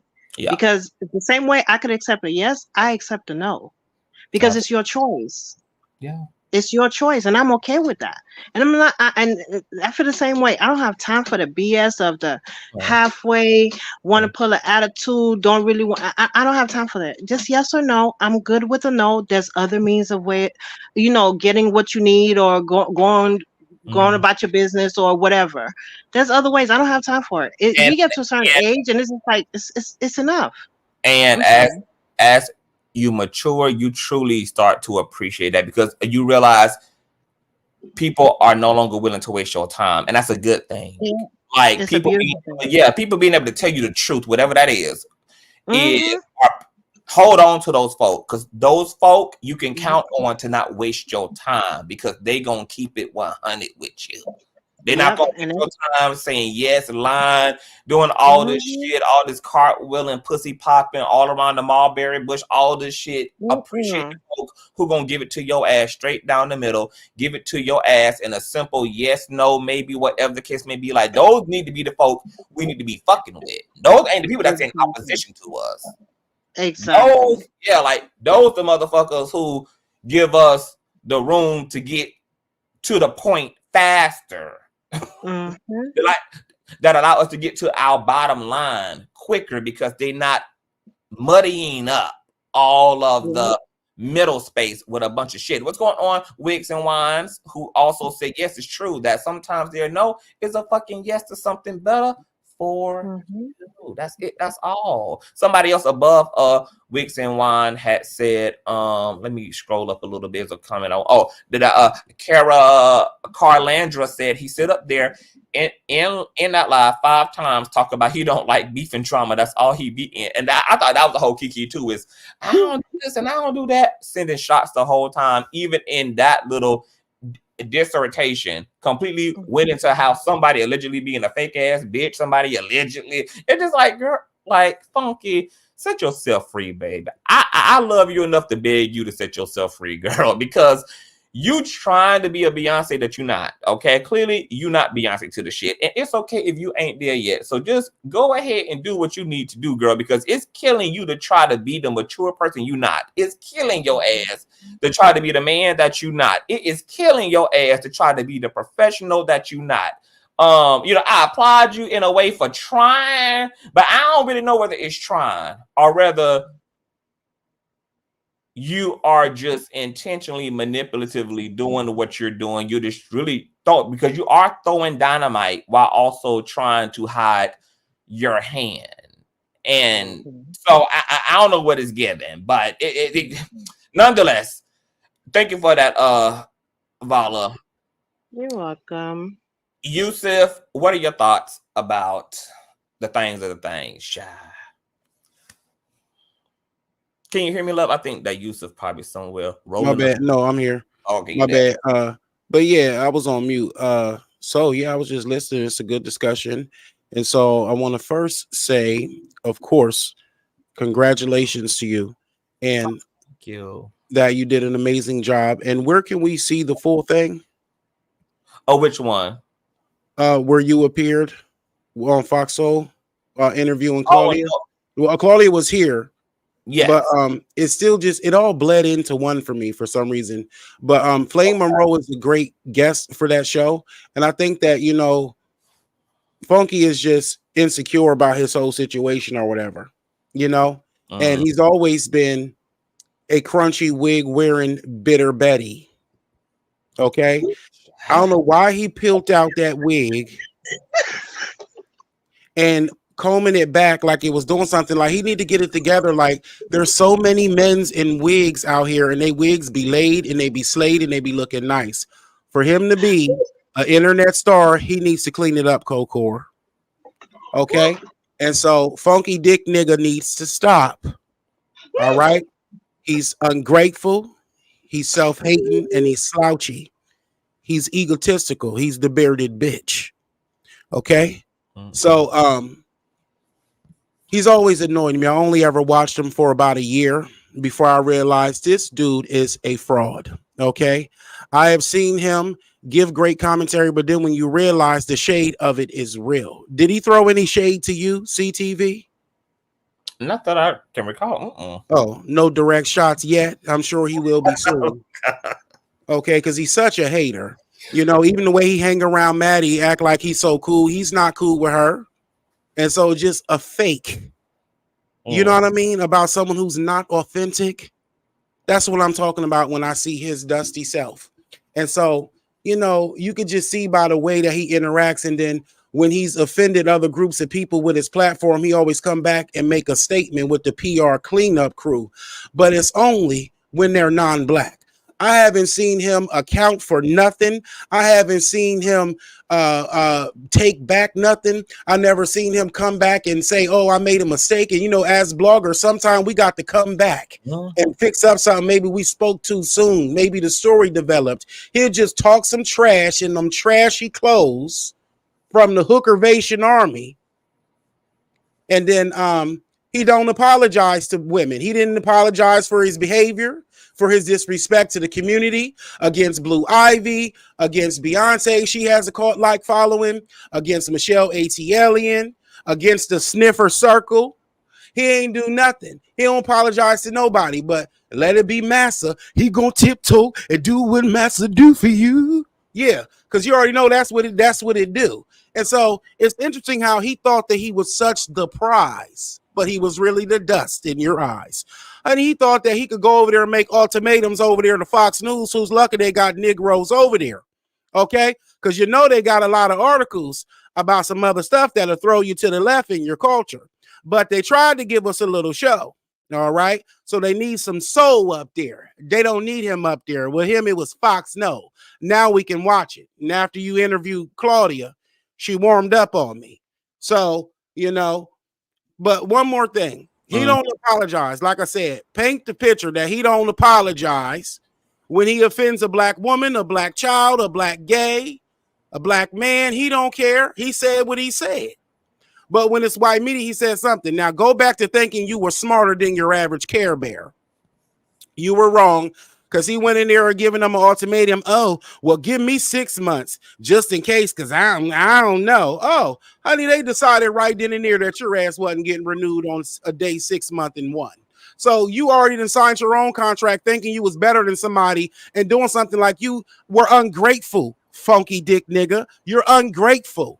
They gave you an opportunity like they give everybody else, and they gave you the same bag that they got to offer. Yeah, there's pay disparities, and we need to do stuff, but you ain't nobody's A-list. You are Y-list for YouTube, where you belong, where you got more power, and that's where you need to stay at. But if that's how you really felt, you shouldn't went up in there giving them white folks no ultimatum when they lucky that they took your ass up there, because you the most ignorantest one of us. They could have got anybody to go up there and do better than that. You're dusty. You wasn't even there, like CTV said, you didn't even bring your fans from over there. You didn't even bring the crunchy wig bomb with you. So what are you talking about? And then you're not taking nothing away either from Fox Soul, because it was Fox No. Now let me say one more thing for it sound like I'm lashing out. You know, he's sorry. That's why he always apologizing to his master. And he should have thought twice when he gave him an ultimatum, because now, like I said, they decided right away, it's a no for me. So watch how you do. Work smart and not hard. Nobody wants to take the bottom dollar and be a minimum wage host. But at the end of the day, we will start somewhere and take something. Now, I'm not putting that out there to make nobody vulnerable. Just like what Monique said, it's true. You know? But it's like, you got to start somewhere, funky dick nigga. You act like you was too good to take them couple 100,000 for a year. That was more than this and that. And, you know, I don't know. You could have took that long with what you was making on YouTube, did the after shows and all that stuff on your YouTube, bringing more, driving more, and doing stuff. You didn't even do your job in that 6 months while you so busy being a stinking ass. And I remember when you told that story about how you got, because this around the last time I saw you, when you was talking about how you had those crab legs in your balls, talking about you got them from some Salvation Army pants. Yeah, right. You got them from being the whore. All right. And then, and you probably do act like that when you don't get none. All right. Now let me leave it alone. But you know what's so funny? You brought up some interesting points, Yusuf. One more CTV. I'm so sorry, boo. I swear it's the last one. He's not emotionally intelligent. He sounds like he gives good advice on the surface. It's sort of like a prosperity pimp, a community pimp, pass a pork rinds. They go up there and start spitting all these facts that they never really value and take into their own character. So he's emotionally manipulative to his fans. I'm listening. I was going to say, it's interesting to me, because this is why I'm going to be honest. His calculations made sense. So I was like, oh, okay, well, this is a narrative that makes sense. You know, he made the math make sense. I'm like, okay, but that makes sense. This could be, or, you know, this probably is what it is then. But, you know, he was cool on it. He was like, all right, it is what it is. But then I started thinking about it, like I said, in retrospect, and I'm like, well, this is interesting, because it's hard for me to, but it's hard for me to totally take the situation seriously, because Funky stayed for 4 years, and as y'all all say, we know Funky don't like to work. He's been vocal about the fact that he don't do nothing 5 days a damn week, including change his damn job. Sometimes he in them motherfuckers 4 days a week. You're like, he don't do nothing 5 days a damn week. But yet he was there, and he admitted in his 12-minute video he could afford not to be there, because Fox Soul really wasn't adding anything to his brand, nor was it adding anything to his pocket if you let him tell it, and he told it in 12 minutes. So I'm just like, okay, but that don't make no sense then. This can't really be the case, because you telling me that you did what you didn't want to do and what you could afford not to do, but you did it anyway, when we know that you have a habit of sticking to your laziness and not doing what the fuck you don't want to do. I would find it inconceivable that you would make an exception for 4 years straight at that. 4 years straight. So, bitch, you can't tell me that this is completely about some money. You had to be living good. And I also find it interesting that despite everything that Funky said about being, you know, so paid, I can do 1.5 more videos, etc. Boom, boom, boom.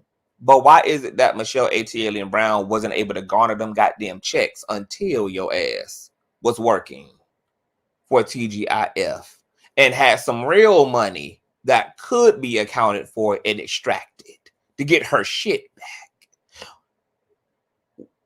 All of that happened during the interim of him working for TGIF.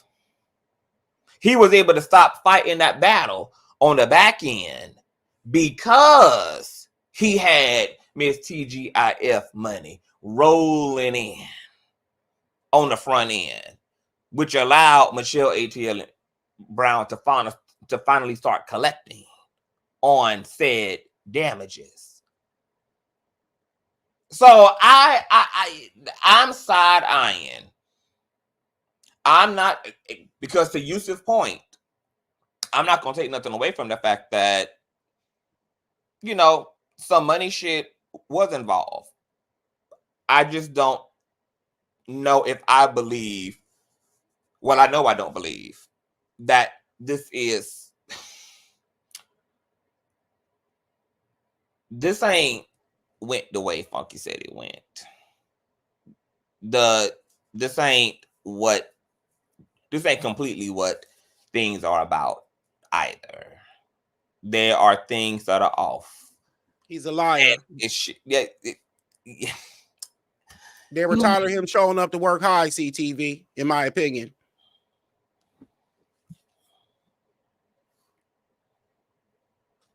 I'm sorry. No. What's that? That wasn't Sister Circle, Jay, because he been with TGIF for years. And I don't think it's been longer than 4 years since because I remember when Michelle announced it. She ain't announced that far back. It ain't been 5, 6, 7, 8 damn years.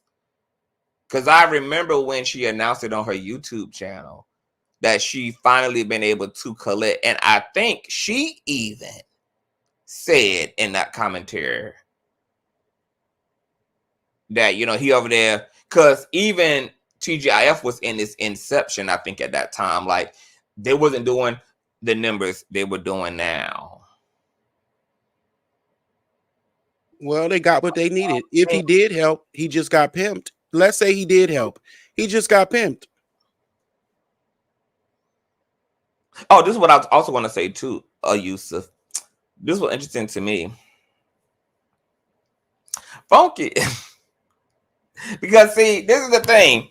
No matter what the truth is, I'm holding Funky accountable for his narrative.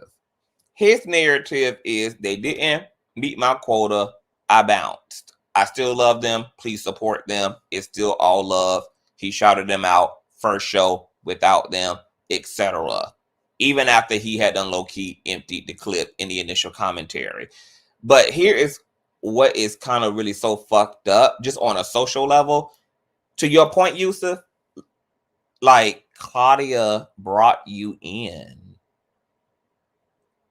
If there was any true value for Claudia, if there was any true value for the person that helped you to get to a 6-figure bag for 4 years, and that helped to make you more relevant to the culture, because let's be also clear, yes, we know that the majority of folk who watch TGIF are the Funky bunch, but TGIF had also became, just like Cocktails with the Queens, it had became relevant to the culture. So they were going viral as a group on Cocktails with the Queens and TGIF. There were things he was doing, even though his platform is big and it's bigger than Fox Soul, he wasn't even ending up in the blogs for what he was doing over on his platform.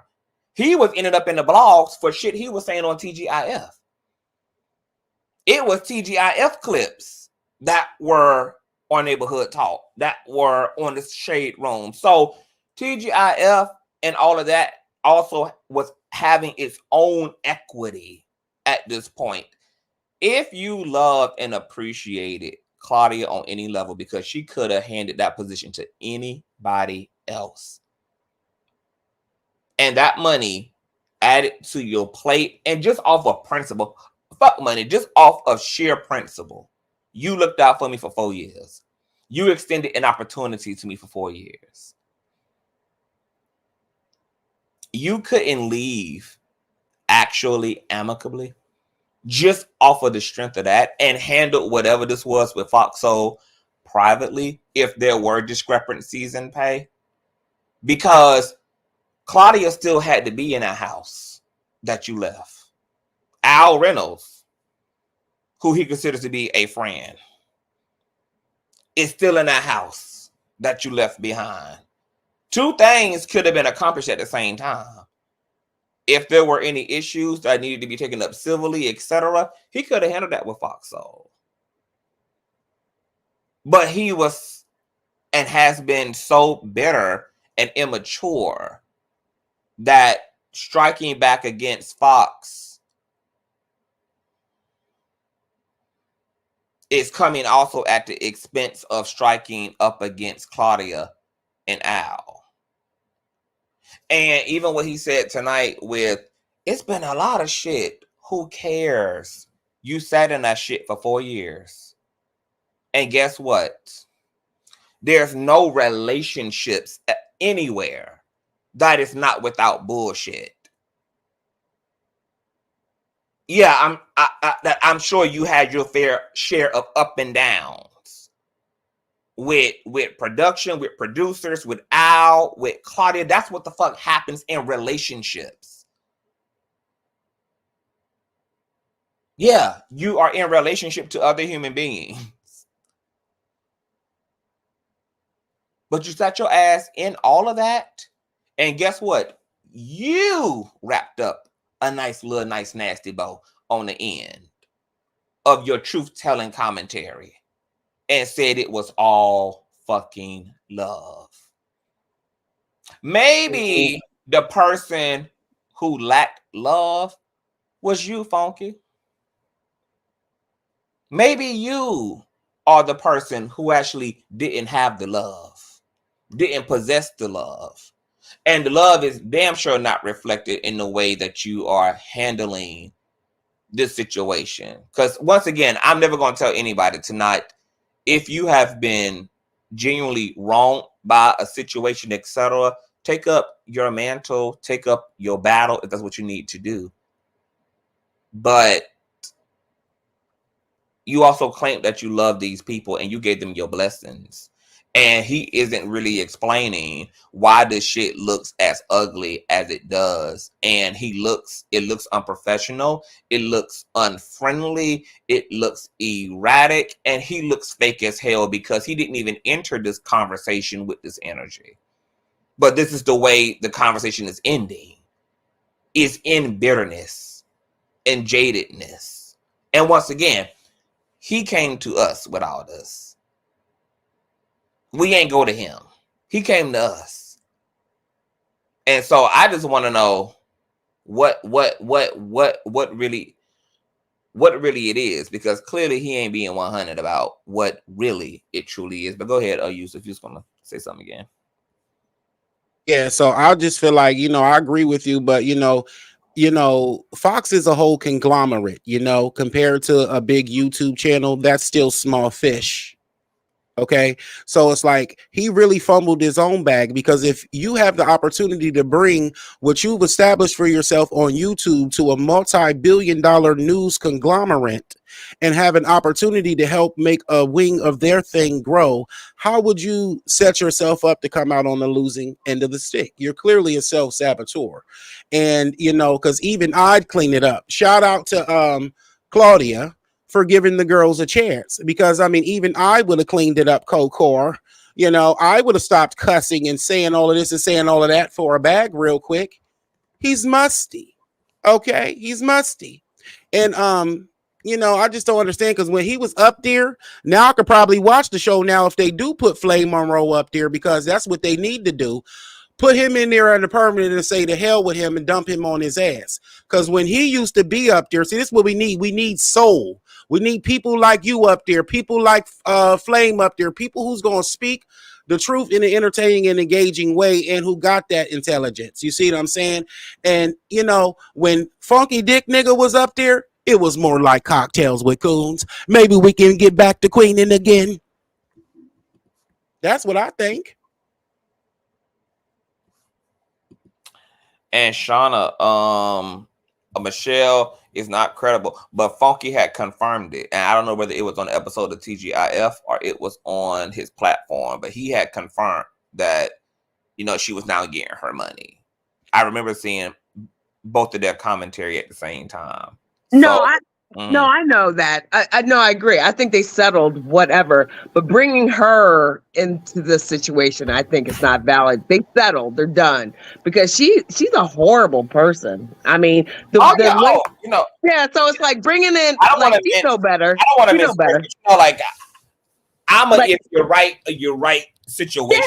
Yeah. Kind of a person, like, you know, I'm not saying that she is Mother Teresa, because no, but I'm saying that situation is settled. I don't personally fuck with Michelle Etienne Brown. No, she's gross. That's what I'm saying. That's settled. So why even bring that situation up? Because they settled it. Because this is what I'm saying. Because that got brought up because he's acting like there's an issue with pay, but she wasn't able to even get paid back until his ass was employed by TGIF, while he's making a claim that he got all this big money on his own without it. So I'm just using that as more substantial evidence in terms of why I feel like this narrative is tilted. It's not quite sincere. This is something clearly missing, because the math now, looking back in retrospect, is not really adding the fuck up.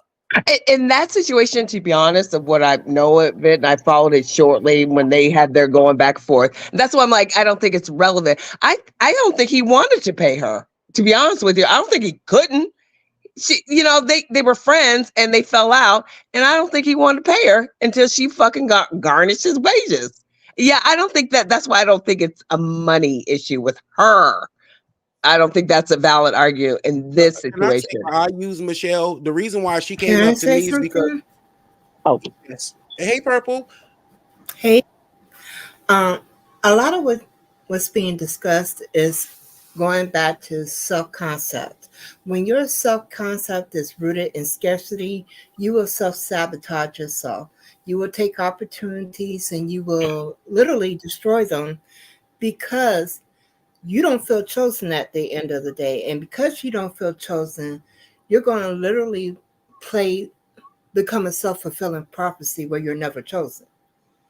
And you're seeing this constantly as a theme with him, because I don't even look at Funky Dineva. The only time I've ever been exposed to him is for negative things, because at the end of the day, when he's alone with himself, we're looking at the final product of what's going on inside of him being pictured on the outside of him. And he's not willing to do the work to really dig down deep into what he keeps pushing down and don't want to deal with.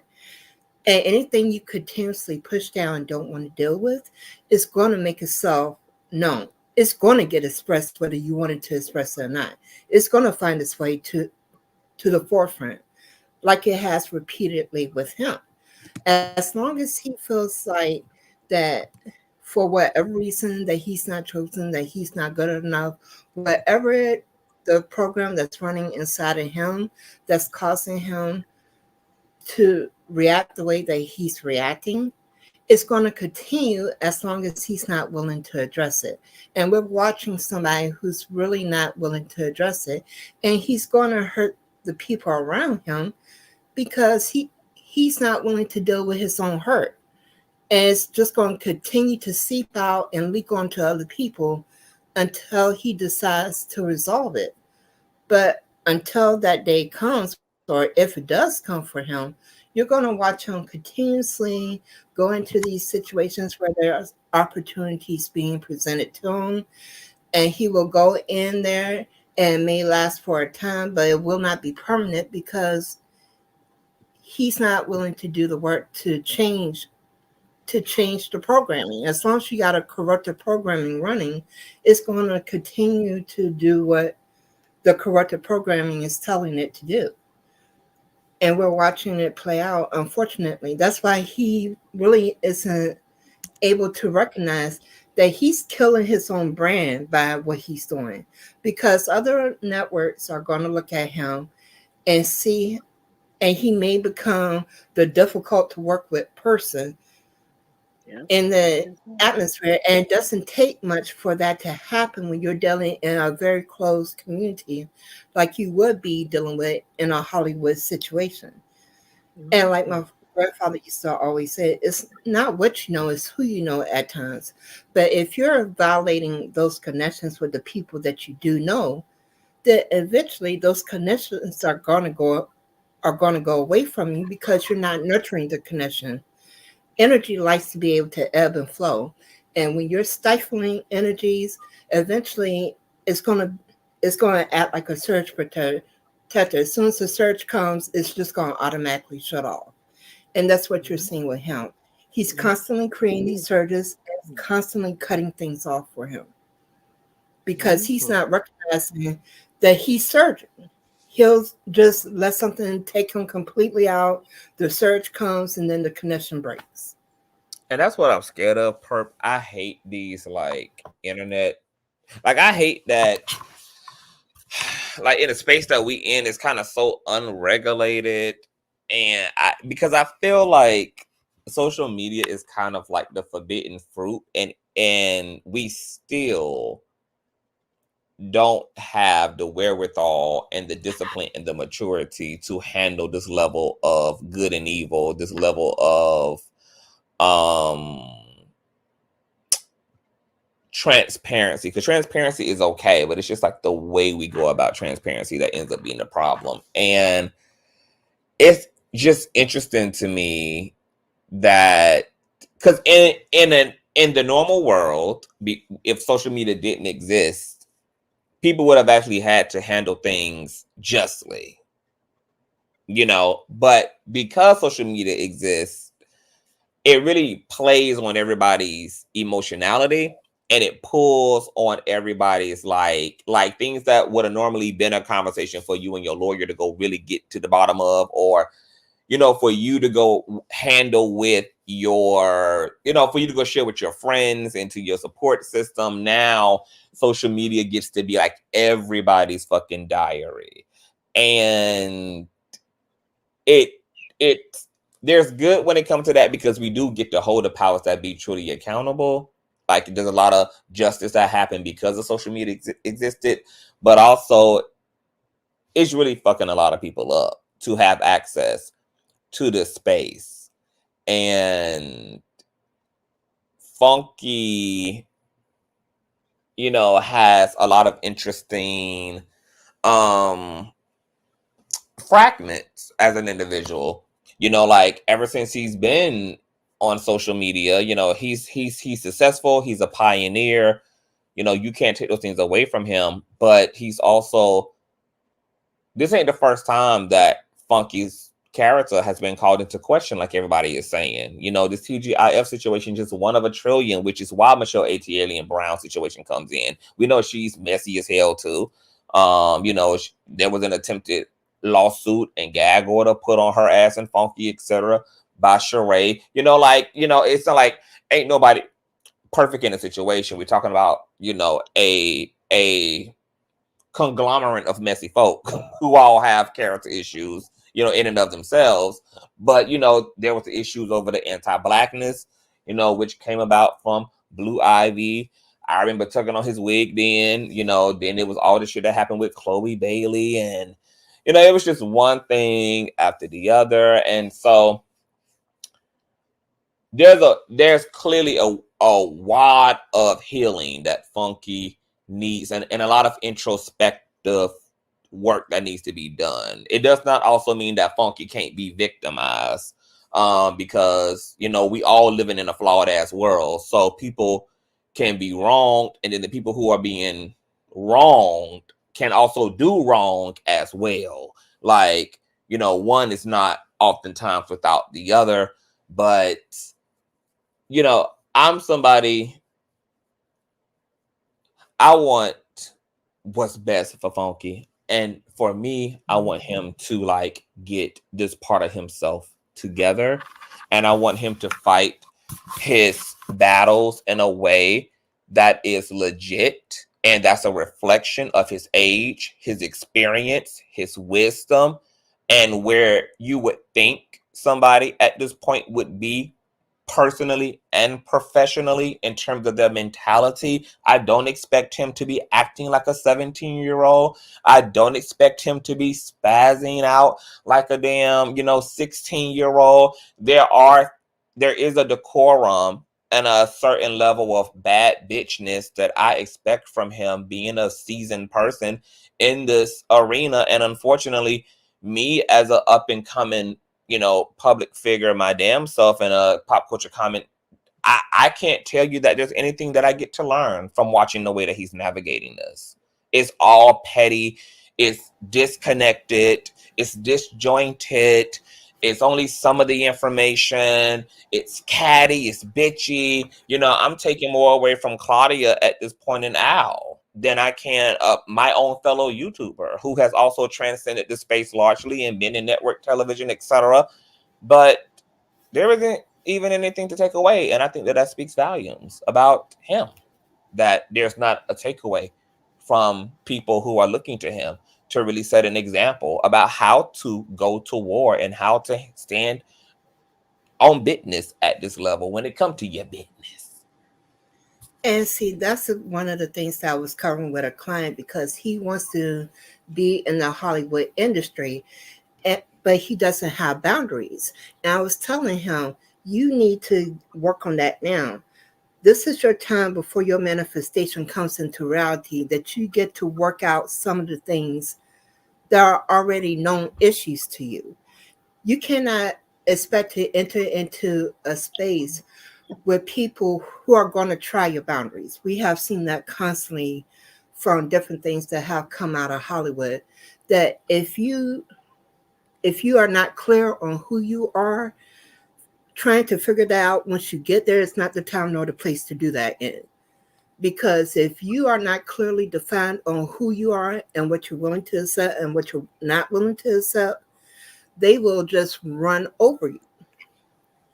There's a lot of things that he's going to have to work out, because like it's just being transparent without intention can be just as detrimental as not being transparent at all. If there was once I was listening to a preacher, he was talking about how the Holy Spirit took him to task about his truth telling, because the truth telling that he was doing was just plain harmful. It was not being done with any type of intention to be helpful, to be healing. None of that was coming into play. This was, you know, I know your dirt, so I'm just going to air you out just because I can't, under the guise of telling the truth. This reality, especially now, people be very aware. Your intention matters. And there is no get out jail free card. What you're doing on the inside of you will be shown on the outside of you. And be mindful of that, because your manifestations are going to come in, be it good, bad, or indifferent. So if you're constantly focusing on negative stuff, the period for that stuff to show up in your life has been cut down dramatically. So if you're not willing to be on top of your emotions, to really dig into what's going on the inside of you, all that chaos that's been running inside of you is going to show up on the outside of you, because you're in an age of revelation, of revealings.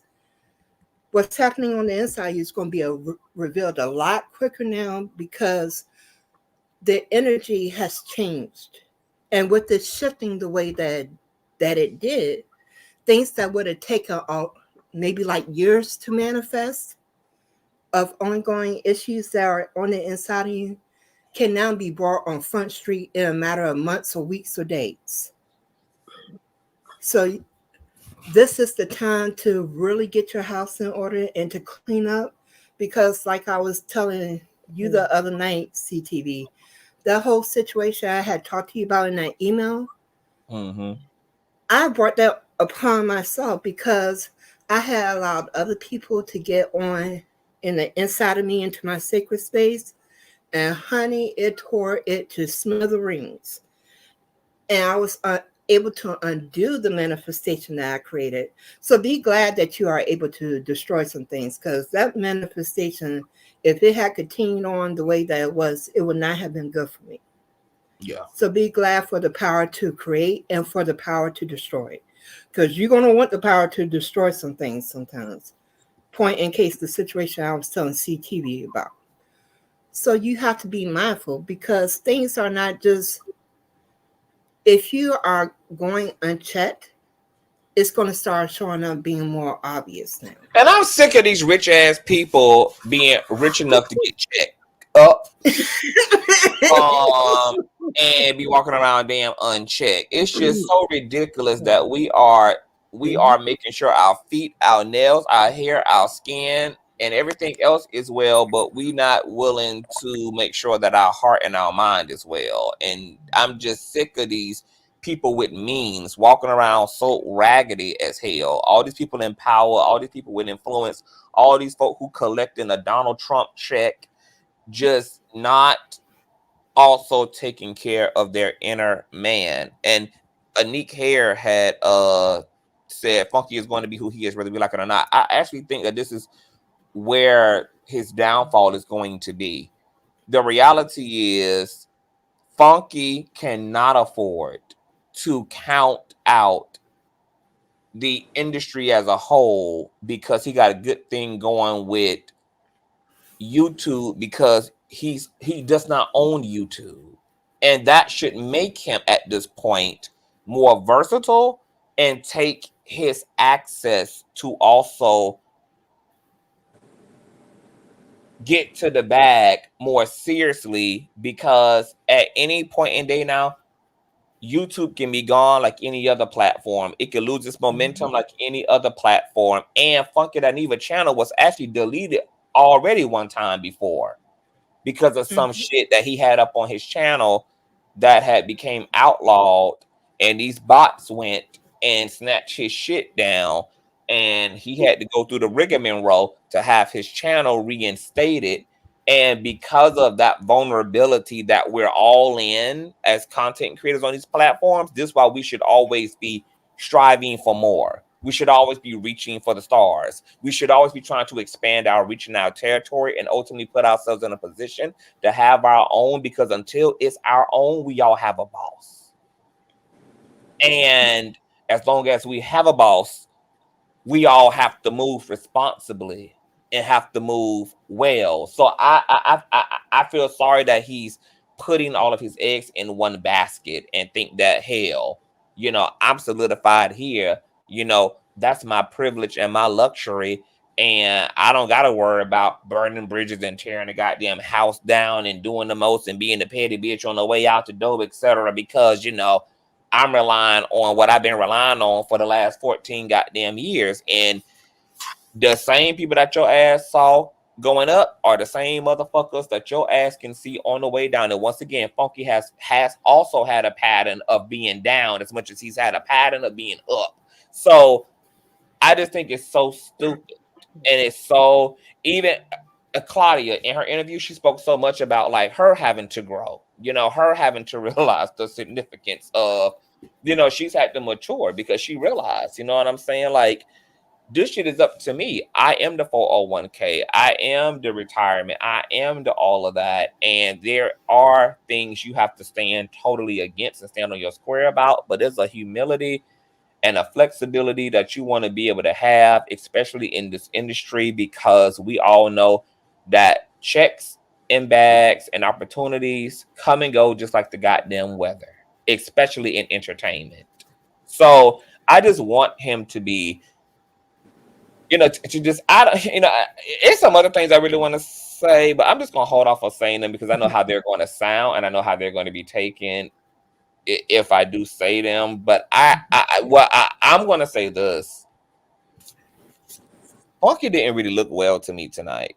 And I don't know why his eyes were bloodshot, because he doesn't wear makeup. He does wear wigs. He does put on a nasty piece of lipstick, but he don't wear no concealer. He don't wear no powder. So I'm trying to figure out, was a different powder at work tonight? Because in his nose. And I want to say this: if you're having to work every day, 5 days a week, and you're having to be responsible, I would not be surprised if I would not be surprised if why Funky really didn't want to have to be this responsible is because he wanted more time to fucking turn up in his turn up. And when you got this type of structure in your life, an addiction don't work. An addiction and structure structure is the kryptonite to an addiction. Routine is a kryptonite to addiction. And vice versa. Because you want to be able to do what you do in every moment that you have the desire and the impulses to do the things that you do. You know that there are going to be days where you're going to be up out of your mind for 3 days straight, and then you might want to sleep for 4 days off of that session. Like, you know, the ins and outs of what it gives. And the more structure you create in your life, though, the more you ain't gonna be able to. You gotta actually be responsible. You actually gotta be a lot more sober the fuck up and that. And some of how this is going down, I don't know. Hey, Sam, welcome to the platform, love. Hey, everybody, how y'all doing? I've been sitting here. Good morning. Hi, good morning. Giving everybody flowers on the platform, because you all are bringing some great introspection, and also stealing some stuff that I wanted to say that's in my spirit. Number one, conscious, keep me close, and I'm not saying that from a selfish place, because we're gonna have to. I said keep me close because I've been. Hold on before you say that, boo. Oh, okay, go ahead. Hold on before you say that. I just want to answer to R&B. You know, R&B said, respectfully, conscious, given your upcoming tryout, I honestly think you should consider leaving this one alone for now. There may be things going on behind the scenes. See, this is what you guys also are going to have to accept and understand about where I'm going. My covenant commitment is to myself. I don't have my eggs in no basket. I am free from all of that.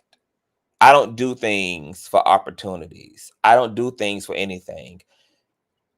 I have to do what I come to do.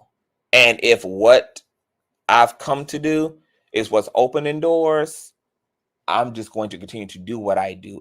And I'm also okay with the doors that close. Those ain't the type of doors. Whatever doors are not afforded to me, I'm at peace with.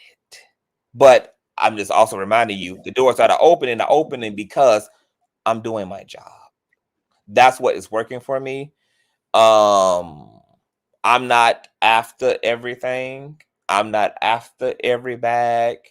I'm in a place in my life where I'm just clear about who I am. I trust the energy in which I do all things, and I'm okay with what that energy creates for me.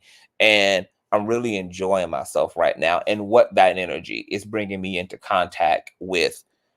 Nothing that I'm doing here is also has anything to do with what's going on behind the scenes. I don't really care about what's going on behind the scenes. That don't have nothing to do with me. Just like Flame being there today, ain't got nothing to do with that. I'm doing the job that put me in this position to begin with. Like, that's what y'all keep failing to remind yourself of. Me doing my job, me being CTV is what's getting me in these doors. Y'all are forgetting that me doing just what I'm doing is how me and Claudia even intersected. So that's the type of energy that I'm on. I do appreciate, the concerns. I know y'all don't want to see me lose anything, but anything that I lose is anything that's not for me. That's person, that's people, that's places, that's etc. I'm good on all them L's. I'm okay with all that because that's what I don't want in my life. I don't want nothing that ain't equivalent to the peace and the integrity and the truth in which I'm living my life in. That's whatever worlds are an energetic match to that are the worlds that I'm going out of my way this time to intentionally align with, starting with me and the way in which I feel, think, and the way in which I move. And once again, so far so good, because y'all seeing all the glory, because that's the energy that I'm in. Claudia has never asked me to kiss her ass.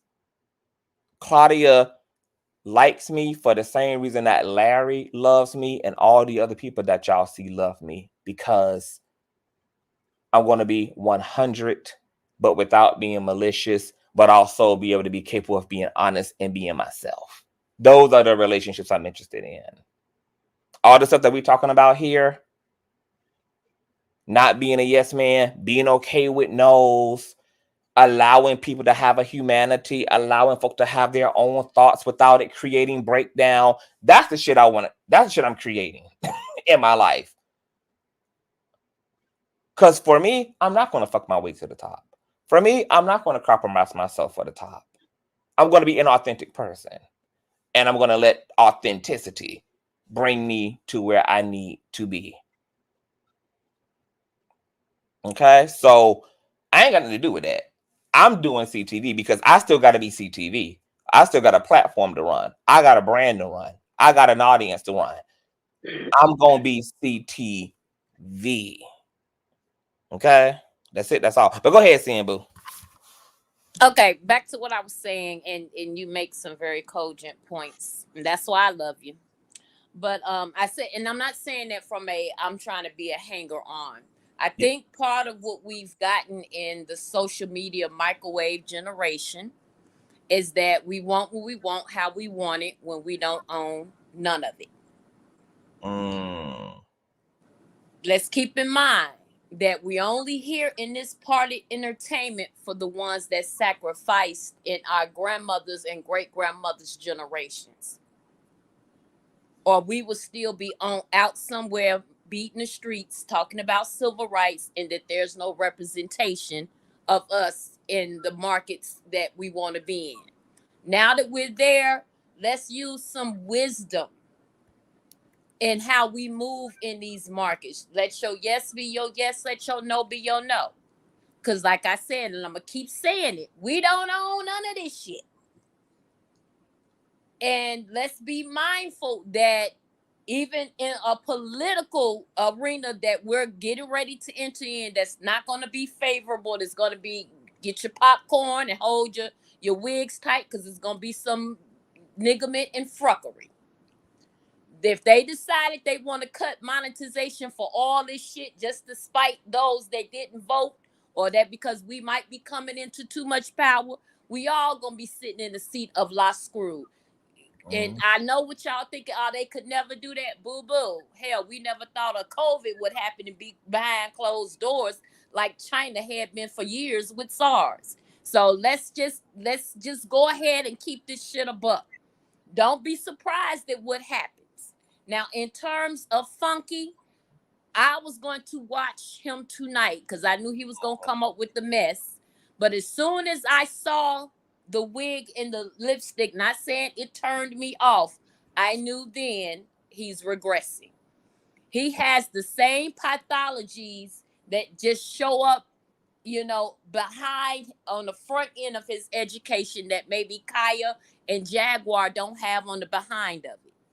Self-sabotage it. Yes, you're going to see a lot. You're going to experience a lot. But you got to have a strong mind, head, and heart, and sense and sensibilities, as well as tough skin for this industry. Because they've made mincemeat out of stronger people. We got to understand conscious. When your chance comes, I'm not saying if, because I know that. And I just want to remind y'all, I got a lot of shit in the works. It's like I know that everybody is polarized by, you know, TGIF, but TGIF is one of many opportunities. Like I was here working tonight on like I told y'all, I was in an interview doing some other shit for a magazine, you know, that I got picked up for while everything was going down tonight with Funky. So I just want people to remember, like, I'm not like everything that's happening for me, everything that's a potential for me. I'm not, this is, okay, hold on. Let me explain something super quick. So y'all know that I'm a co-creator, right? So I use the law of attraction a lot to create my life and to create opportunity. You guys know I'm a metaphysician. The law of attraction is probably responsible for 95% of my life at this point. And what I have learned about the law of attraction and the mechanics of like co-creating with your emotional and mental equity is you use your ability to focus and you use your ability to be happy in order to put the fire behind your intention. Once you have launched your intention out and you've launched it out with full faith, you've powered it up with all of your belief, all of your excitement, all of your thrill, all of your everything, and you send that shit out into the multiverse for the spiritual laws to respond back to. There comes a point where you then have to let it completely go. You have to walk away completely, almost like you forgot about everything. You got to return back to your stillness because you've now put it in the hands of a greater power, and that power is going to turn that intent into a physical equivalent, whatever that is that you've asked for, focused upon, prayed upon, released, etc. What I've noticed, at least for me, I don't know if this is the case for other people who like intentionally utilize the laws of attraction, but I've noticed for me, like co-creating and bringing something completely out of the non-physical into the material is a lot like the balancing act between the wake and dream state. Y'all know, like that in between altered state of consciousness that's very sensitive. Like the least little sound or touch will wake you up out of that state. Like that tight roping between like just enough wakefulness, but not enough lucidity so that you can stay actively in the dream. That's a lot like what you also want to do when it comes to co-creating, to really pull shit out completely. So that means that, like, yeah, like I know y'all are excited for TGF. I'm excited too, but I'm not clinging to any one thing. I'm not, you know, like I have created the opportunity by just living my life in the energy in which I live my life and adjusting my energy and doing what I got to do to make sure that my energy is vibrant and pure so that everything that I'm asking for, you know, in principle can come in. But I'm also not becoming like addicted to a possibility. I'm still allowing myself to kind of waver in that dream state and let the universe work it all out and pull it all in. If I focus upon it too much, I'm just going to push it further away from myself now that I have manifested it. So I'm just returning back to my state now. We know that, I know Claudia, y'all know we are developing a relationship. You guys see the chemistry. You guys heard what she had to say. You guys heard her say she's bringing me to the cutting room floor. I mean, to the creative table, etc. That the opportunity is there. Boom, boom, boom. Okay, cool. Now I gotta return back to CTV. I gotta let that happen how it's gonna happen. I gotta let that do what it's gonna do. If I'm not going to like push for or now start like I'm not gonna make sure it happen, because the only thing that I know that even brought it to the table is the fact that I'm just living my life. So I'm just going to do what I know is working, which is just live my life. I trust that energy. So I don't want y'all like being paranoid and trying to micromanage me because y'all think that that's going to make something happen for me when that's not even when that's not even what's making shit happen for me. He doesn't need y'all to force anything through at all, because when you it's not the forcing. I'm sorry, CTV. No, go ahead. It goes back to the surge protector analogy. When you're trying to force energy through, what it does, just like in your surge protector, the whole point of the surge protector is when a surge of electricity come in, so it won't fry whatever's connected to that power outlet. There's a mechanism inside the surge protector that will automatically shut it down, so the surge won't get into your electronics. It's the same thing when you're spiritually creating something. When you're doing it, there's a very delicate balance. You want to focus on it, but you don't want to become obsessed with it. You're not trying to force it into reality. One of the things that, like a sniper would tell you, if he's trying to force himself to be accurate, he's going to miss the shot. He has to be in a very calm, serene state of allowance. That part. His work is already done. He created the reality where him being C2V is what's creating the opportunity. It wouldn't come any other way.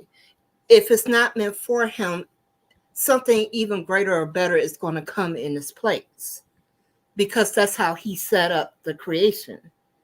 You're looking at the final product of the manifestation almost being here.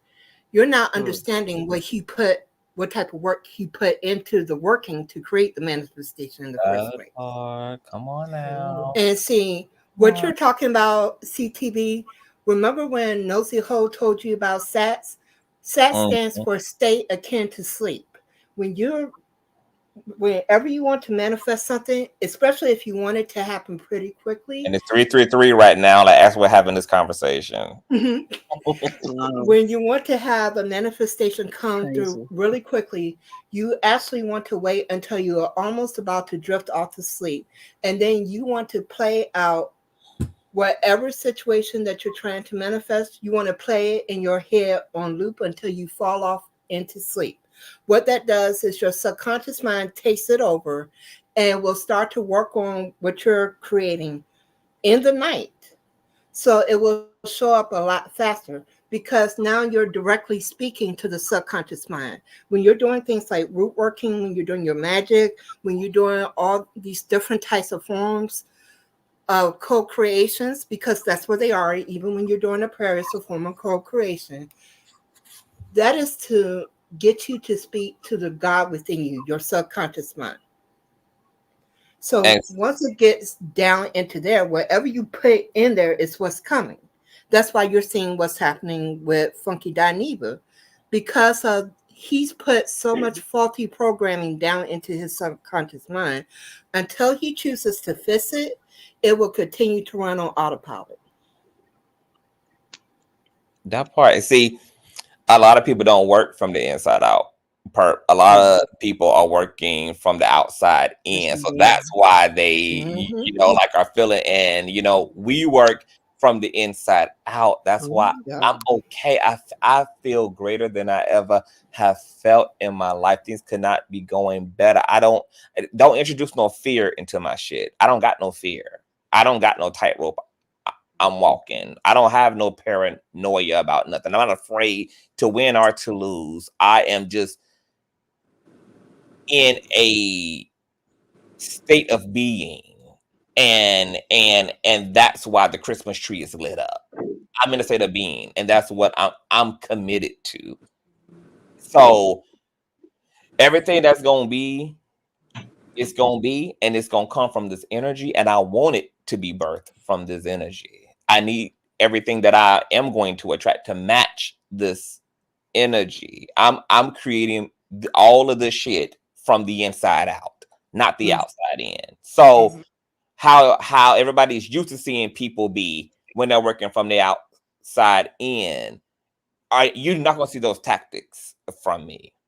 You're not going to see those tactics from me. And I'm gonna tell you, I've had to challenge my own self, because when I made the little post, when I had clipped the Funky Dineva shit and I had put it on my Instagram, my lower ego mind was just like, I hope that Claudia don't feel no way. But then immediately my divine mind replaced that. I was like, first of all, me and Claudia have an understanding. And secondly, I don't worry. There is no worry. I'm doing what got me into this position to begin with, which is I'm doing my job, a job that I love, a job that I enjoy. And first and foremost, my job puts me in a position to be of service to y'all. So my loyalty, first and foremost, is to y'all as a content creator. Y'all subscribe and sign up to the Instagram, to the social medias, etc., for a content and to see me maintain continuity of stories that we covering. So that's what I'm going to do. And now that I'm in a place where I feel good and I have released all of this burden, I have released all this shit that got all the rest of these people in the black boule and got them giving up their soul, that ain't gonna be me. Because see, the difference between me and those folk is, because some folk creating from the outside in, they are allowing people to puppeteer their realities. They are willing to do things to have what they have because that's what they've made their God. I'm not under the impression that any one man or woman is in control of where it is that I'm going. The only reason why I'm here is because of what God created that has allowed me to have the things that I have, despite when people decided I would not have those things I had them. Despite people trying to keep me from the finish lines that I have crossed, etc. That's the power that I'm more so interested in letting lead my life, not making that a luxury, not making that something I do in the emergency, but that's the space that I want to be in every day of every moment, is in a place of liberation and freedom and clarity of self. Unlike Funky, we know that Funky is not in that place because he's bitter. And he's demonstrating the low vibrationalness by being petty and oppositional and competitive, etc. That ain't the energy that I'm moving for, bitch. I ain't worried about nothing. I ain't got nothing to prove to nobody. I'm doing me. And here's the glory, thing. and the glory is just being reflected thereof. I'm in my Beyonce energy. I'm not in my I got something to prove energy. You're just gonna see what it is, and you're just gonna see the manifestation of the world that I'm incubated in within myself. It's just gonna bleed and ooze out of me. I don't have to compete with nobody. I ain't got nothing to prove to nobody. Y'all just gonna see me work, and y'all gonna see the creation and the fruit of that work.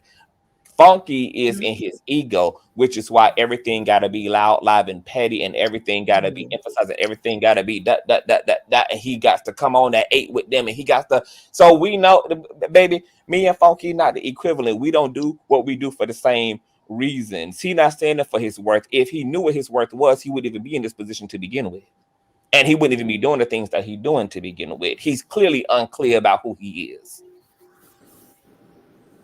And see, when That I would agree with that. And to purple, that's interesting. A scenario that you just spoke about in the dream state, because I just realized I've been doing that for a couple weeks now, and I'm starting to see some differences. There's some things that with through the law of attraction, it's like the gaps are closing. I'm still, in need of what I'm in need of, but it is helping me to have to gain some perspective. So thank you for that, because I didn't know even that there was a thing to be able to call it that. But back to check out. I'm sorry, I was going to just say real quick. Check out Neville Goddard and the Law of Assumption, because a lot of you are suffering because of the things you're assuming into reality, and it's coming to bite you right in the behind, especially during this time when it doesn't take much to get manifestations through. So you want to use your assumptions to your benefit and not to your detriment. Right. And I think a lot of that has to do with just how we're conditioned as a people. We're expecting the bad and are surprised by the good. So, but getting back to conscious, and when actually, I think I left off at Funky. When I saw him in the meme that was up with the wig and the lipstick, I knew then this wasn't going to be good in terms of it just looked like regression on its face. And to get on here and hear how he behaved during the time that Flame Monroe was on Fox Soul doing the TGIF, and he was running a counter program on his channel. And my thing is, what was the point that since you said he was on vacation, that you took that time to tell us that you were not going to be on there, and your reasons, and the fact that they didn't pay you your worth? I was riding for him for that. I said, okay, we're seeing more of this happen now in the content creator space. They don't understand we're getting more learned as a people, and as we're learning, the ligament and fuckery of the industry, we're trying to, advocate for self. Then for him to do what you all said he did tonight, that just made no sense to me. I can't get behind this back and forth and all this mess that he's doing. Because if you didn't feel that way, the best thing you could have said was nothing. And to throw Claudia under the bus, my thing was this: how in the hell did he not think that maybe she had some influences, some places that she had not disclosed that could have got him something else? Well, you got to understand, when you burn a bridge, or you burn the house down, or you blow the bridge up, or whatever analogy you want to use, if by any chance life starts life, and I'm speaking from a personal experience, and you mess around and you destroy those contacts and that in your credibility, and you're now stuck on the side trying to get back to a place of sustainability, you stuck until you figure it out. And the reason why a lot of our ancestors that were in the business that took the shit was so they didn't burn up the bridges, and a few of them did, and mess around and ruin it for those that are coming. A lot of our responsibilities to the culture, to ourselves, to our community, is to make sure that we eke out a little bit of common sense and behavioral modification, not to fuck it up for the next man. Those in the chat may not agree, but hey, I've been on this earth 50 years now. Unless God want to give me another 50 plus, I'm probably going to have a lot less years now than I've put behind me. So there's just some things that we need to learn. We need to start, listening to more wisdom. If we haven't sat around and garnered it, I'm not trying to be mama and auntie to younger folks, because I don't want to make people think that I'm trying to son them. But there's a reason for us to be there, to give you historical introspection. That's why, Conscious, I want you to keep me close, because there are some people, places, things, and situations that you all may not know. If you're under 40, or if you're under 40 or under 35, you may not know that you don't know. But I've watched, I was an avid TV watcher from the time I was a baby on forward, to see the progression of how the industry has moved and what they've done to us, the rumors and stuff that we've heard, like Cat Williams coming out putting this stuff, and the things that we sabotaged others and self-sabotaged with. Nothing is new under the sun. And if we don't learn from the past, and if we don't learn how to play chess and stop playing these checker ass games that we're playing, we're gonna be doomed to repeat the shit. And then we're gonna fuck, because they don't want us in a position where we can even have a seat at the table or create our own tables. I mean, we should know that by now. We had a whole megalomaniac that was in the White House that was built by our ancestors. That now, if y'all, I don't listen to Truth and all that shit that he be on, but a few things of his shit leaks into my timelines on my social medias. And if he get back in, he's planning on being a full-fledged dictator. He's gonna be another Putin and another Kim Jong-un as a nation, twiddling our damn thumbs. Well, how did we get here? Well, let me tell you.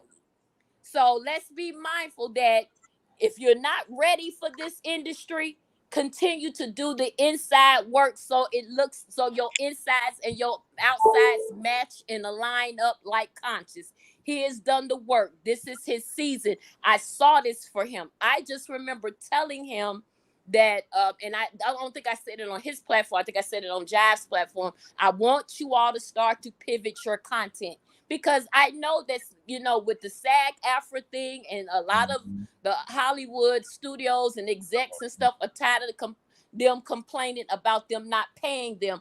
Even though we know, especially people like Taraji and them, they've earned it, they've worked for it, they should have it, because they are a lot better than some of their white counterparts, hands down, 100 miles and running. But the issue is they're going to start looking at content creators, because they're going to start thinking we're going to be the cheaper labor, just like they're trying to do in nursing, bring over a lot of Filipinos nurses that going to undercut the market of nursing to fill in for the staffing gaps that they say that we have, but yet my black ass is sitting at home day in and day out filling out applications. But then they're going to pay them folks $20 or less, and that won't cover any student loan monies that we got to pay back. It's not going to take care of our of how we live, because I funded my lifestyle on overtime, because honey baby, and as a nurse I was a hustler. That's why I was trying to tell Conscious last night, had he asked about LLCs and all of that good stuff, Big Sister Sink could have told him, baby, I've been to LLC since 2009. I've been getting write-offs even before then. And when the doors with LegalZoom opened up to be able to do that, I moved right into it and have subsequently taught hundreds of nurses of all various backgrounds how to do that, so they can keep more money from the government. So you never know who you have in proximity with. So do what the Bible says. Don't shun small beginnings. Don't shun the people around you that think that you may think don't know nothing, because it be just the ones that God will eventually reveal to you that they had something to offer you in your season, but you played them short. And see, and he's gonna stop. We're moving into a season that a lot of us are gonna stop casting our pearls to swine, messing up, trying to save y'all from yourselves, the ones that need it. So if you're not ready for this industry, sit back and do the work. Take the classes, read the books, do the therapies, because what you have unresolved in the inside of you and the triggers, it will not come back up. If you've been traumatized before, the literature tells you that you will most likely be re-traumatized again. Even if you've buried it, you've burned it, in prayer, on a cellular level, whatever you have to do. But it doesn't say that it won't ever return in another way. That's how the enemy keep kicking our asses. And now he don't even have to do the work, because we kick our own. Now, Funky doing what he did himself an injustice and weaponized it. Even if he felt that way, he should have stayed off of social media about it, since his Funky Bunch crew were already in the chats, trying to work over the show with the little mess that they were pulling. You don't see Beyonce out here. Everybody always talk about they want Beyonce and Jay-Z energy, but you all sitting here moving like you all are just nothing but gin and juice, period. They don't windmill over everything. And I was even surprised when he made the comments about Blue Ivy, that at least Jay-Z didn't come out like, nigga, I will rock your shit. because that's a child, and everybody know how they feel about their children. They not taking the disrespect. Now you may say what you want about grown folks, but kids are off limits. And he got to remember that tongue of his in his mouth is lethal. He got to understand them folks was remembering everything that they said, that especially that Chloe situation. I believe a lot of it, here's how they play the game in this industry. Yeah, they'll let you go so far, but when they get sick of you, contract time is a coming. And he can't have as much money as he said. Not that I check for people's pockets, but the fact that your team waited to up to a couple of days as opposed to a couple of months and weeks to tell you, hey, your contract is being negotiated up for renegotiation. How you want to handle this? That you let it get to that point of time to renegotiate and didn't have no legs to stand on. Your team was trash. You obviously don't pay them enough because you want to turn up so damn much. Turn the volume of your bullshit in your life down and turn up some wisdom, some knowledge, and some understanding. That's all I want to see for y'all. That's my prayer for y'all. Hell, that's my prayer for myself. I mean, I want to do this content creation thing, but I'm trying to see, since we're in this, 8 is a new beginning. 2024, if you add the numbers together, it makes 8. But sometimes that new beginning may not be the shit we want to see. We got so many people that are waking up and that are telling their truths. That's all well and fine. If hell, even in your mess, stand up in it. Hell, we're not perfect. God knows I've made a hell of a lot of mistakes and got the stories to tell and the t-shirts that I can't even give back on it. But you got to understand that they are watching. They're probably watching this content right now. It might not necessarily be somebody at MGM or Warner Brothers, but they got people that they hire within their organizations that go, when they're scouting out new talent, they're just not going to the comedy clubs or going to the theaters or whatever. They're looking at us, but they're going to try to punk us at the same time. So if anybody gets into the industry, because Lord knows I'm trying to, Conscious, you're definitely going to get there before I do, baby. When you get those that time and whatever, find out what the requirements for SAG-AFTRA are, because you're going to need union representation, somebody to windmill and fight for you. Lord knows what I want to see to come back in the industry is artist development, so we can get up off this fuck shit. Because I'm getting tired of looking at it. TV doesn't move me. I watch more you guys on YouTube and Facebook and TikTok than I do the TV now.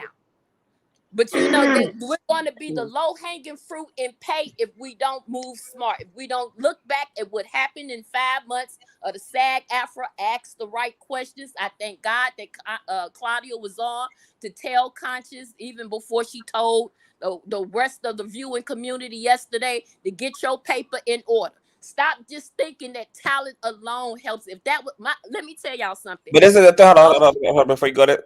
Okay. Sin, but that's the gag. That's why we call it ignorance. You can't ask about shit you don't know nothing about, because it don't exist. It don't exist. Like it does not exist. So it's not even going to be a question. Like it has to even exist in your reality for you to even ask a question that leads to expounding. And that's why I was telling her on the phone, I was like, we got to have this conversation, because mostly all of my peers, aside from like the major influencers that I'm connected to, and with YouTube, it's interesting because they're in a lot of conversation, period, even from larger influencers about LLCs and all of that. Like, it's just, YouTube is such a like in the moment benefit that you just don't think about it that way. You just, you have a TikTok, you have a channel, and you're making your money, and you're focused on your views, and you focus on your subscription, and you don't really think about it beyond that. And you really don't, and because YouTube is flippant as well, like a LLC for what? When you can just sit on the platform and just do you. Like, you don't really even, like, there's a lot of influencers who don't even have a production at all. It's influencers who don't even show their face. Like, it's influencers you've never even seen before. Like, visually. You know, the content is a bunch of images of the celebrities or of whatever it is that they offer, etc. And so I think because it's such a vast, unregulated space that you also don't have to turn into a business that also comes with immediate rewards, that I don't even think it falls into a lot of creators' minds to do that until maybe an opportunity like what has been offered to me comes up, because that was my move to then go do all of this because of certain things that she broke down to me as it related to coming on to a network, etc., and the benefits there were in coming on as an ink versus just coming on, you know, just as myself, etc. And I was like, you know what?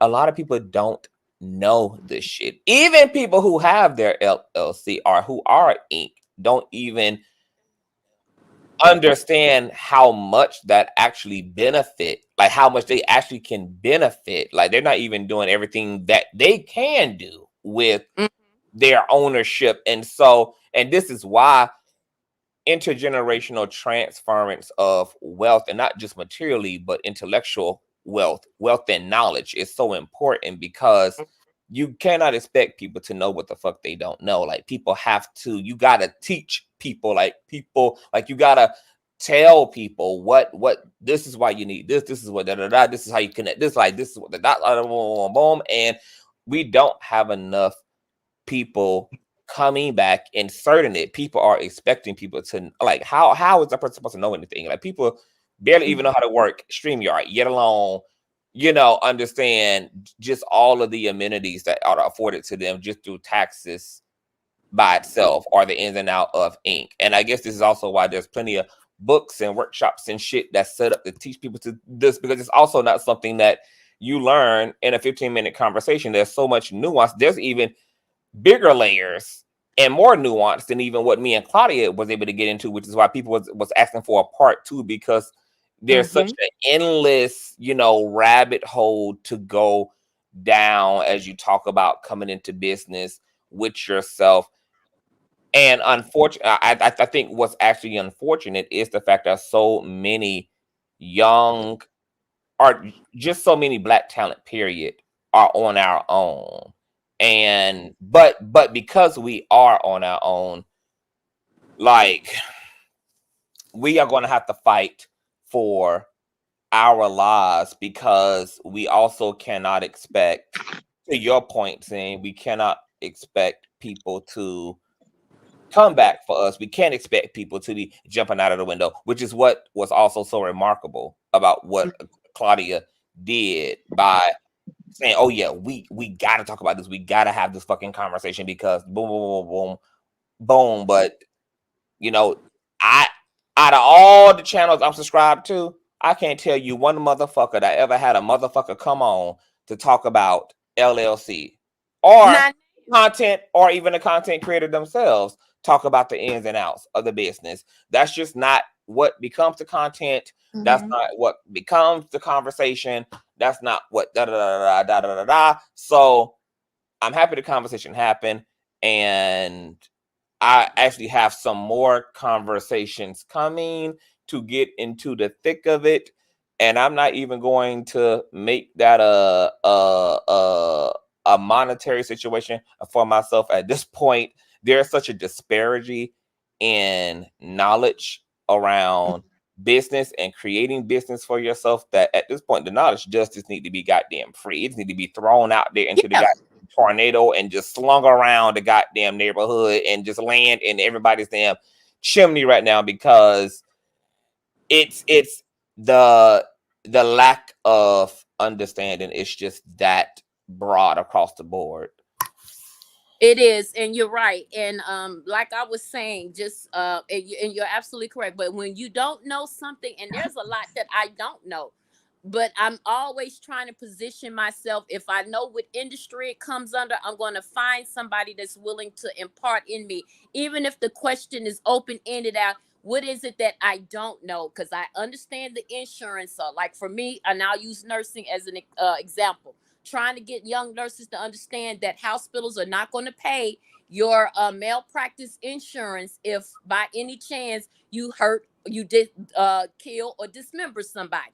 It's automatically you're outside the policy. So whatever you may own can subsequently get ripped from you in the court of law as restitution for that death or that dismemberment. So sometimes just asking one of those questions, open-ended, is it insurance that I need, or who do you recommend for representation if I get to a point where I'm big enough and can afford that? Should I be in SAG-AFTRA? What is it that SAG-AFTRA does besides picket for higher wages? Are they giving us, teaching us this, that? It's sometimes you may not know the specifics of to ask, but even an open-ended question starts conversation. So, but getting back to what I was saying, in this entertainment industry, a lot of our ancestors and some of their families, even to this day, because I read an article about something that came out about Michael Jackson mama the other day fighting for some money for something over some payments or something that was going down, having the lawyers represent some things for her in terms of Michael's estate. But my uncle was, if for any blues lovers or blues music aficionados, my great uncle, which was my grandmother's brother, was Howlin' Wolf. His wife, who was a beautiful person, he wasn't exactly a book learned man, but he had a lot of damn common sense coming out of the country in West Point, Mississippi. And one of the things he did, if you all ever seen the movie Cadillac Records, some of his imaging there is dead on. He didn't let to the best of his ability, let me quantify that, did not let the record company mismanage any monies. Now, yes, a lot of those artists didn't know about royalties in the future, and a lot of them had died out before they ever got the knowledge to, or even had the wherewithal or where to begin to fight to get those monies. Those families are left still trying to fight for stuff that has been passed down from those companies no longer being in existence to the ones that are existence now, that are image holders that are still making money on it. That my auntie had to go in the 80s to the courts to fight for his royalties after he died in the late 70s from end-stage renal failure and some other medical complications. And so even her, she had, and he made sure he left her and my two cousins, his children, well off. So, but when she was able to get a high power attorney to go to the courts to fight for her and to get his stuff, that the royalties that were being handed down to other companies. But she was going to show up in her mink coat and her diamond rings and stuff. She had a prudent enough attorney that told her, baby, come to court looking poured in a pohawk. Go down there to Kmart and get you some of them Kmart wares. When she showed up looking like a poured in a pohawk, playing, because she had an attorney to teach her and she was playing chess and not checkers, she walked away with all of it. Now she has subsequently gone home to be with the Lord for I think about a little over 20 years now, but now her daughters are the owners of that image. See how that generational wealth moves? We don't have to be book learning, but at least have some critical thinking frame of mind to be able to ask the open enough ended question and where to go to get that question answered. And don't seek out people that always want, you got to pay them for them to tell you something, because the more that you pay, the less they're going to start holding back. True people that really want to impart in folks, and I'm one of those, is that we'll give it away for free, even though I can charge for what I know. And there's probably going to come a day that it is, but I'm not going to, I know who to give it to for free and who to be like, you gotta, I will bill you under my LLC. So let me put a pin right there. But for true people that really want to see folks blessed, and the ones that we see moving in, integrity and in good faith, like Conscious, I don't mind giving it away to him.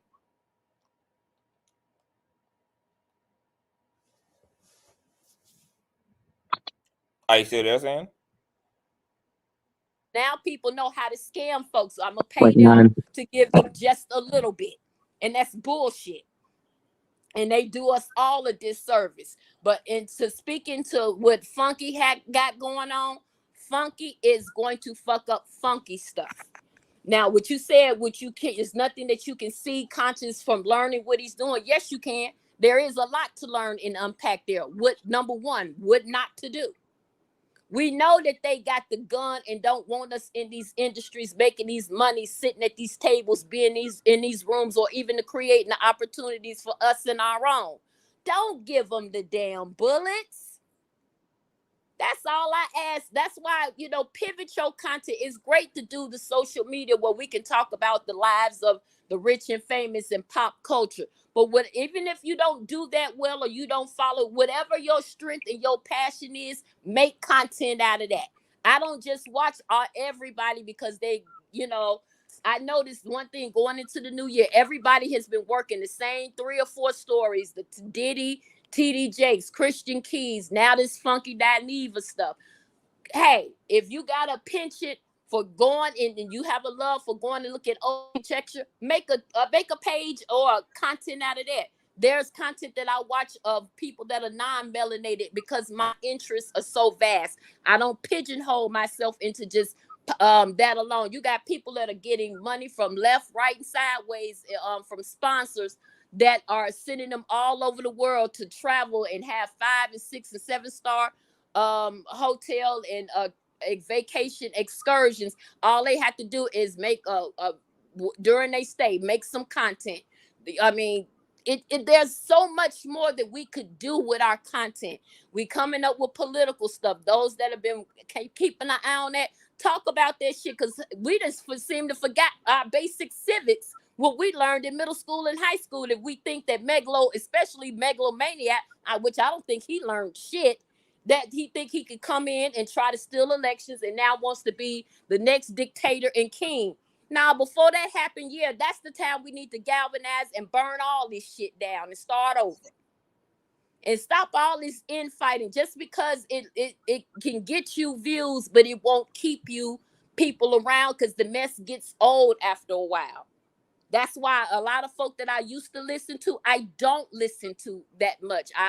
My content creators on this YouTube, of course, it's Conscious, Larry Reed, King Jives, Secretary of Shade. He does a lot of pop culture, and the boy is smart as hell with the political content. So whatever it is that you see that you don't know, check him out, huh? I said I gotta check him out because I've heard his name a few times. Yes, Conscious. The best time that you could have watched him was when 2019 and 2020, when Trump was acting a fool and everything that he was doing that wasn't constitutional. That baby understood it. He did the research, and he will show up. He calls his the cabinet.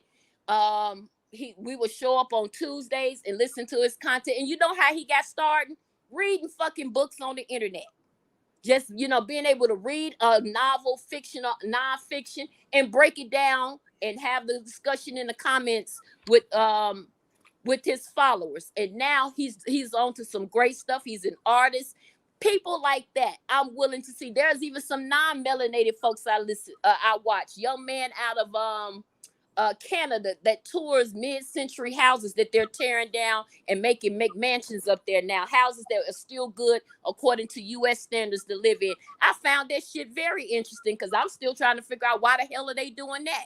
But it's, you know, people with mad money, they can do whatever the hell they want with it. But it was still something to learn. There are other avenues. Don't pigeonhole and put yourself and think that, you know, being loud and obnoxious and doing the shit funky doing in pop culture is it. There is whatever your giftings are. We love food. If you're a good cook, put that shit out there. If you like to read books, hey, start there, because we don't have as many folks that read the books now, like Secretary of Shade did.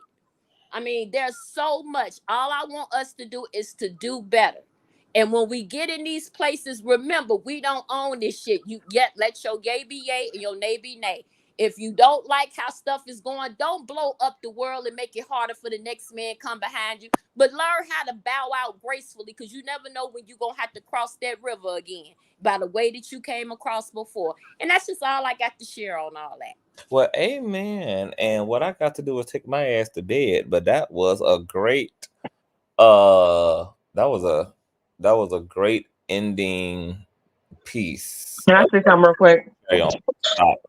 Yes. Can we have? I know. Yeah. I want to say something about 20 minutes ago, but I'll just say this. Can we get something in Patreon sometime in the near future? Yes. And Please. a near future. Okay. Yes. I'm probably gonna I was gonna go in Patreon earlier today because of some stuff I wanted to chit chat about, but end up getting focused behind. Like I said, yeah, I'm a one man, and right now I'm in the I know. I'm in the how can I put it? I'm the gardener. Yeah. And I'm the flower and I'm the gardener at the same time.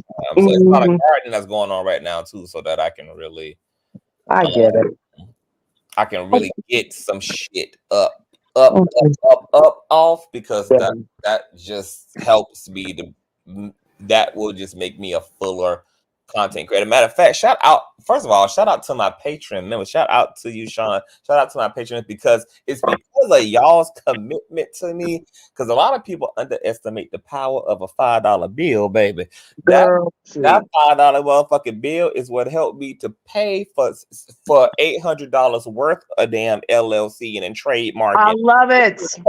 That took place. Yes. The very minimum. Sure. I was able to pour that fucking coin once again, because everything that I get goes back into the platform. It goes back into equipment. It goes back into software. It goes back into all the shit that we are doing and see the fruition of. So I want to thank you. And yes, Ashana, I promise.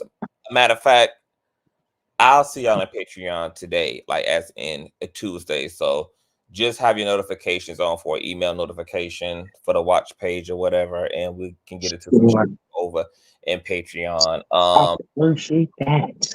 But I want to thank y'all. I love y'all. And I know sometimes this commentary may seem like people may even feel like, clearly a lot of people probably feel like, oh, like people are beating up on. No, like we want him to do better, and we want him to set himself free, because we fuck with him. Like, girl, like, this is just some real tough ass love. But in 2024 going forward, I'm holding people accountable to what they say. Right. Do what you say you're gonna do. You said it, motherfucker. You gave the verbal consent. You the one who created the narrative. You the one who set up precedents for what we could expect. And when you don't do what the hell you say you're gonna do, I'm gonna be here to remind you, bitch, that you ain't doing what you said you was gonna do. Okay? You said. Yeah. That it was gonna be the second, third. So I'm just gonna be. It's just gonna be a real 2024.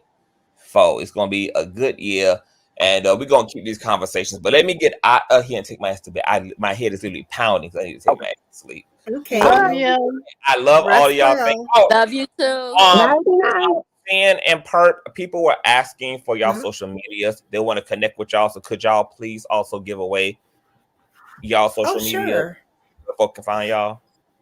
You can reach me on TikTok under Customize Your Life on TikTok, and you can also reach me on Instagram as Purple Lover 1977. And I got some other accounts, but once you hit me up on Customize Your Life, I'll lead you to my other ones. But thank you for having me. Remember, YouTube has a vast resource on learning about generational wealth, how to become your own bank. It's extremely important. Learn how to become your own LLC, and please educate yourselves on trust, because one of the things that the rich do is they own nothing, but they manage everything. And you want to do that for yourself. So that way, if somebody's coming after you, like some of the things she was talking about with the nursing, one of the ways that they can protect themselves is with a living trust. I think it's called the living trust. There's so many different types of trust, but anyway. But there's ways of protecting your assets, so that if somebody sues you, because it's not in your name, they can't go after your assets, because your trust will own the assets instead of yourself. You'll be a trustee to your assets. Right. My next glow up, I'm going to do that, even because my brother has a trust for his children, and so they'll be okay in the event of his death or demise or whatever. But also, and even in that, if you own your home, get a trust. If you got the deed, so you can cloud it, so because a lot of these places are trying to take back over land and stuff. Make it hard for them to find you. Cloud your deed in a trust, especially if you're a business conscious. If you own your shit, make sure you do that too. Everything needs to go into your trust. Check out YouTube for that type of information. There's a lot of free resources here. Check out TikTok for that information. There's a lot of great resources there as well, with people who will teach you about what type of trust you need, what's applicable, whether you want to be an LLC or corporation. They'll give you all the. We would do a whole show. Yeah, I gotta go to bed. Yes, I'm closing out CTV. Oh, did you send an email to me, baby? No, I will send it to you as soon as we hang up here. If y'all can let me get off the damn live. I'm gonna let you. Oh, you know what? Don't make me come over there and get your stinger. Oh, I got clues. You gotta love our people, baby. If you tell them you gotta go right now, baby, they take that as an extra 20 minutes on the clock. Yeah, my mom did that, and I can't stay. I love you, but if I you get love on you with the guys. let me know. Send me a message and DM me if you get on about, because I had some thoughts about that I think we're missing. But I love you. God bless. Go heal thyself, and talk to you later. All right, babe. So I'll send you guys and all of my moderators who send and prep y'all can also put y'all links and stuff, in the actual chat, because y'all being moderators allows y'all to put actual links, to y'all channels or to whatever in the chat as well. Y'all, I promise to God, I'm gonna bring Perp, I'm gonna bring Sin back, I'm gonna bring Claudia back, girl. We will continue to have conversations around trust, how Tasha K is getting away with all her ish in civil court, because Tasha K is in part, she understands a lot of the stuff too, which is why, she be moving the way she be moving, etc. But we'll get into everything, y'all. I love y'all. This was a riveting discussion. I hope that what I would like to see happen with this Funky situation is, I would just like for him to handle his business in the way that a grown-ass man who is intelligent and wise can handle, his business. But he just need to figure out what the fuck he actually mad at. Because, like I said, at first it was over money. Now he claiming it's over a bunch of fake. I don't know what it is, girl. It just seemed like he really don't want to admit what he really upset about. And at this point, for me, it's just given that a lot of this is just an ego thing, and that he just mad mostly because Fox had the audacity to just treat him like hired help, and they let him walk. And I think that has been a major blow. Funky might be a gay man, and he might be a very effeminate gay man, but he got an ego just like any other goddamn man does, and he acts like any other man acts when there is a blow to your fucking ego. When you thought it was you who was the grand prize after you done gave the ugly hoe, a relationship, you the one who feel like, bitch, I'm the pretty one, bitch. I'm doing you a favor by being with you, and you got the nerve to break up with me, ho. You got the nerve to think that you can do without me, bitch. Oh yes, girl, that is a whole nother level of an ego dip. I'm not gonna say that, he don't got no real legit claims, because, only he knows what the truth he is. And like I said, I'm sure that there's been some flaws and some mistakes and some whatever and some reality to what he's saying, girl. But I'm telling you, at the base of this issue, it really don't even got nothing to do with the money. It ain't got nothing to do with the quota. It ain't got nothing to do with the fake shit. All of that stuff is just being really escalated and amplified by the fact that that motherfucker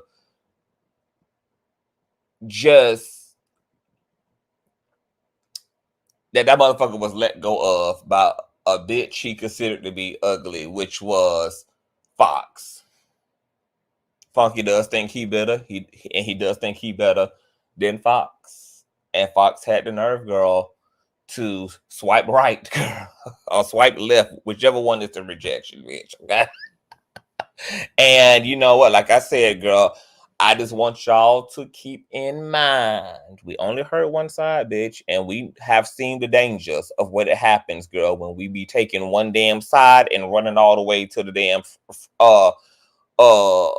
to the goddamn courthouse, girl, with one side to look a damn fool. Consider the fact that we've only heard one side. Consider the fact that this is only one person's perspective. It does not mean it's gold. It ain't silver. They don't make it fact. It don't make it truth. They don't make it its entirety. And it could be true in a hypothetical that he was asking for way more than his worth. That could be. We don't know. Once again, we make an assumption about one side to a story. So, yeah, I'm just going to let Funky either come all the way through with it, or I'm just going to continue to remind him that he ain't coming through with shit and that he got this shit just looking real petty and about something else. So, yeah. See y'all later. Shout out to Claudia Jordan. Oh my CTV, you have a admirer on YouTube who loves you, content creator named Spill It. Oh yeah, I love Spill It.